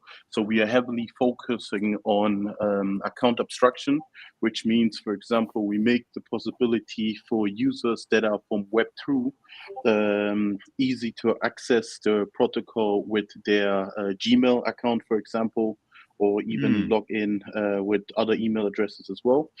On top of that, what we also noticed during our research is that unfortunately in DeFi, as we all love it, there's a huge liquidity fragmentation. And therefore, we also tackled that with chain abstraction. So whenever on any chain that we are deployed on, make sure that other EVM chains users can directly use their funds and to trade perpetuals on our protocol. So we were very heavily on that. And of course, also what was very important for us is similar as the central exchange experience is to have a very easy on and off ramp. So for example, if a trader, let's say, has a 5x or 10x position on let's say BTC, and he just made some profit. Sometimes they want to get their funds straight away, and instead of sending it, for example, to Coinbase or Binance, etc., they could on off ramp directly on the protocol itself. And yeah, on top of that, what we also had a look of is to make sure that users, of course, to have full custody of their tokens. That's also very important for us. And we wanted to avoid the bootstrapping liquidity. So what we did is we partnered with a third-party liquidity provider to make sure that we can open big positions for institutional traders as well. That announcement will be done very shortly before we actually go live. So unable to mention that, but will be very live announced. And I think besides that, as I mentioned, like liquidity fragmentation, it's very hard. So what we also noticed, without name dropping any other perpetual dexes, that you sometimes as a user you just have your funds, let's say on an dex, on an sex, and you would like to use your MetaMask wallet or let's say your Ruby wallet or your Safe wallet, and instead of sending your funds from the SEX directly to your wallet, we thought it would be ideal to have the users directly join the protocol and access the platform by making sure that the available funds on any EVM exchange can be directly utilized for trade. because trading is nearly narrowed down to seconds and fast execution. So making sure that the user doesn't have to have a long journey in order for it to access the capital was very important for us. On the UI itself, we wanted to make it very sleek and easy usable. To make sure that also non-traders and degens can easily access the protocol and are available to trade as well. Yeah, I think that's basically it in terms of the stats that we gathered around our alpha testnet. Is that we were able to get around like 6,700 wallets during that time period of Q3 of 2023 and Q1 2024. We had a trading volume around 480 million. And we are looking forward to soon to launch and to make sure that we can get as much users onboarded as possible. Since that's also the main goal about DeFi, to make sure it's decentralized and also accessible for people that don't have access, for example, in certain regions to an exchange due to where they're located, situated at, depending also on their IP address, there might be some blockage. So that's the main goal behind it, and also to make sure that people have a experience as an on a centralized exchange. Wow, that really was a deep dive. I'm soaked. I'm stoked and I'm soaked. No, this is great, man. I see you guys have mobile apps, even though those aren't, we're getting away from using mobile apps, but that is something on your roadmap as well. Correct. Yes, definitely. So what we have planned is after we launch on mainnet, that the following quarters that we focus on also on a mobile application. The reason being is that most traders nowadays, besides trading on a laptop, that they also check their positions, especially if you have leverage and also collateral on board, that you also check your trades during let's say whilst you are in the subway, whilst you are in the Uber, to make sure that you don't get liquidated or to cash in as much gains as possible. And right now the application itself, the protocol, is already mobile optimized, but the next stage will be to make sure that we can get a mobile application similar as like Robinhood, to make sure that we can also grabs to the Web2 users as well, since we as a community want to make sure that we can grow as much as possible and onboard as many people to DeFi. Awesome. Thank you so much. How do people stay in touch? Where do they go? Where's the token traded?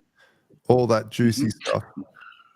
Yes, definitely. So currently, anyone that would like to get in touch, please follow us at X. I wanted to say Twitter. Same as on Telegram and Discord as well. And once you get there, if you have any questions, please make sure that you ask them. We will be happy and willing to answer. In terms of tokens, there will currently, I would like for users to, and also people that are interested, to focus on the product launch that is soon to happen. And on X, it's OX at Parify. And yeah, I think that's basically it. There aren't any further questions from you guys' end. All right, there we have it. Blood, thank you so much for joining us, Danny. Yes, thanks a lot, Josh. Thanks also, Crypto Blood.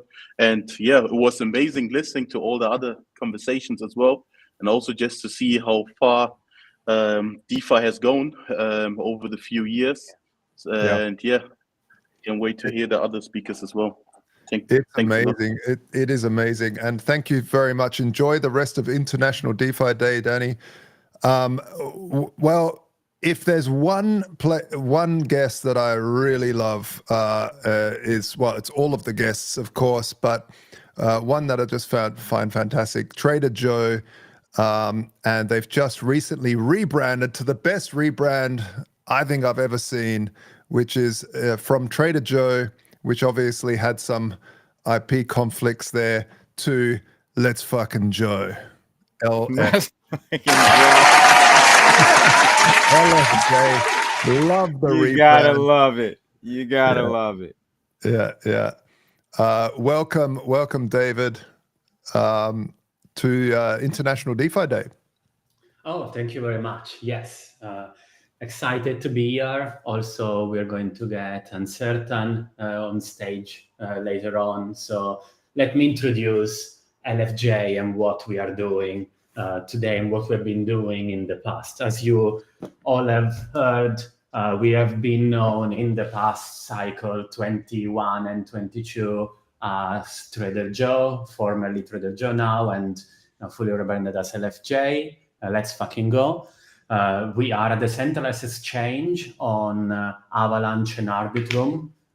We are the leading decentralized exchange and liquidity hub, and also going to be on Monad on day one in the future. And we've been always working in developing our unique protocol and improve the products we have in the DeFi space. We are DEX people, and they've always innovated in all the products that we love our users to use. I am going to ask now if I can share my screen, as I have a few things I will be wanting to show, and this what you're seeing is the start, but we're going to talk about the future also. So what we have done in the past, a brief recap, besides being the hotspot and the one-stop shop solution, people might have heard that we have developed also Liquidity Book, which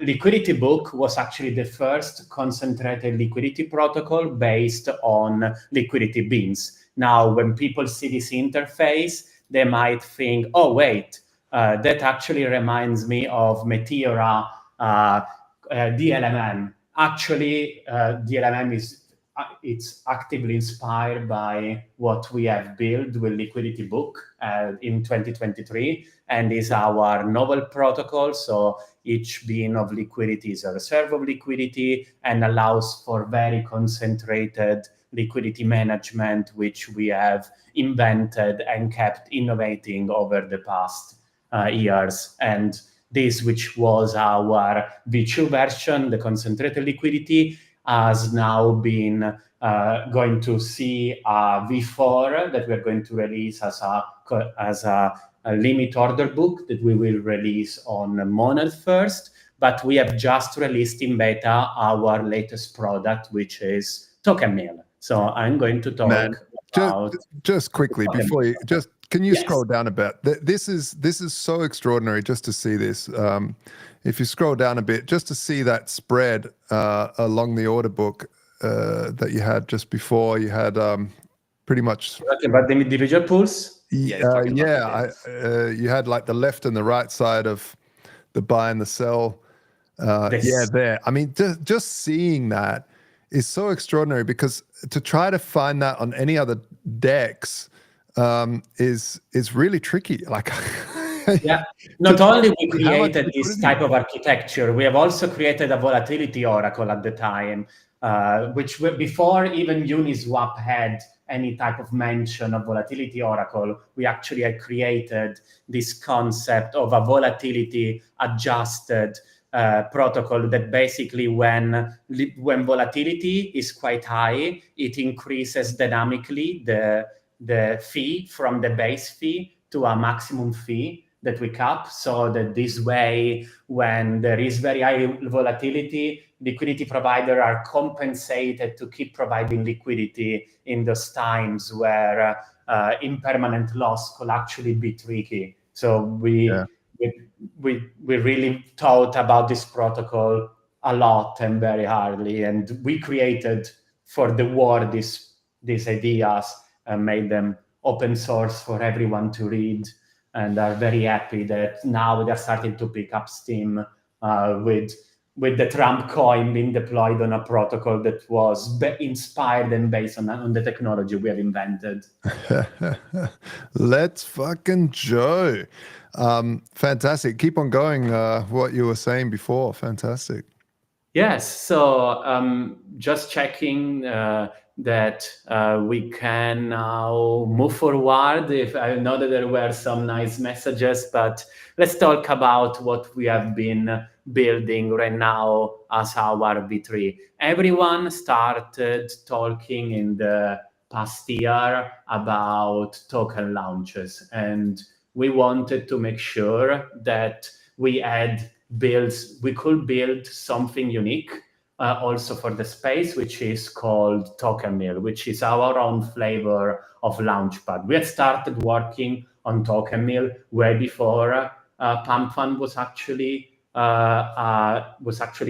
deployed, but took a lot of time of R&D for us for doing something unique, and we're just releasing beta creation. I want Uncertain, our BD, to present the product. Just checking if he's also in the room. Yeah, I think I am. Yes, you guys hear me? he's on. Yep. All right. Cool. Yeah, so I mean, I guess just to kind of echo a little bit of the history of LFJ, right? So we started off as a humble fork, and we have since then, developed fully in-house and novel protocols such as, Liquidity Book, and now going into Token Mill. One of the biggest pieces of feedback that we got, as a DEX is, we want to be able to launch a token seamlessly, easily. And sure, there's the way that, like Davide mentioned, the way the Trump coin launched on a DLMM, that is certainly an option. But, in our minds, we wanted to make it simpler.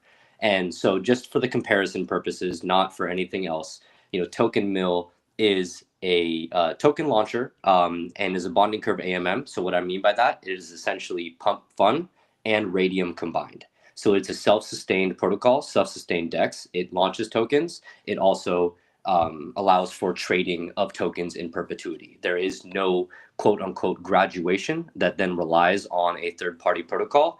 It is a standalone DEX in its own right. And because trading happens in perpetuity on the bonding curve, that means fees are being generated in perpetuity, and all the tokens launched are fully composable within DeFi. So if just because tokens are able to trade in perpetuity doesn't mean you can't take your tokens, LP them elsewhere, put them up in a borrowing and lending protocol, whatever you see fit, you can do that. But I know, the talk of the town lately on Solana has been, a more community focused, creator focused platform that isn't value extracting fees. And so that's where the community flywheel mechanism of Token Mill comes into play. Users buy token, which then generate fees. Token holders can then stake those tokens and earn all of the fees that are associated with the trading of that token. And then, of course, there comes in the flywheel mechanism. People like to shill their bags, work for their bags. Well, you can stake your token and you can generate fees and ultimately get a share of the pie there. And that's really the punchline of Token Mill, is that this is everyone eats with Token Mill. This is not a value extractive platform. Actually, 80% of all fees go to the creators and how the creator sets up the token. And then there's also a referral fee mechanism built into the protocol where you get a 50% fee share of the protocol fee as well. So anyways, why Token Mill? So stake and earn, kind of touched on that one. That one's kind of self-explanatory. The really unique things that Token Mill offers is that there's no need to manage liquidity ever. There's no need for an LP. You create the token, and then those tokens launch, buy, sell, and ultimately progress along the bonding curve. So that's really kind of the unique standing point of Token Mill, is that you really reduces the needs to manage LPs as well as ultimately build up a liquidity pool. With that, there's also full customization when it comes to the type of bonding curves. Now, we understand that not a lot of people like to go into the depths of what type of bonding curve I should choose, whether it's exponential, power, linear. and what the implications of choosing one over the other is. So, on the UI, now you'll see a very simplified version of, what is a token launch. So preset settings of, one type of bonding curve. But just know that if there's any builders out there who are listening, we are, working on developing a solution more kind of B2B, or people to integrate token mill within their protocols to allow for the customizability that, we envisioned when we created this whole thing. It was just, I want to launch a token. I'm a DeFi nerd. I know what the implications of choosing one type of bonding curve over the other is. I know what my tokenomics are and what fee structure I want at certain points along the curve. That full customizability is an absolute possibility with Token Mill. And that's why, we're so bullish on the product, and that there's truly nothing out there like it today, both for several reasons. One is the true customizability when it comes to creators and launching their tokens, but then all the community flywheel mechanisms that I mentioned earlier, right? So with staking, with the referral programs, and then also one thing that's on the slide here that I forgot to mention was there's a token locker. So there's vesting. So really, this is a one-stop shop from create to trade to vest to stake to just a full life cycle product and a standalone product that can be, used with and enhanced with on other platforms, on DEXs, whatever it may be. But it's a platform built for creators and with creators in the community top of mind. And like Davide said, we have a question. Oh yeah, go ahead. From the chat about what chain are these tokens launched on? So Token Mill, this product is currently live on Solana and on Avalanche. Okay. And has everything been audited? Like the Yes. Okay. Everything has been audited. Security is always top of mind for us. This was built fully in-house. It's part of the reasons why it took a little bit longer to go to market. This is a novel protocol. This is not a fork of anything. And so with that, we had to go through some pretty strenuous audits to get it to market. Yeah, I like that, Josh. I like giving the end user the options on bonding types and bonding curve types, and that's great. Absolutely great. I really like bonding curves because it isn't just renting the liquidity for a minute and then they're gone. It really gives the option for longer liquidity. For those that want to find out more from LFJ, where do they go? So go to our Twitter account, LFJ_GG. The Token Mill protocol has its own X account, so Token Mill. If there's any questions at all, my DMs are wide open. My Twitter account is the same as the name that's displayed here, so more than happy to direct people in the right direction. Wow, that's like an open self-flagellation right there. Oh, it's okay. I'm used to it. I'm used to it. That's what BD is all about, right? Yeah. Excellent. Token Mill. I'm excited about this Token Mill, man. This is it's looking nice. It's really. I might have to launch something over there. Yeah, test it out. If there's any feedback, let me know. And I guess my final thought that I wanted to end with is like Davide mentioned, right? So our next iteration in terms of roadmap is our fully on-chain spot order book. That fully on-chain spot order book will be exclusively deploying on Monad.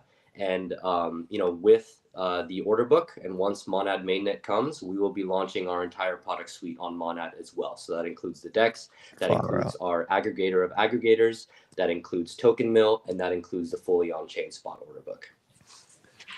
That is smoking. You guys are out of control. It's wild to see so much. An on-chain. I'm impressed with this one. It's mind blown. I'm really serious, man. Like some of the talent that we have on this stream, folks. If you're liking the stream, if you're loving the content, please hit that like, share, and subscribe, and all that juicy stuff. LFJ, thank you very much for joining us. Thanks, guys, and it's fantastic. Keep up the great work, and have a drink or a beer if you're not into that. Eat a salad for International DeFi Day. It's a great day to be alive and seeing all this fantastic work coming on chain and into DeFi. Thanks, guys. Appreciate it. Cheers. Blood, man. I I know it sounds a bit over the top, but really blown away. That the fact that you can have an order book on chain, that the token mill stuff. Yeah, token mill is great. The customization part is, I think, because we're at the point where the competitive advantage over another is so small. There's really no moat. So adding these types of features to the platform will, and again, I know they could go turn around and add as well, but it's just about trying to hit critical mass before your competitor does. And I like that. Yeah. Yeah. We have a whole bunch of stuff still to go. Up next, we have Fide.fi. Bo from Fide.fi. Are you there? Are you with us? Yo, guys, I'm here. How's it going? Good, man. Good. Yeah, I'm onto my third Red Bull here. I haven't drunk Red Bull since a teenager, and I'm doing it because I'm in Australia, and it's gonna be I had to get brutal up at for 3 you a.m. later. It's gonna be Oh, brutal. man. for Well, you. good luck. That's crazy. All right. So, give us the deep dive. Let that bull run at me. I want to see all about Fide. Fantastic. Can I share my screen, actually? Yeah. Sure. Sweet. Yeah. If you hit, is that your screen now, Blood? Let me see. That's mine. Yeah. So see? you'll have to share Can yours. I see this? Yeah. There you go. There we go. All right. Fantastic. Well, look, right. So essentially, Fide in a nutshell, right? Oh wait, can you still see my screen, or have I just accidentally closed it? You got rid of it. Oh man. Okay. Wrong button. Wrong button indeed. All right, cool. So all right. So we started off with the goal of helping protocols, treasuries and such, right, in terms of asset management strategies and really coming up with ways to make treasuries sustainable. And that launched the inception of our first product, which was the Liquid Vault, which was actually the page that you were on before. Now, what we discovered along the way was that the best way to actually work with treasuries isn't necessarily to just launch a protocol, right, and say, hey guys, come use our protocol, right? Because every treasury is unique, and every protocol and every project wants a very white glove service. So we ended up working with them on a very one-on-one hand-holding basis to make sure that whether it was structuring asset allocation guidelines or writing investment policy statements, that their treasuries were being structured right in a way that would actually give them the most amount of runway, cash flow, etc., over the long term. Now, as we continue to do that, we ended up working with a lot of DeFi protocols, right? A lot of protocols in general on these things, guys like Merit Circle, guys like XDeFi, guys like Virtuals, right? So on and so forth. And what we actually realized was that there was a much more kind of pressing and in-demand skill set that we had, which was simulation frameworks. Now, if you think about right how a DeFi protocol gets made, right? If you go into the sausage making machine, there are a lot of components to it that today are very much, let's go with 2% or 10% liquidation thresholds because that sounds like a good number to use, right? But how do you actually calibrate those numbers, right? And how to calibrate them in real time to be able to give you the most amount of revenue and the least amount of risk for each DeFi protocol. That sounds like the perfect recipe. That's what I want. Exactly, right? Now, so guys around the place are using this today, right? GMX, for example, right? They have risk oracles, which actually feeds them live information in real time to determine what they should set certain parameters, right? For liquidations, for assets, so on and so forth. Aave, they do this as well, right? They have real live, real-time data feeds that go into, setting the actual APYs, right, for the assets that they list on the platform, as well as constant risk monitoring to determine whether or not the tokens that they've listed on their platform just don't make sense. So we've taken all of that, right? And we've constructed the fastest simulation engine in the entire crypto space that can solve all of these issues at a fraction of the time that's being done today and at a fraction of the cost, right? So what we actually end up doing is we started from first principles, right? And looked at the simulation frameworks that exist in the space today and say, all right, this is where all the inefficiencies are. This is how we can trim them down completely. And so what can these simulation engines do? Well, they can do everything, right? So starting from agent-based simulation, I mean, you've heard of, the whole rise of the AI agents. Agent Smith. Exactly, Agent Smith indeed. What we can actually do is we can take a protocol, right? Let's call it, Alchemix or like a DYDX, and build agents, even AI agents, that interact with this protocol in such a way that you can actually stress test any scenario that you want. Let's say, for example, you want to simulate exactly what would happen to your protocol, back in 2019 when COVID first broke out and Bitcoin nuked down to 3,000. We can take that, put it on chain, right? And just run and show you exactly what would happen to your protocol at that time, right?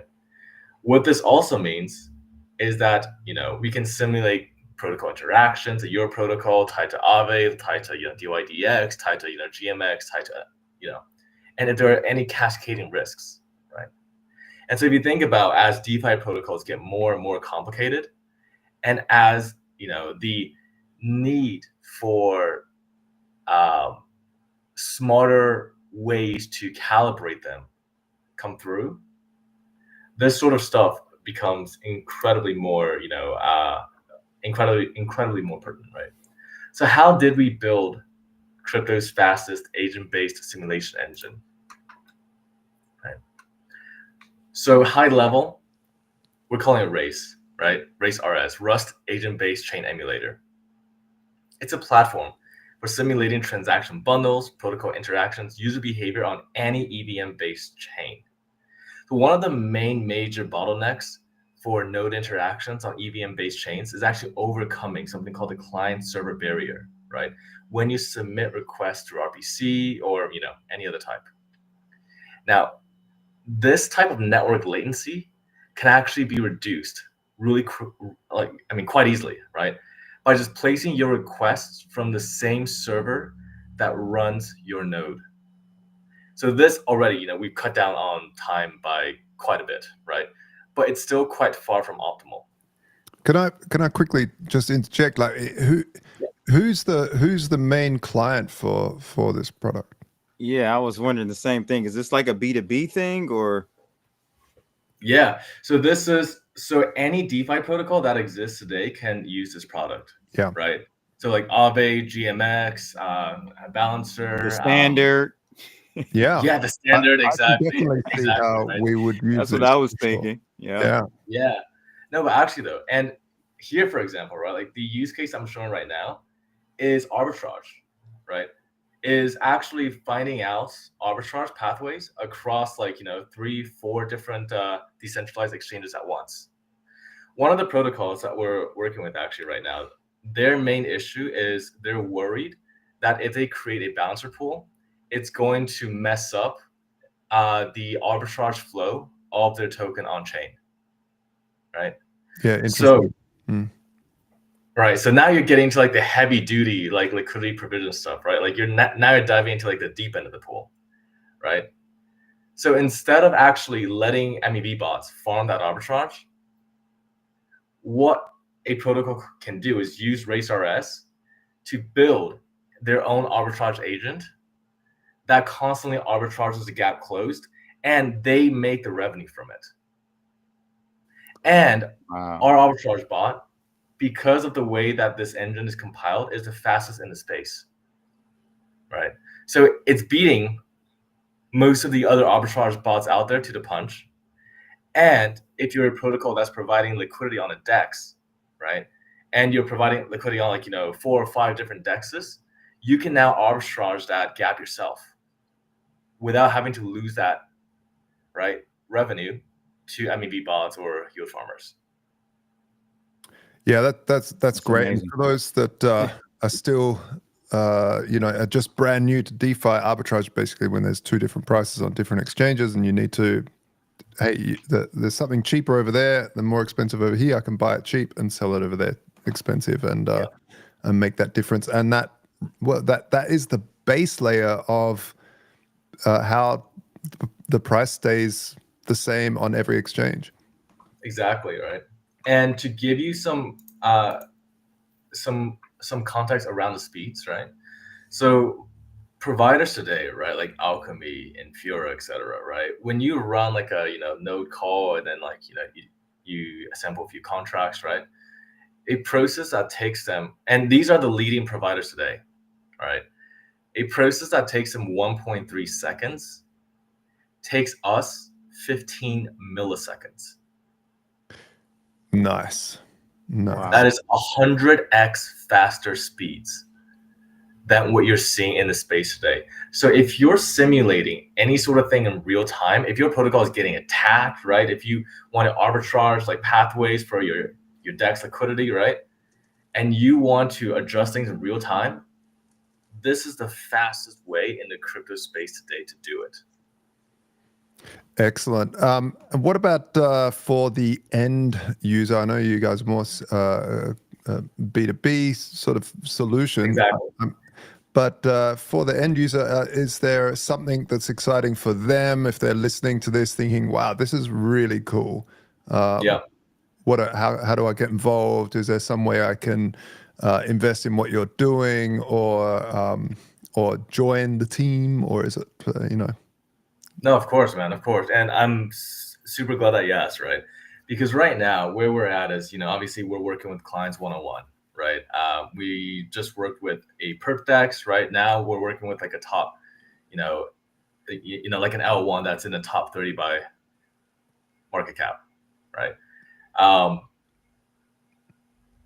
So right now, we're working with like folks one-on-one, right? Mm-hmm.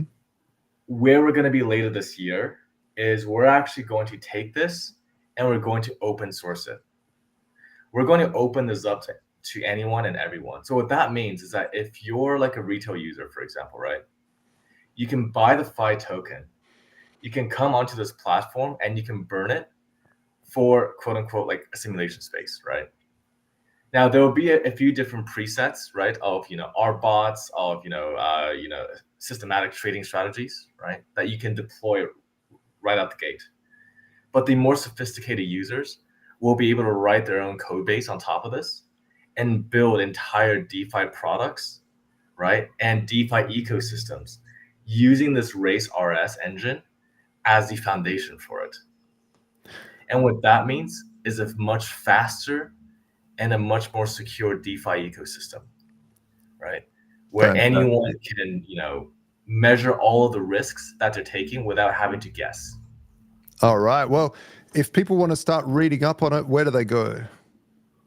Absolutely. So we're actually going through a bit of a rebrand right now on the website, but definitely check out the site, right? You'll see one of our products in action that is built on top of the Race RS engine, which is the Liquid Vault, our own archetype for kind of a decentralized on-chain portfolio. Also, of course, join our Telegram. Here's our email address, and of course, follow us on Twitter as well. Awesome.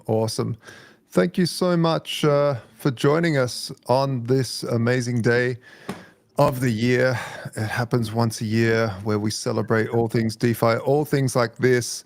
And I'm looking forward to next year already.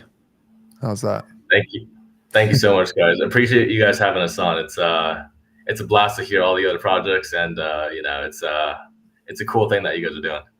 Awesome, man. I appreciate that. Yeah. And for those out there, if you're appreciating us doing this, if you're appreciating me on my third Red Bull after getting up at 3 a.m. to do this, please hit us a like. and a sub and a share and a dance and a wiggle. Whatever you do to support us, do it. We have apparently now we have, let's see, Dinesh is apparently backstage, but I can't see him in here. Yeah, so I'm going to jump forward with the standard, and I'm going to show you what I've been up to, or we've been up to, I should say, over at TheStandard.io. We, for those that don't know, let me share my screen here. All right, let's do it. So the standard is, it started off as an idea of how do we make decentralized stablecoins more decentralized, specifically after Terra Luna collapse. How do we have more how do we give the borrower more flexibility? That's really what it went down to. And how do you back stablecoins truly with rare assets like ETH? So we built the standard on that premise. And so let's walk through it. So I want to create a USDS vault. I hit this. I go through a little bit of a questionnaire here, just so that you know what's going on. If you hit the wrong answer, you get the right answer. So you go through that. It's 3 questions. That's fun. But then once you're in, you get this smart vault here. And what it allows you to do is our smart vault allows you to upload a whole bunch of different collateral types instead of just one. And you can upload those. Like let's say we deposit some ETH. Let's put 0.1 in here, and we sign it with MetaMask. The great thing is you keep full control. Your MetaMask is in control of your smart vault. So now we can see that that's up there. It's made up of ETH. We can also maybe deposit some ARB, max it out. Let's max it out, and then you can see, all right, my smart vault is made up of this much ARB and this much ETH. And then I can borrow against it. Currently, there's a global borrow limit because we have to wait for more liquidity to come into the pools. But while I'm waiting for that, I can place my collateral into yield pools, and what that does is it uses uses gamma strategies to basically start earning a yield on anything I place in there. So if I place this in a yield pool, I can hit next, and I can choose how much I want in a correlated stable pool, which is USDS, USDC, or how much I want in a volatile pool.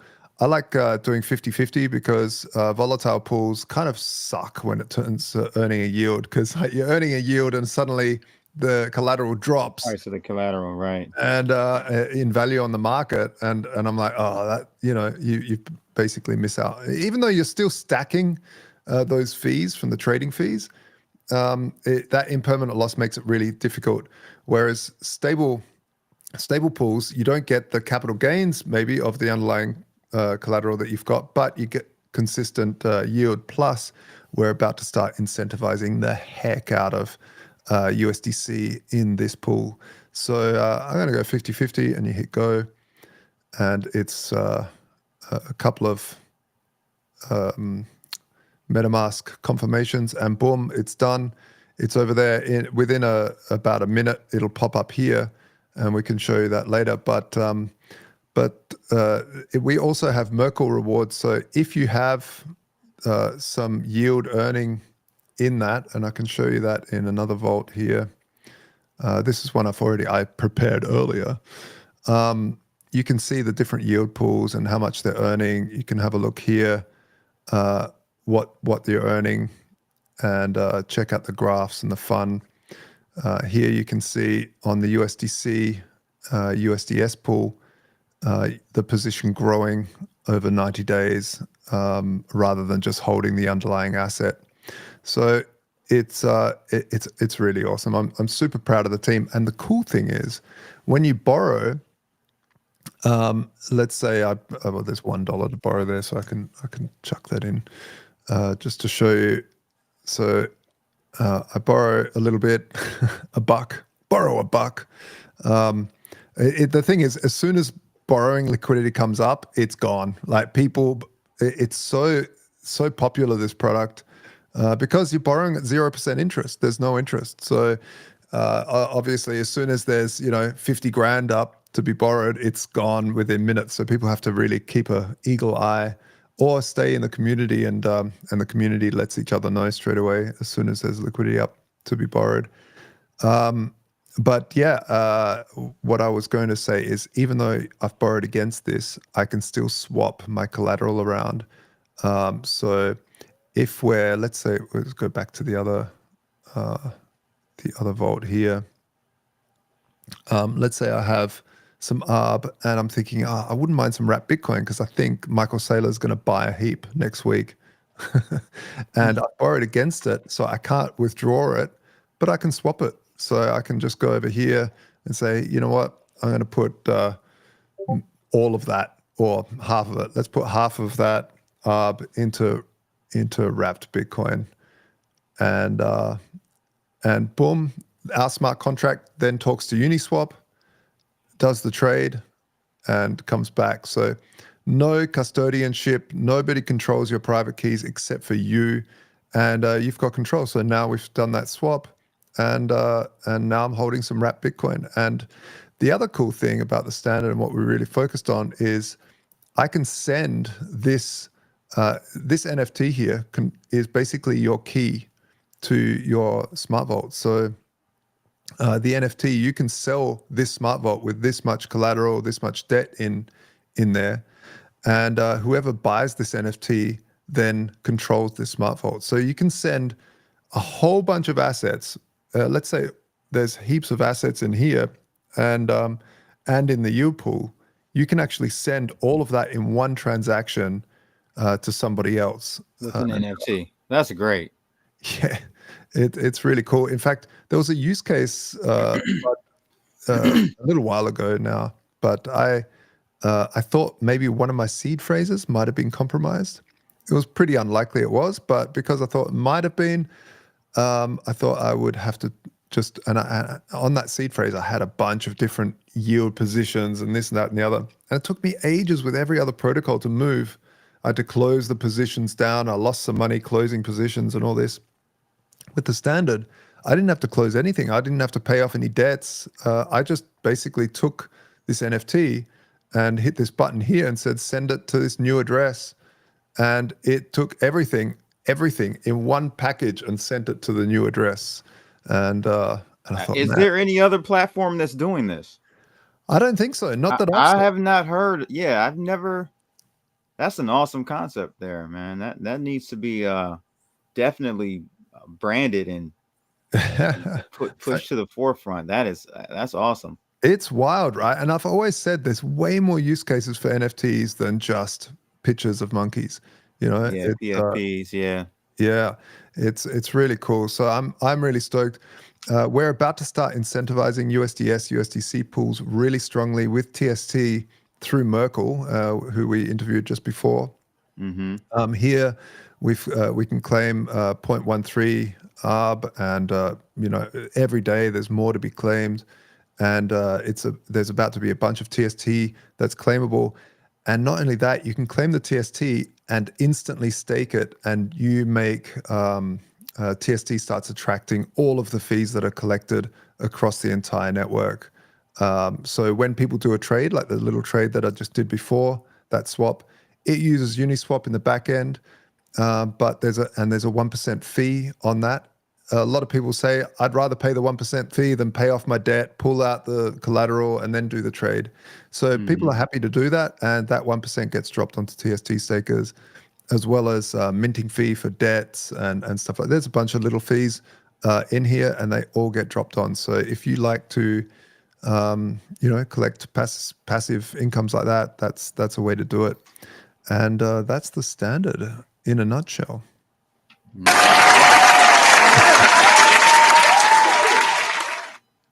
Yeah. If any project need a round of applause, it'd be the standard.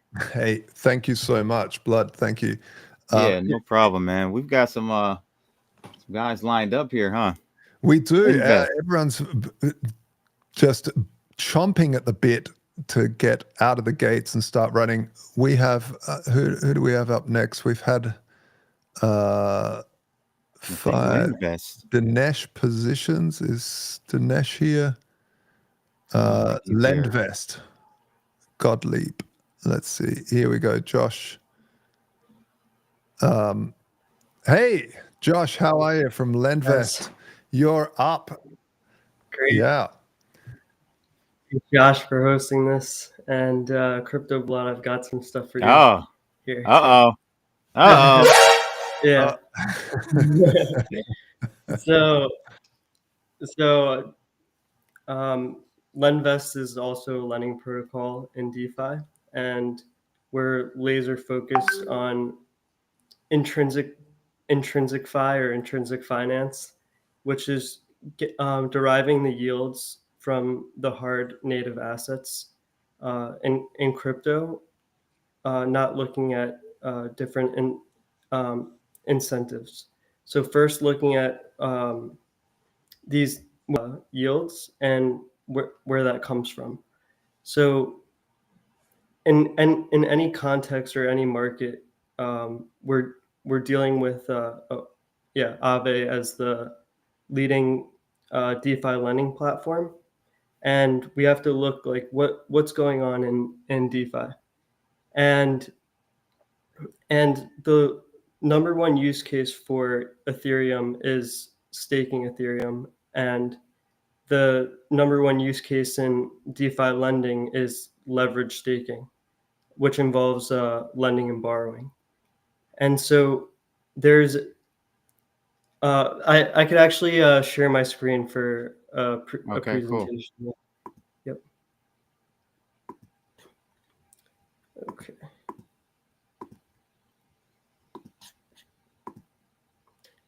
Let me know if it's up here. All right. Okay, great.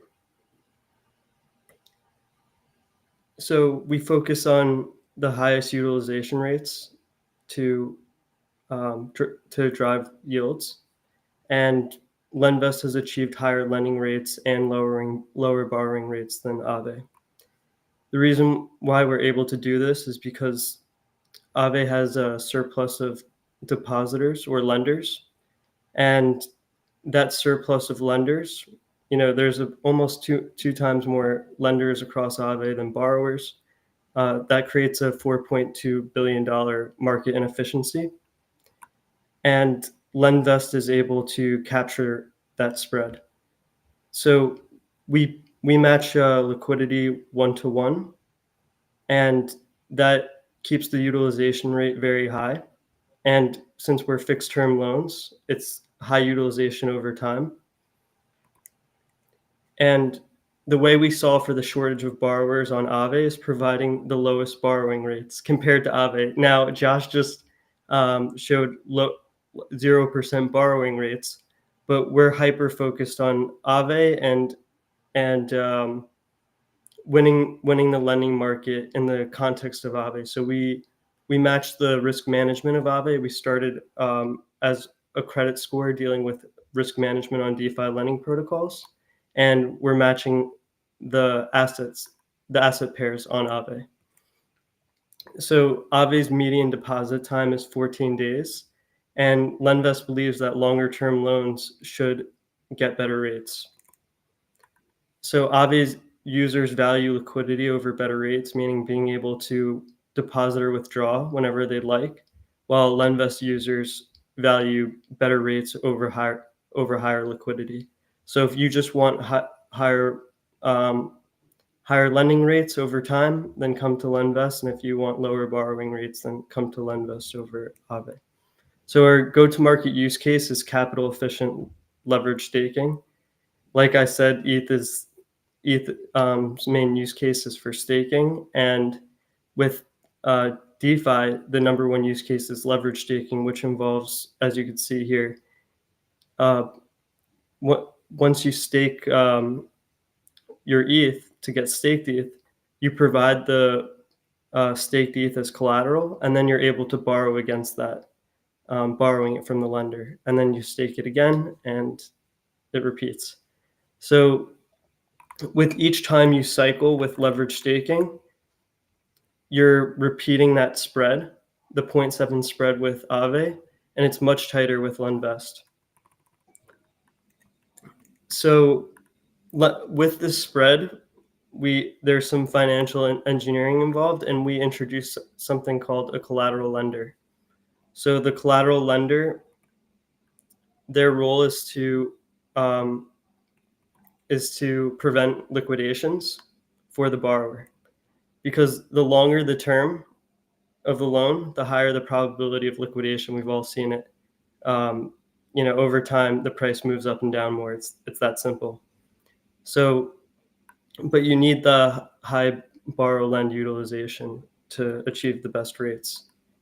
So if the position becomes under collateralized, the borrowers are able to withdraw the same amount of collateral that they had, and the collateral lenders get the same amount of collateral.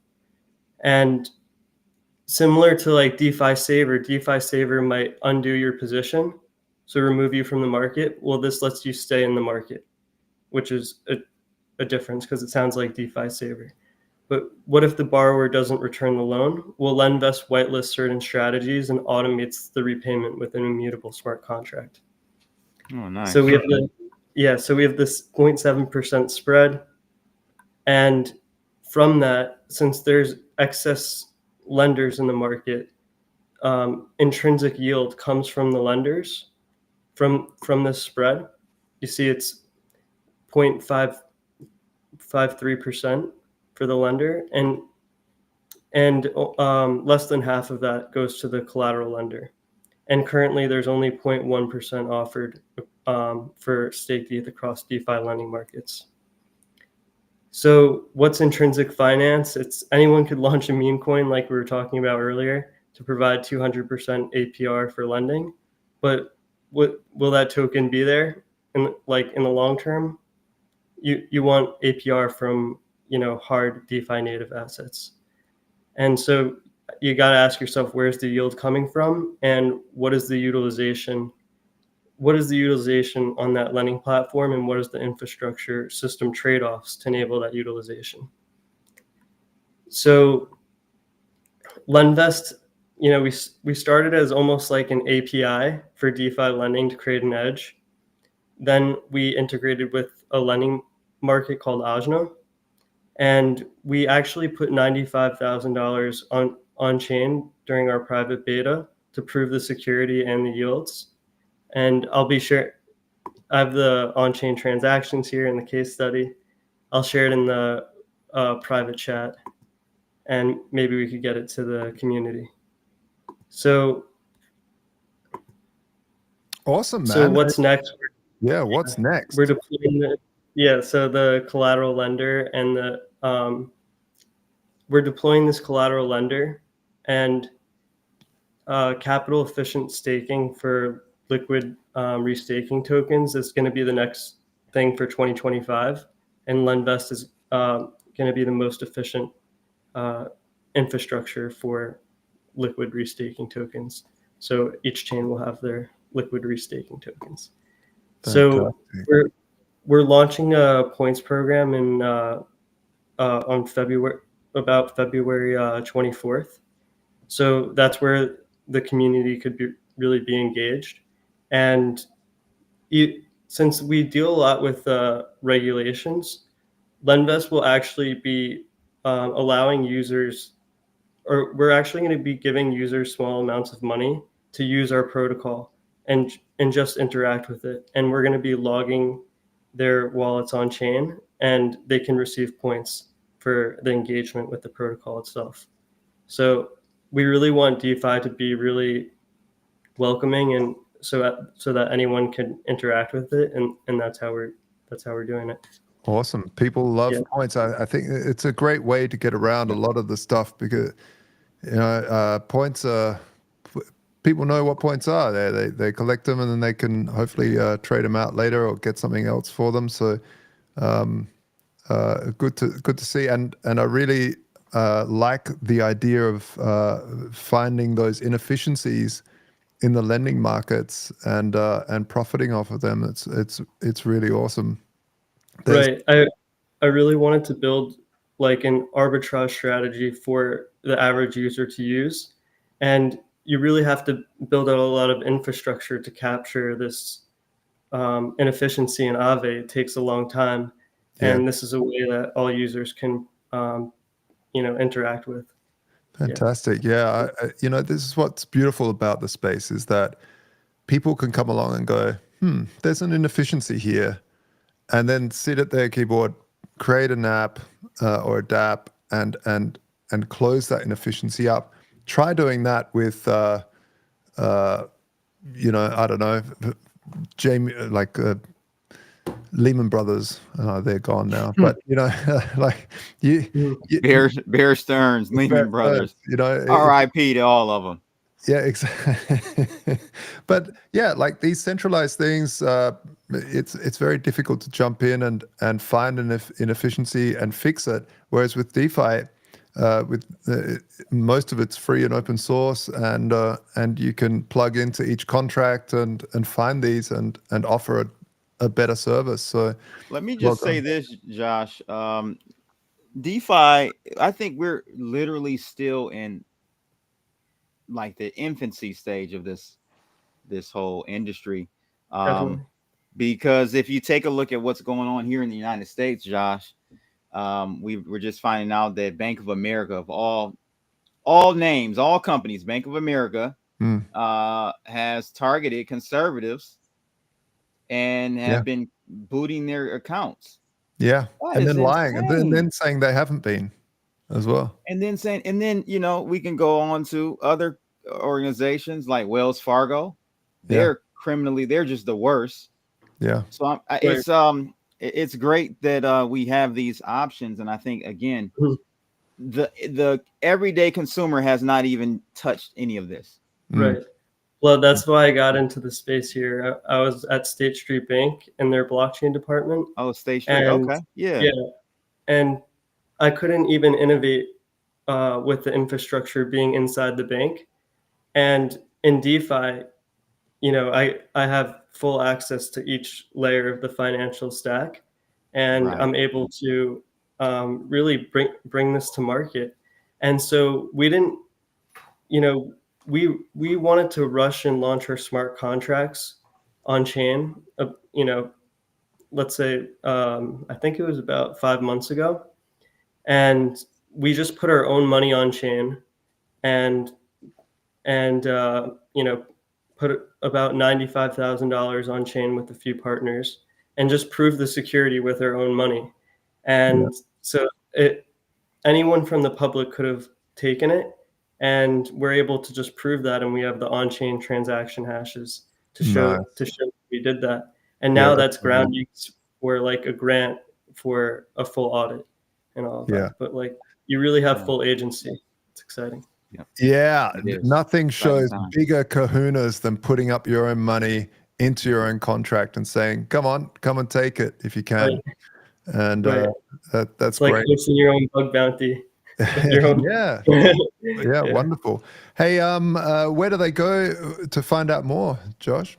Yeah, so follow us on X, lenvest_IO, and join our Telegram. And the more engagement we have in our Telegram, the sooner we'll launch our points program. That's right on. So get in there, folks. Get engaged, and while you're at it, engage with that thumbs up button, or the like button, or the reshare button, wherever you're watching this stream. If you're watching this on LinkedIn, if you're the one person on LinkedIn that's watching, no, I'm not kidding. There's probably thousands of watching on LinkedIn, and I'm just paying out on LinkedIn because I don't personally use it. I know. I know a lot of people love LinkedIn. Should we use it? Should we start using LinkedIn? I don't know, man. I don't know. First of all, I just can't get with it. But they've changed their model. I heard the last couple of months. They've tweaked some things. So have they? Maybe we need to go over there and check it out. That's every time I go over there, I just get recruiters. It just seems like recruiters marketing to recruiters. It's just awful. I feel like I'm in a Microsoft lobby. Yeah. Every time I go to LinkedIn. Yeah. It's really cool to see my former colleagues on LinkedIn saying, closed pilot. We did this test, and in the meantime, we're launching things on chain, and testing out there. The competition. That's good. Friendly Yeah. competition. That's great. Yeah. That's absolutely great. Yeah. Wonderful. So I really appreciate this, Josh. Thanks for hosting this DeFi day. It's really amazing, and Crypto Blood. It's awesome here. Thanks, man. Thanks a lot, man. Thank you, man. Thank you, Long Josh. live DeFi. Long live DeFi. Much success to you. Appreciate it. Absolutely. So there we have another champion in the space. Blood. Yeah. This is a marathon. I'm you're still looking fresh faced. I'm starting to, Well, it's 4:00 here. What time is it there? It's 7 in the morning. So I've been up 7 since in the 3 in morning. the morning. It's 7 in the morning now, 7:30. Yeah. So getting there. Up next, we have Venki from Metronome. Let's get him up. Menki. Hey, Josh. Crypto Blend. Can you hear me? I can. Hey, Welcome. Venki. Welcome. Congratulations on International DeFi Day. I'm going to go with a glass of water now because I've had too many Red Bulls. Thank you so much for inviting me over here, man. Absolute pleasure. Give us the quick rundown on Metronome. Yeah. So, I'm Venki, and I have spent the last few years working in DeFi, building tools to make liquidity incentives more efficient. I have seen firsthand how projects burn millions on rewards and only to lose liquidity as soon as the incentives run out. So that's why we built Metro. Hope that the liquidity mining gets smarter, more sustainable, and also performance driven. We heard about inefficiencies in lending in LendVest. So we are trying to see if we can address the inefficiencies in the incentive market. Fantastic. Well, there's nothing I love more than removing inefficiencies. Cool. First up, our hot take is the traditional liquidity mining is dead. Projects spend millions on incentives, but the liquidity disappears the moment rewards stop. So we are not building any sustainable ecosystem. We are just fueling an endless cycle of mercenary liquidity. And we are... So in the current model, the liquidity providers jump in, farm rewards, and then they exit. There is no incentive for them to stay. The moment and then they dump APRs, as well. They dump, like when they exit, they just dump all that what you gave away and then crush you. Yeah, and when this dump happens, then your token price goes down, and then to maintain the same APRs, you have to incentivize with more of your tokens. Right? Yeah. So it's like a death downward spiral. spiral that keeps happening. The death spiral. Yeah. Yeah. So most incentives do nothing to actually retain this liquidity. Protocols lack controlled emissions, so they cannot adjust rewards dynamically. And these emissions cannot be stopped once they are live as well. So it doesn't matter whether the liquidity providers actually improve liquidity depth or increase the volume of trading or contribute to protocol stability. They get paid either way. So if there is a pool and you're distributing like $1,000 in rewards and there is only $10 in TVL, this particular liquidity provider will just keep farming. And they are also not incentivized to share about this protocol or this pool because they would want to keep all of this APR for themselves. So that's so true. Yeah. Yeah. So how do we fix this? So this is where Metronome comes in. We have so instead of throwing money at the problem, we are trying to address by introducing KPI-based rewards, where projects can define clear conditions for incentives. So liquidity providers will only get rewarded if the real liquidity goals are met. I will also do a small demo of our protocol shortly. And Metro also builds a range-based incentives, meaning protocols can now have the option to specify exactly where they want the liquidity to be. So they can communicate it clearly to the liquidity providers that this is the range that I want the liquidity to be, instead of spreading the incentives across the entire range. Yeah, let's see it.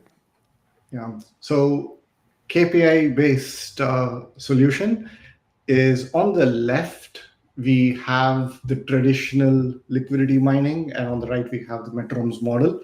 So let's say that the goal is to reach 10 million in TVL for the WETH USDC pair. And for that, there's going to be like 250,000 tokens that will be emitted. But if the pool receives the time weighted average is about 5 million, still all the 250K tokens are rewarded. So that means we are diluting the token supply. We're also wasting half of the rewards. But with Metron, this one is prorated. So only if it reaches only half of the goal, then only half of the rewards are distributed. That's how Metron ensures that you pay for the actual results rather than wasting incentives when your goals are not met. No. So I'll just do a small demo. I just hope it works. Yeah. Demo is always dangerous, always living dangerously. Yeah. So this one, I mean, we are on few chains here, and we have just launched a month back. So we are still new to this. So let's take Uniswap V3 on Scroll, and let's take USDC WETH. And right now it's about 10 o'clock here in the evening, and let's assume that this campaign goes for about a week. And we are rewarding with $2,000, $2,000 USDC.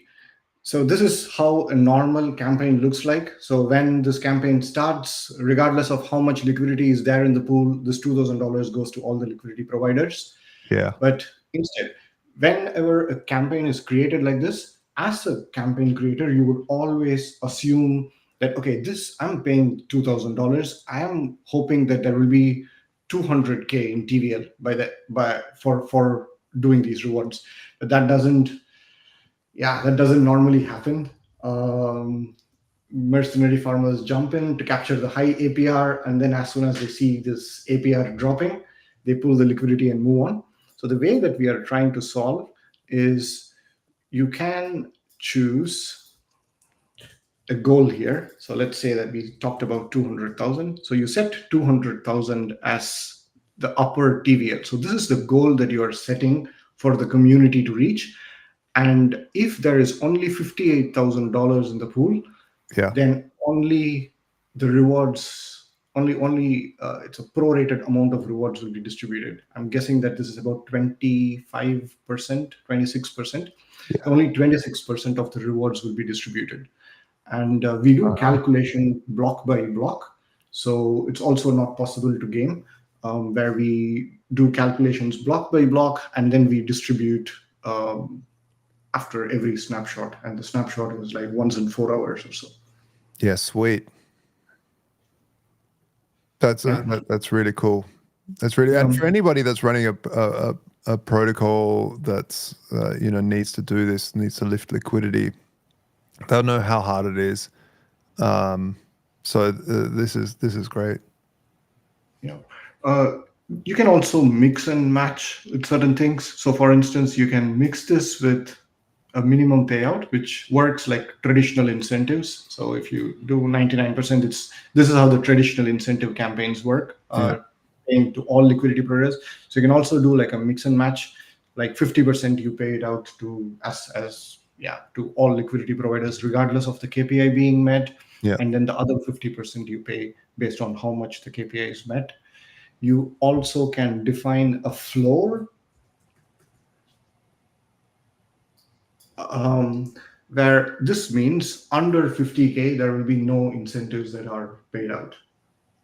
So it kind of protects. So for some reason, the market tanks, and people dump the tokens, and then the liquidity providers leave, and then that reduces the TVL in the pool, but the incentive just keeps rolling out, right? But then with a floor, you will be able to kind of control the incentives and then not Awesome. pay any new incentives under a certain TVL. Thank you. We've got to wrap it up, but quickly, what chains are you available on? We are on Mode, Mantle, Base, Tycho, Sonic, and in the next coming couple of months, we are going to be on all major chains as well.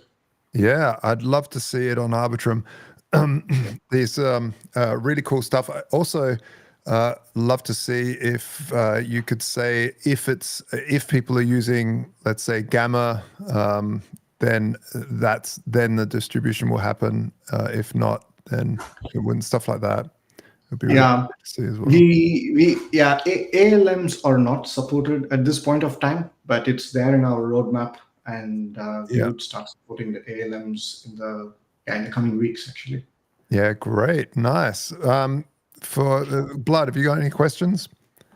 No, this looks nice, and a lot of people don't realize how hard it is for a team to create a user interface that's simple.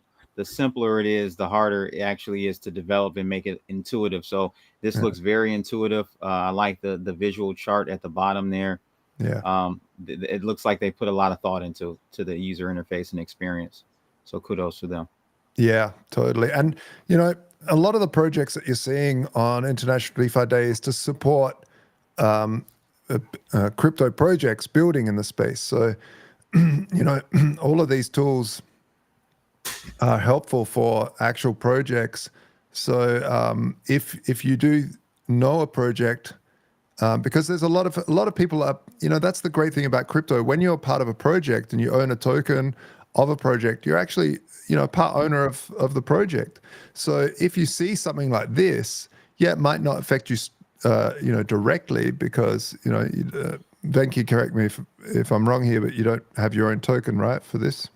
No. Yeah. So but you'll be able to go, hey, I'm part of this other project, and they could really use this.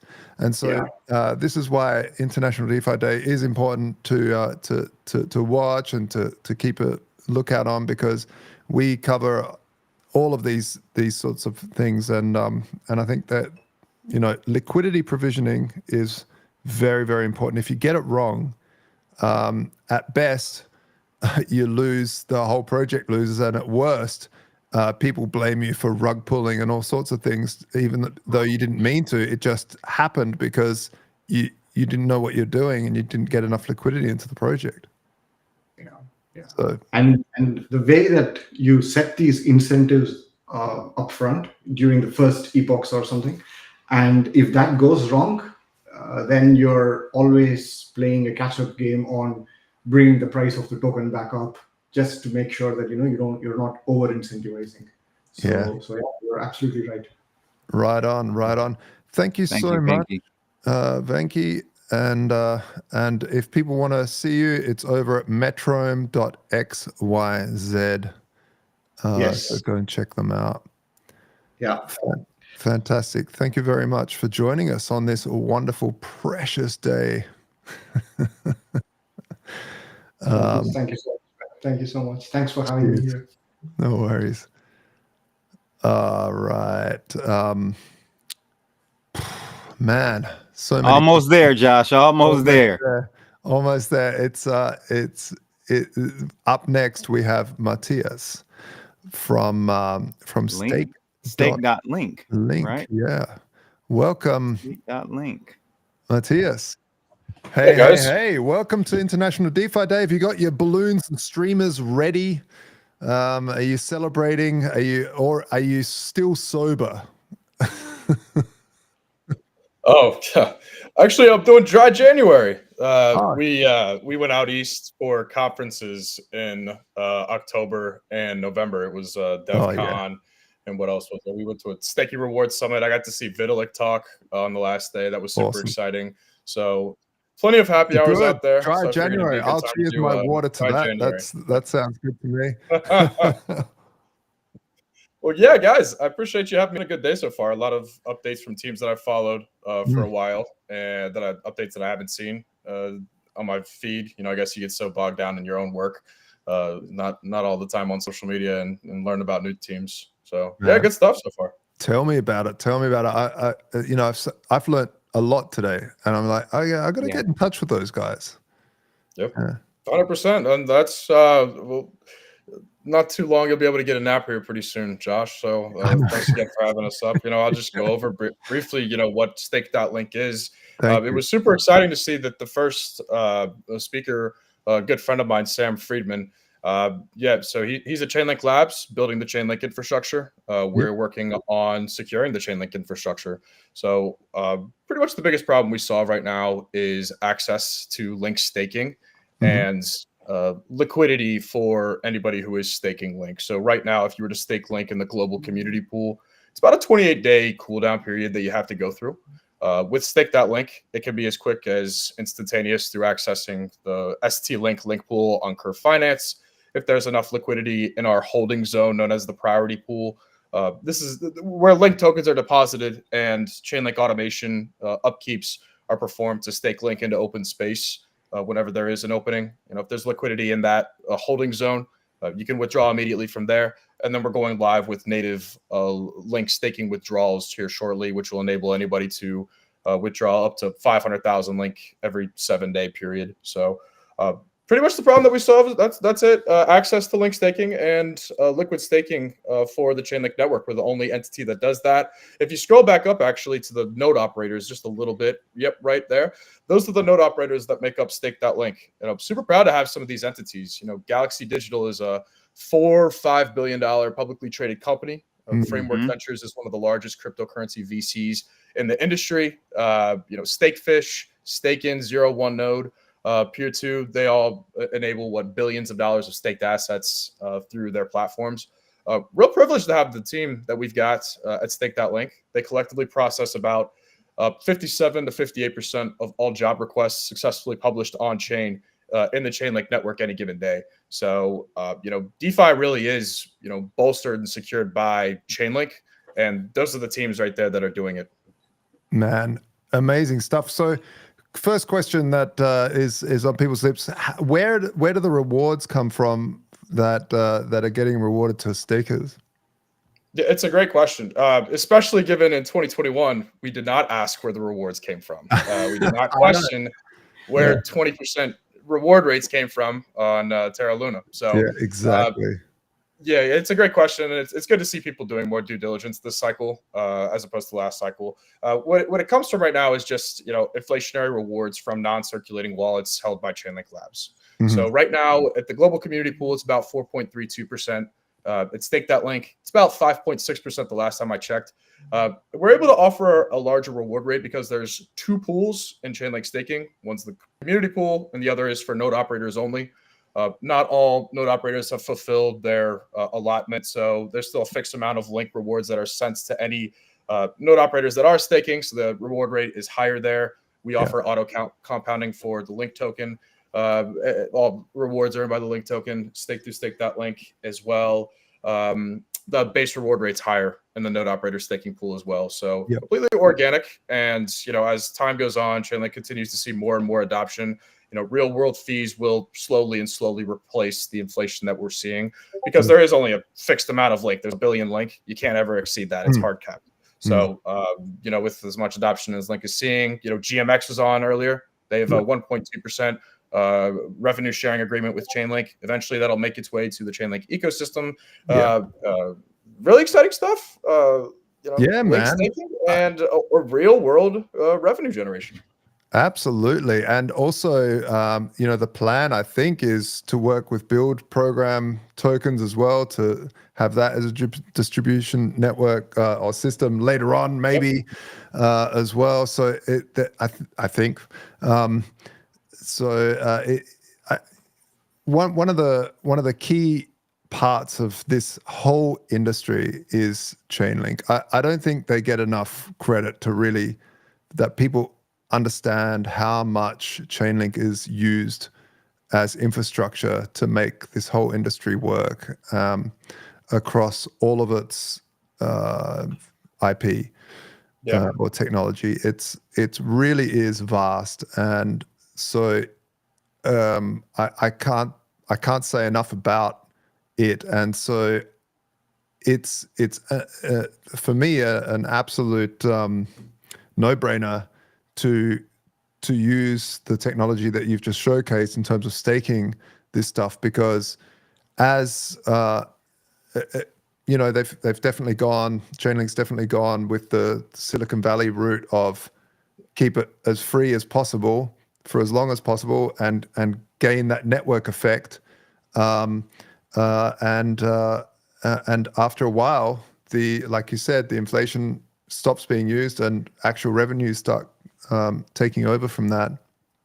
And it's not something that, the good thing about Chainlink is there is switching cost. You can't just quickly switch to something else because it is such good technology. There's no one else really doing it as well as Chainlink in all these key parts of the technology stack that's needed in DeFi. So yeah, that's something that's really underappreciated, I think, about Chainlink, is because there exists out there different financial data oracles. There's different interoperability bridging solutions. There's different automation solutions. So if you're a DeFi protocol, it's very counterproductive for you to just go out and shop for all of these one-stop shop solutions. Because if one of them breaks down, then you're facing entire risk to all the capital that you've made, your user capital that's on your protocol, and it could lead to insolvency. It could lead to a multitude of problems that you just can't recover from. But with Chainlink, it's just one integration. If you integrate Chainlink data streams, for example, you can then seamlessly plug into all of their other features. You can do proof of reserve, you can do cross-chain interoperability, you can do smart contract automation, and you're not adding additional trust assumptions. So that's a really big component of why Chainlink is so adopted in Web3 and why it's seeing so much adoption within TradFi. It's working with the 11,500 largest banks in the world, a part of SWIFT. The DTCC that processes, I think, $3 quadrillion worth of volume, of pretty much most of which is all corporate securities transactions in the United States every year. So it's minimizing trust assumptions and enabling that secure environment for people to have an infrastructure to play on. You're living in 2025 when you hear the number quadrillion. Yeah. In TradFi. We won't be far from Googilian in about 2 more years, the way it's going, the way this shit is going. Yeah, we'll get a Googilian. Just another pandemic. We'll be able to print some more money. There you go. That's it. And that's all we need. Another pandemic, and we're there. Yeah, totally. If people want to grab their stake, I'm guessing it's stake.link. It's not hard. It's right there. And if people want to, I don't know, help out, like is there bug bounties, or are there other ways that people can, if they're fascinated by what you guys are? Yeah, great call out. Proud to be working with Cyphren, Mark Skrine, great guy. Got to meet him for the first time in Brussels last year. Anybody who needs smart contract security researchers, they're great. Some of the best to do it. Shout out to Patrick Collins too. We will be rolling out a bug bounty platform with ImmuneFi in Q1 of this year. So if you are your own, smart contract researcher, then feel free to pour over our documentation. You'll get paid for it. It'll keep Web3 secure, keep us secure, and enable Chainlink to keep scaling. If you want to participate, if you're interested further, everything that we do is real world revenue generating. So SDL, our protocol token, comes with organic reward rates. It's about 6.6% right now. It's not leveraged in DeFi. There's no inflationary tokenomics. You stake SDL, you get a multitude of different rewards. You can get your link staked, a 5.6% reward rate. We're expanding to other blockchain networks. We're about to be expanding to Metis pretty soon, I believe in the very short-term future. We were approved by Metis DAO to be a LST protocol paired with A41, a very large node operator, sequencer, validator. So that'll be exciting. And we'll be expanding to other blockchain networks as well. It'll really transform the SDL token and from being just the link staking, Chainlink DAO sort of governance token to a basket reward, basket index LST reward bearing token. So really exciting stuff that we're working on these days. Come check out our Telegram. We're active on Discord too. Try to keep everybody as updated as possible on Twitter. But yeah, if you're a bug bounty hunter, especially, keep a lookout on that. Nice, guys. If you're watching this stream and you're liking this info, make sure to hit that thumbs up. It is. I know who's not liking it, Josh. I know who's not liking it. I know. It's the bankers. It's the bankers. They're not liking this, man. This is great news. This is great news. Yeah. No, Matthias, thank you so much for joining International DeFi Day 2025. It's a real pleasure to have people of your caliber here sharing what you guys are building over at Chainlink and Link and Stake.link. Thank you. Yeah, cheers, guys. Y'all are crushing it, and I'm sure you'll finish off strong. Yeah, cheers. Thanks, man. Thanks. All right, so there we have it, Blood Man. I tell you, if I wish I could have seen a stream like this when I was starting out, because it would have been, yeah, we didn't have this when we started out. No, we didn't have this nowhere near. I mean, the only thing I could think of is a 3-hour Andreas Antonopoulos and Joe Rogan episode in the early days. That was still pretty cool, man. That was cool. That was great. It was still pretty cool. I mean, Joe wasn't as famous as he is now, but no, he was still pretty big. He was still the biggest, I think, back then. Even yeah, cool. So let's see who we got next. Adam from Dolomite. Hey there. Thanks for having me on. No worries, Adam. Yeah, welcome. How you doing? It's been a long stream for you guys, hasn't it? It has. But Blood is well versed in this space. He's I'm actually used to it. I've done a couple of these with my buddy Rice, Josh Rice TVX. So yeah, I can do it. I can do it. This many projects. This has got to be a record for at least what I've seen. Awesome. So let's deep dive into Dolomite. What is it? Where is it? Who is it? Why is it? And when?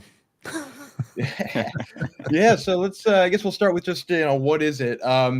Basically, we were trying to build essentially what is what we consider a next-gen lending protocol. The idea being that a lot of existing lending protocols were built for this earlier stage of DeFi where there were many fewer assets that people were borrowing or lending, and the assets didn't really do as much.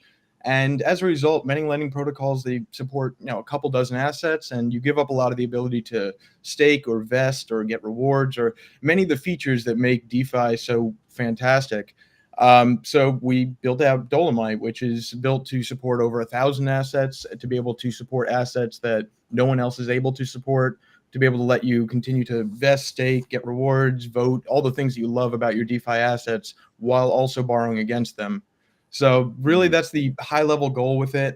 We also, just as big users of it and longtime people in DeFi ourselves, just added a bunch of the features that we really wanted from lending protocols.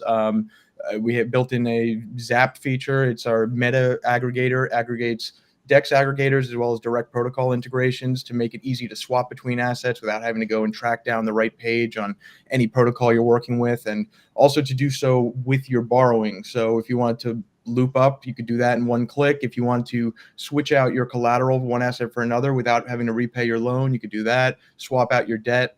All made to be incredibly straightforward and quick and easy. But on top of that, we have other stuff like isolated borrow positions. Something like Aave, everything you add is your collateral, and everything that you borrow is borrowed against that. But with Dolomite, you have as many separate borrow positions as you want. So you could have a risky one, you could have a safe one. And if the risky one gets liquidated, it doesn't affect your safe one, doesn't affect what you have just on Dolomite earning lending liquidity. Just overall, it's trying to take lending protocols to the next level. And around that, we also built this sort of wrapper for it to build out a strategies hub that just takes a lot of the awesome strategies people were running on Dolomite and packages them up, makes them nice and easy and approachable for a more average user, because for all the features we built, that means more complexity. So for some people, that's more out of reach. So we try and make it more simple, more approachable. And we've been live since October 2022, but really our story stretches all the way back to the beginning of 2018. And it's been a great journey so far. Things are going real well and heating up for a very exciting launch on Berachain. Awesome. Hey,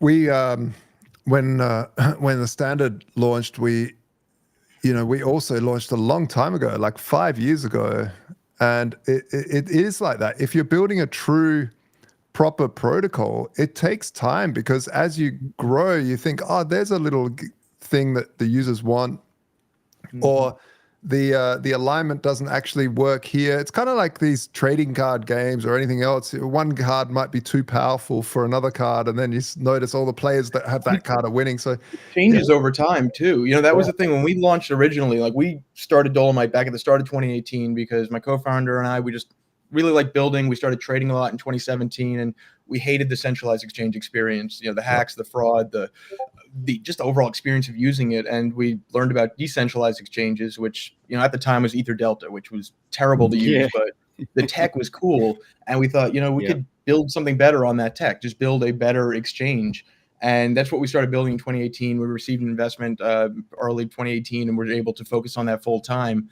And what we built out then was a hybrid DEX, off-chain order matching, on-chain settlement, just so we could have that, the speed, but still the security of things being on-chain, which we thought was cool tech, and it got some product market fit, but the space shifted to something more like a Uniswap AMM pool style models, and what we had didn't really fit at the time. So we had to pivot, we had to spin it down, but that's where we started working on our new version of Dolomite, which was built off of a lot of our experience of using a lot of lending protocols and margin trading, things like DYDX back in the day, and just what were the things that we wanted. That's where it really all came from. Same thing with the original version of Dolomite. What did we want to use, and how can we make it better? And like you say, it's also just something that takes time. There are certainly plenty of projects in DeFi and crypto that quickly fork something and push out some quick project. But if you're trying to really build tech that is meant to last, is meant to really grow into something bigger, it takes time to develop, it takes time to grow. And really that's our goal with all of it is, we're steady, solid growth and steady increase in our integrations and our features, so that, every month Dolomite is better than it was the month before. And, down the road, it could be a real foundation of DeFi as a whole. I can already see on Blood's lips. How do I get, is there a token? Is there a token? I guess to that, sentiment of, taking our time, launching in 2018 originally, and then launching this version of Dolomite in October 2022. We didn't rush to a token. That wasn't the goal there. It was when it was ready. And we actually just did announce our airdrop just at the start of this month. And we announced the snapshot, and the airdrop will be happening on Berachain shortly after Berachain launches, which we're real close to. I want to say, a week or so. Away. We'll see. TGE should be shortly after that. But same thing. We tried to take our time with it. Tried to get Dolomite to a point where we had product market fit, where we had a great direction going into the future, and a way that the token could properly integrate into the ecosystem. And we, put a lot of thought and care into the tokenomics of it. And we think we have something that should be good for the long term, something that could steadily grow. And we're pretty hyped for it. Berachain's launch is looking way bigger than we were even anticipating, which was already pretty hyped. And we should be, it's looking like the primary lending protocol of the chain. So we'll be able to bring our tech to the proof of liquidity system they built out. We'll be able to launch our token ecosystem there, and I think it's going along well. Awesome. And you're also part of the Chainlink build program, is that? That's correct. Yeah, we were, I think, one of the earliest ones at this point, maybe a couple years back that we joined. And it's just because, Chainlink is so integral with everything we do. Lending protocol lives and dies by our price feeds. That's how you could secure the assets. That's how you could make sure lenders are safe. And also with a lot of what we build, it requires that next level that really that's what we get with the build program is this closer connection with their team to work on price feeds that don't exist yet. Things for like, I think you had GMX on earlier. We were the first to integrate GLP, and we let people do account transfers, investing and staking with their GLP, even while borrowing against it. And then more recently, it was the GM pools from GLP or from GMX that you could borrow against. And those have been huge because they're very high yielding. They've produced some great strategies on Dolomite. But then more recently than that, it's their GLV is also, I believe we were the first to integrate GLV. And with pricing that, it's, a basket of GMX pools, which are also just a combination of a couple assets. If one of those prices is out, we lose the whole pricing for GLV, which makes it difficult to use. That's where we really need the solid support of something like Chainlink, the dependability. Yep, total uptime. So cool, man. How do people Thanks, get Adam. involved in the? Sorry, Blood. No, I was just saying thanks, man. Great explanation of Dolomite. Yeah. And if people want to take part in the airdrop, where do they go? What do they do? Yeah, so I'd say a few angles there. The airdrop was purely retroactive for people who had used it, but that's not to say there isn't anything you could do. There's two sides to it. One, we've had a long-running community engagement program. Our XP program works like experience points in a video game by using features on Dolomite, using integration, showing up to Twitter Spaces. You could rack up XP, and that was an aspect of the airdrop, but it's going to become an even bigger aspect of our tokenomics. It gets you roles in our Discord, and it's a great way to get an intro to Dolomite because you get to try out a few different features and collect XP while you're doing it, and get access to special groups in our Discord. But beyond that, when it comes to the token, the biggest thing right now is Barachain is running a pre-deposit program through Royco, called Boyco, which is, I think, setting it up for a lot of success. They are already over $2 billion that they've got in the pre-deposit campaign, which means they're going to kick off with tons of liquidity directly in protocols that are running on Barachain. And we have 3% of our token supply set aside for people who are allocating to the pre-deposits to Dolomite. So if you could do it with a lot of different assets, you have USDC, USDT, ETH, WBTC, you could take that, and if you pre-deposit, it gets locked for 3 months, but during that period you're earning lending yield, you're earning Barra tokens from the Barachain ecosystem, you're earning potentially Odolo, our liquidity mining program should launch shortly after launch. But then on top of that is the biggest part of it is our VE Dolo token. It's a VE lock, it's a 2-year lock, you can break it early if you want. The reward rates right now are quite high because it's pretty underutilized. People went really big into these pre-deposit vaults, and it's only this Boyco campaign is only running for a short period. So if you're looking to see some right now pretty high yields, and a lot of it's going to be in VE Dolo, you could toss in some USDC, earn all the rewards that I listed before, pick up some VE Dolo, and be part of the Dolomite ecosystem.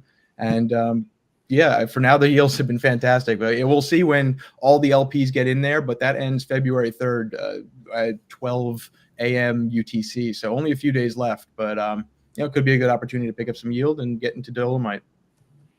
Awesome. Great. Cool. Well, thank you very much, Adam, for joining us on this glorious day.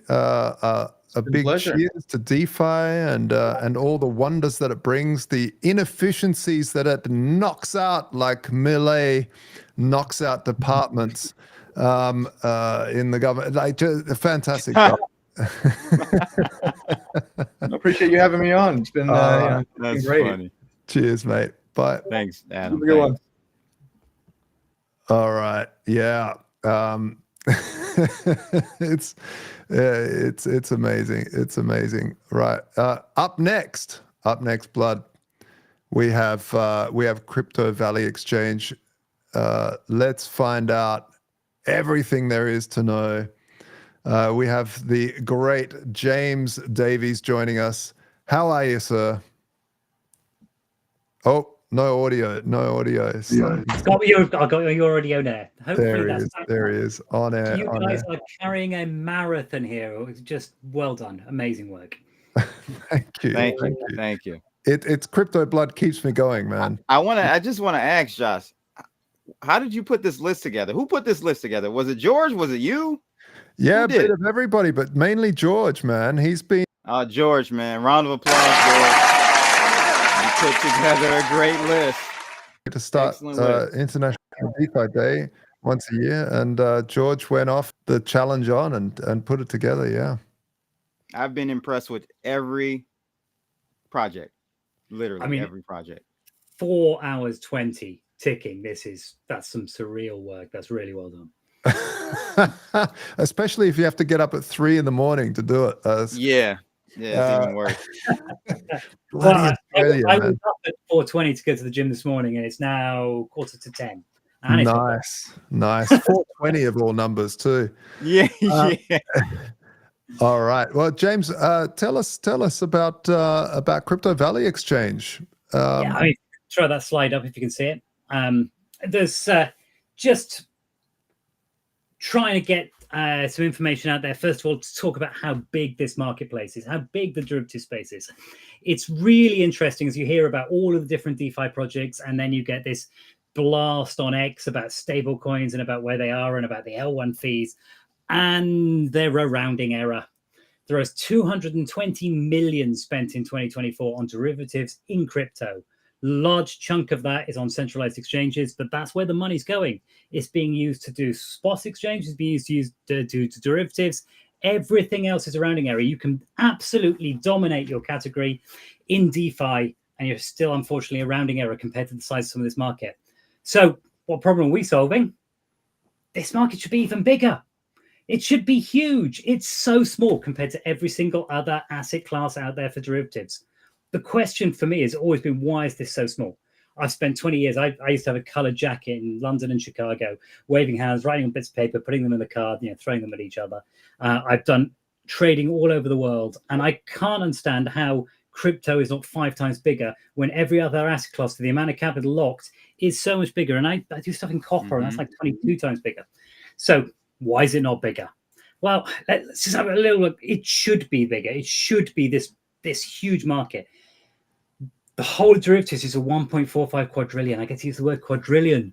Quadrillion is something that we don't, it's not in our vernacular yet. It's not something that everyone's using. We're still on trillion is a lot of money, but I'm going to throw quadrillion at you a few times here today. So the whole of the market by 2030 should be 2.7 quadrillion. Crypto, though, can be 25% of that if it gets its act together and it gets that 5 times multiple through. If it follows through on the same growth rate, same incoming capital as it's got right now, no big explosion, but it gets this 5 times capital efficiency up, it could be so big. And that takes our numbers on our 220 million, and that blows that just out of the water up into like 16 trillion or something. So why is it so big? Why is everything else so much bigger than us? What is clearing? Clearing is the secret sauce. CME Clear, ICE Clear, Eurex Clear, these are the big markets. If you go and look at an exchange business in TradFi world, the matching piece of it is not the dominant part of the business. That's like 25% of their business. 50% of it is clearing. Exchanges are clearing entities that push themselves out as trading entities. So we are going to try and address that. So we've got clearing, which is guaranteeing trades, getting some collateral reduction in place, trying to be predictable with everything that operates. And then we have a last slide off this. How big can this be? Well, this is one of my favorites. These hyperliquid TVL probably a month out of date, and it's just jumped and jumped and jumped. But Solana market cap, 90 billion. USD market cap, 140 billion. Bitcoin market cap, 1.8 trillion. The crypto cleared derivatives should be 35 trillion by 2030. It's just such an enormous business. We need to bring clearing. We need to be these concepts across and put this in as a base layer across everything to give ourselves some capital efficiency. And that's what we're delivering, the first protocol anywhere to do this. Cool. So I'll take a pause. I've given you driven you guys off towards the coffee for a moment. But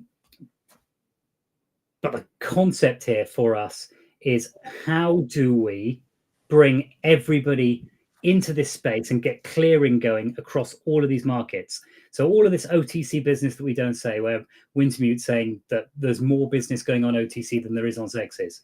You know, how do we make sure that DeFis can have some competition with sexes? We saw Robinhood come out yesterday and put out a huge amount of announcements, and they're putting up futures from CME on the Robinhood app. They're going to go after Binance's market in the US. Yeah. If we're not careful in DeFi, we will be run over by it because everyone's, oh, I'm just using Robinhood. Yeah, well, why do I need to? I'm using Robinhood. We have to act quick to not get run over by this stuff. And their future's not perps, because perps don't really work. And somebody put patents in on those in 2012. I've tried to make them work back in 2013 on interest rates. They don't really work capitally. They're holding us back. But we can all do this together. We don't have to have lots and lots of different pools for a collateral. We can have one big DeFi pool across collateral and lots of different exchanges for matching around and different ideas and concepts for liquidity. But we've got to do clearing. TradFi beats us every single time. We've got to get that into our space. Yeah, that's interesting. That's a really interesting take. And I think the L2s having liquidity all over the place makes it very, very difficult. And I think that's the big challenge, as well as usability. What Robinhood really did well was gamify, add lots of confetti and all that sort of stuff. So I think bringing the professionalism, but also all that liquidity from all those different chains, and this again where Chainlink is really nice with this, with the cross-chain stuff, with the CCIP. So how are you guys taking on that challenge? So I mean, you pick out one business there, which is, it's really interesting to see where Chainlink is in that. And Chainlink's an incredible business. But when you go and look for the perp on Chainlink to trade it on Binance, there's no action at all. Like, well, why is there no action? Well, because it's so stable, it doesn't move around as much as some of the rest of these things. And the charges are so high and those spreads are so high with that margin that no one wants to trade it, because it costs you like multiple days worth of P&L for it to move enough you get it. So it gets no trading action in it. If this was in TradFi, it would get tons of trading action because it's too expensive and the collateral's used. I should be able to do Ethereum versus a basket of Arbitrum and Optimism and do a statistical arb trade against those things. These are the sort of things I want to see. So we are building this clearing layer. We will put a crypto exchange on top of it to allow people to come and access it. But if you were CEO of GMX, you're CEO of Drift, or somebody in one of those businesses, and you're like, how do I unlock the capital we've got for more trading? You come and do a deal with us. You say, okay, the big institutions that come and trade through us, can they also then book the trades across to you and collapse their collateral down? If you're an options OTC guy, you've got all sorts of collateral versus this guy, that guy, the other guy, and you've got hundreds of millions on your balance sheet. Like, how do I collapse that down and do more trading? You come to us, we'll collapse it all down. We'll take a tiny piece out of the center of it, and you do the trading, you do the lending, you do everything else around it. We're not taking anybody else's business. There's no one doing this. We're not having to take it from anyone. It's going to add this extra. We'll create an exchange which will compete with other people there. But if I got all of the business from other people and not through our platform, at the end of that, I'd be like, okay, that's cool. Why hasn't anyone done this yet? Why do you think that is? Because it's complex. So this was 77 smart contracts on Arbitrum. And we waited for them to develop Rust and get their Rust SDK out, which came out in October. Yeah. Because when you're doing that much stuff, you've got to worry about things like attack surfaces and individual testing. So I'm literally just talking to them about tools that we supply that can help out other people to do this today. And if we can wrap all those things well and test them well individually, you can drop your risk right down. But you need that level of rust and complexity to be able to do this hard maths on chain in an effective way. I think we're just over the line where it's possible on chain today. But if as I talk around people who are from TradFi, they're like, well, of course, that's what we need. And every one of those big trading operations, it's like, I talked to a trader, won't say their name, but one of the big names that we all know. And I said, how are you dealing with this with the exchanges? And they said, handshakes. So, well, we can't post all the collateral that they all need. So we've got handshake deals with each one to reduce our number down. But when that guy leaves and somebody else comes in, we have to do a new handshake deal and suddenly it costs us 20 million. Yeah. It's like, right. Okay. And that's sustainable. How? Exactly. Our business and that's on decentralized. How? Yeah. Put it on chain and let us all look. You know, I don't want to sat in a black box in Panama. I want to see what's going on. I want to know. Crazy. So we're first. It's a whole new category, but it's also how you build a unicorn. If you want to really win in this space, you've got to come in and go, right, we're going to change how a big piece is going. We're going to add something new, which everything's going to lean on. You're not going to come in and go, we've thought of a better way of doing this piece, because then you're competing for mind share. You're going to come in and go, bang. So are you guys based in the Crypto Valley? Is that why it's Crypto Valley Exchange in Zurich? The labs is in Zurich. Yeah. That's why the labs business is based out of there. Yeah. It'll be fully decentralized though. We're like 100% DAO decentralization all the way. Fantastic. Token launch we're debating with some launch pads. Might be only a few weeks away. Might be 6 to 8 weeks away, but really, really soon. Loads of incentives to come up with some trade through our platform and prove it. I'm getting this token, Josh. Yeah, see, man, I'm telling you, the alpha is right there. The alpha is here. So happening right now. That's what we want. We got to create that community. We're going to give out. We've already had a test net. We ran a 9-month test net. We've got 6 million people signed up onto our test net across different platforms, because we went after the people in the meme space rather than the people in the DeFi space. We've got loads of that, but in DeFi, not enough people know us. We're like, ex-TradFi guys here know us. The big trading houses know us, and the meme fi guys know us. The meme degens. Yeah. Nice. Fantastic. So that is, and you guys are launching purely on Arbitrum or so another chain? It's on Arbitrum, and everything will run on Arbitrum. But there's some really neat stuff inside Circle, which is the collateral coin at the moment. It's USDC. Where you can interact from different chains, and we're going to be bringing them all online. Solana's really soon, so you'll be able to just come to it, deposit your USDC out to Solana, trade on the platform, pull back into it, and not really have to worry about the fact the execution underneath is on Arbitrum. So we want to go, everybody can access that, and that means that we can go and talk to Drift or someone and say, come on, you can come in and you can offer up this as a clearing. You can book out your collateral backwards and forwards. But it's mind-boggling. If I go to a big centralized exchange, I want to do like long 1,000 Ethereum, short 12 million Arbitrum, which is roughly the spread, and I go and put that trade on one of the big exchanges today, it will cost me around $700,000 in collateral I have to post. If I use a proper portfolio risk system where I go, well, actually, these two things move together all day long, like us, our going rate at that moment for that same trade is 306,000 in collateral locked. So it just unlocks a massive amount of money to go and trade again. Yeah. In options, it goes like 90% down. So that's where all this collateral comes back in. And if you give people collateral back, so if you're Drift CEO and you're like, you give your people 80% of their collateral back, guess what? They're going to trade more. They're going to go in. Yep. Exactly. Are you charging for the risk that they're holding, or are you charging them for the trading? You're charging for the trading. That's it. Wow. Again, inefficiencies culled out. And it's why we can't get real world assets. Like this Saudi gas company said, we want to shift a load of gas into this space, into DeFi, and trade it in a DeFi way.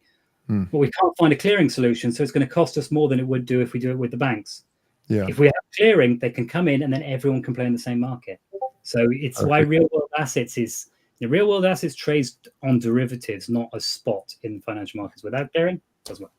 Anyway, check us out. Good stuff. Yeah. Where do they go? What's the URL? You can see people are posting it. All right. CVEX.xyz.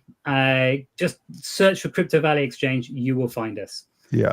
Really, really straightforward. We have switched on and opened up this morning. The market maker, the first one is told us they're going to be switching on overnight the rest of this liquidity. So market maker 2 is switching on in the next day or two. Market maker 3, which is also committed, and these are names you would recognize, are going to put theirs in. But we don't need it to be market makers. So you want to come put a bid in, you put a bid in. You don't have to take market maker flow. You can come and just be your own market maker and trade. Awesome. Hey, thank you very much for joining us, James. It's fantastic. And I just want to say a big shout out to Crypto Blood for co-hosting here. I know you've got a hard stop as well in a few minutes. So man, what a day. Yeah, it's been great. when you act, when George reached out, I said, of course, man. I love Josh. I've had him on my channel a couple of times. He's an OG, like myself, and yeah, great time, man. So appreciate James. Listen. I think Josh, I might have to give it to James and CVX, man. Oh yeah, they may be the top project. I don't know. There you go, man. That's a tough one with all the great projects. James, what a I appreciate that, and you Save don't the best for last, Josh. Save the best for last. Yeah. Well, we've got Beefy to go still. I think if they're in the chat here, let's see. But thanks a lot, James, for joining us. Thanks, James. And Crypto Blood, thank you again for taking this challenge, running with me through this marathon. I really, really appreciate it. Yeah, man. Thank you again, and look forward to doing some things with the Standard guys. Follow me on X at CryptoBlood_. Josh, I'm actually working on a book. So finally, I've got a book that I'm working on. It's going to be blockchain, AI, Bitcoin AI base, kind of mash those two together. Just, I think it'll be a great book for people to understand how to navigate going forward with Web3 and AI. I think it's going to supercharge this revolution, man. So I'm really looking forward to that being ready very soon. About a month and a half or so, I should be ready. All right, cool, man. Hey, I really appreciate it, and I'm looking forward to that book. I want to add it to cart. So yeah, hurry up, man. All right, take care, Josh. Thank you, man. Thanks, Blood. All right, folks. Next we have GPMS from Beefy.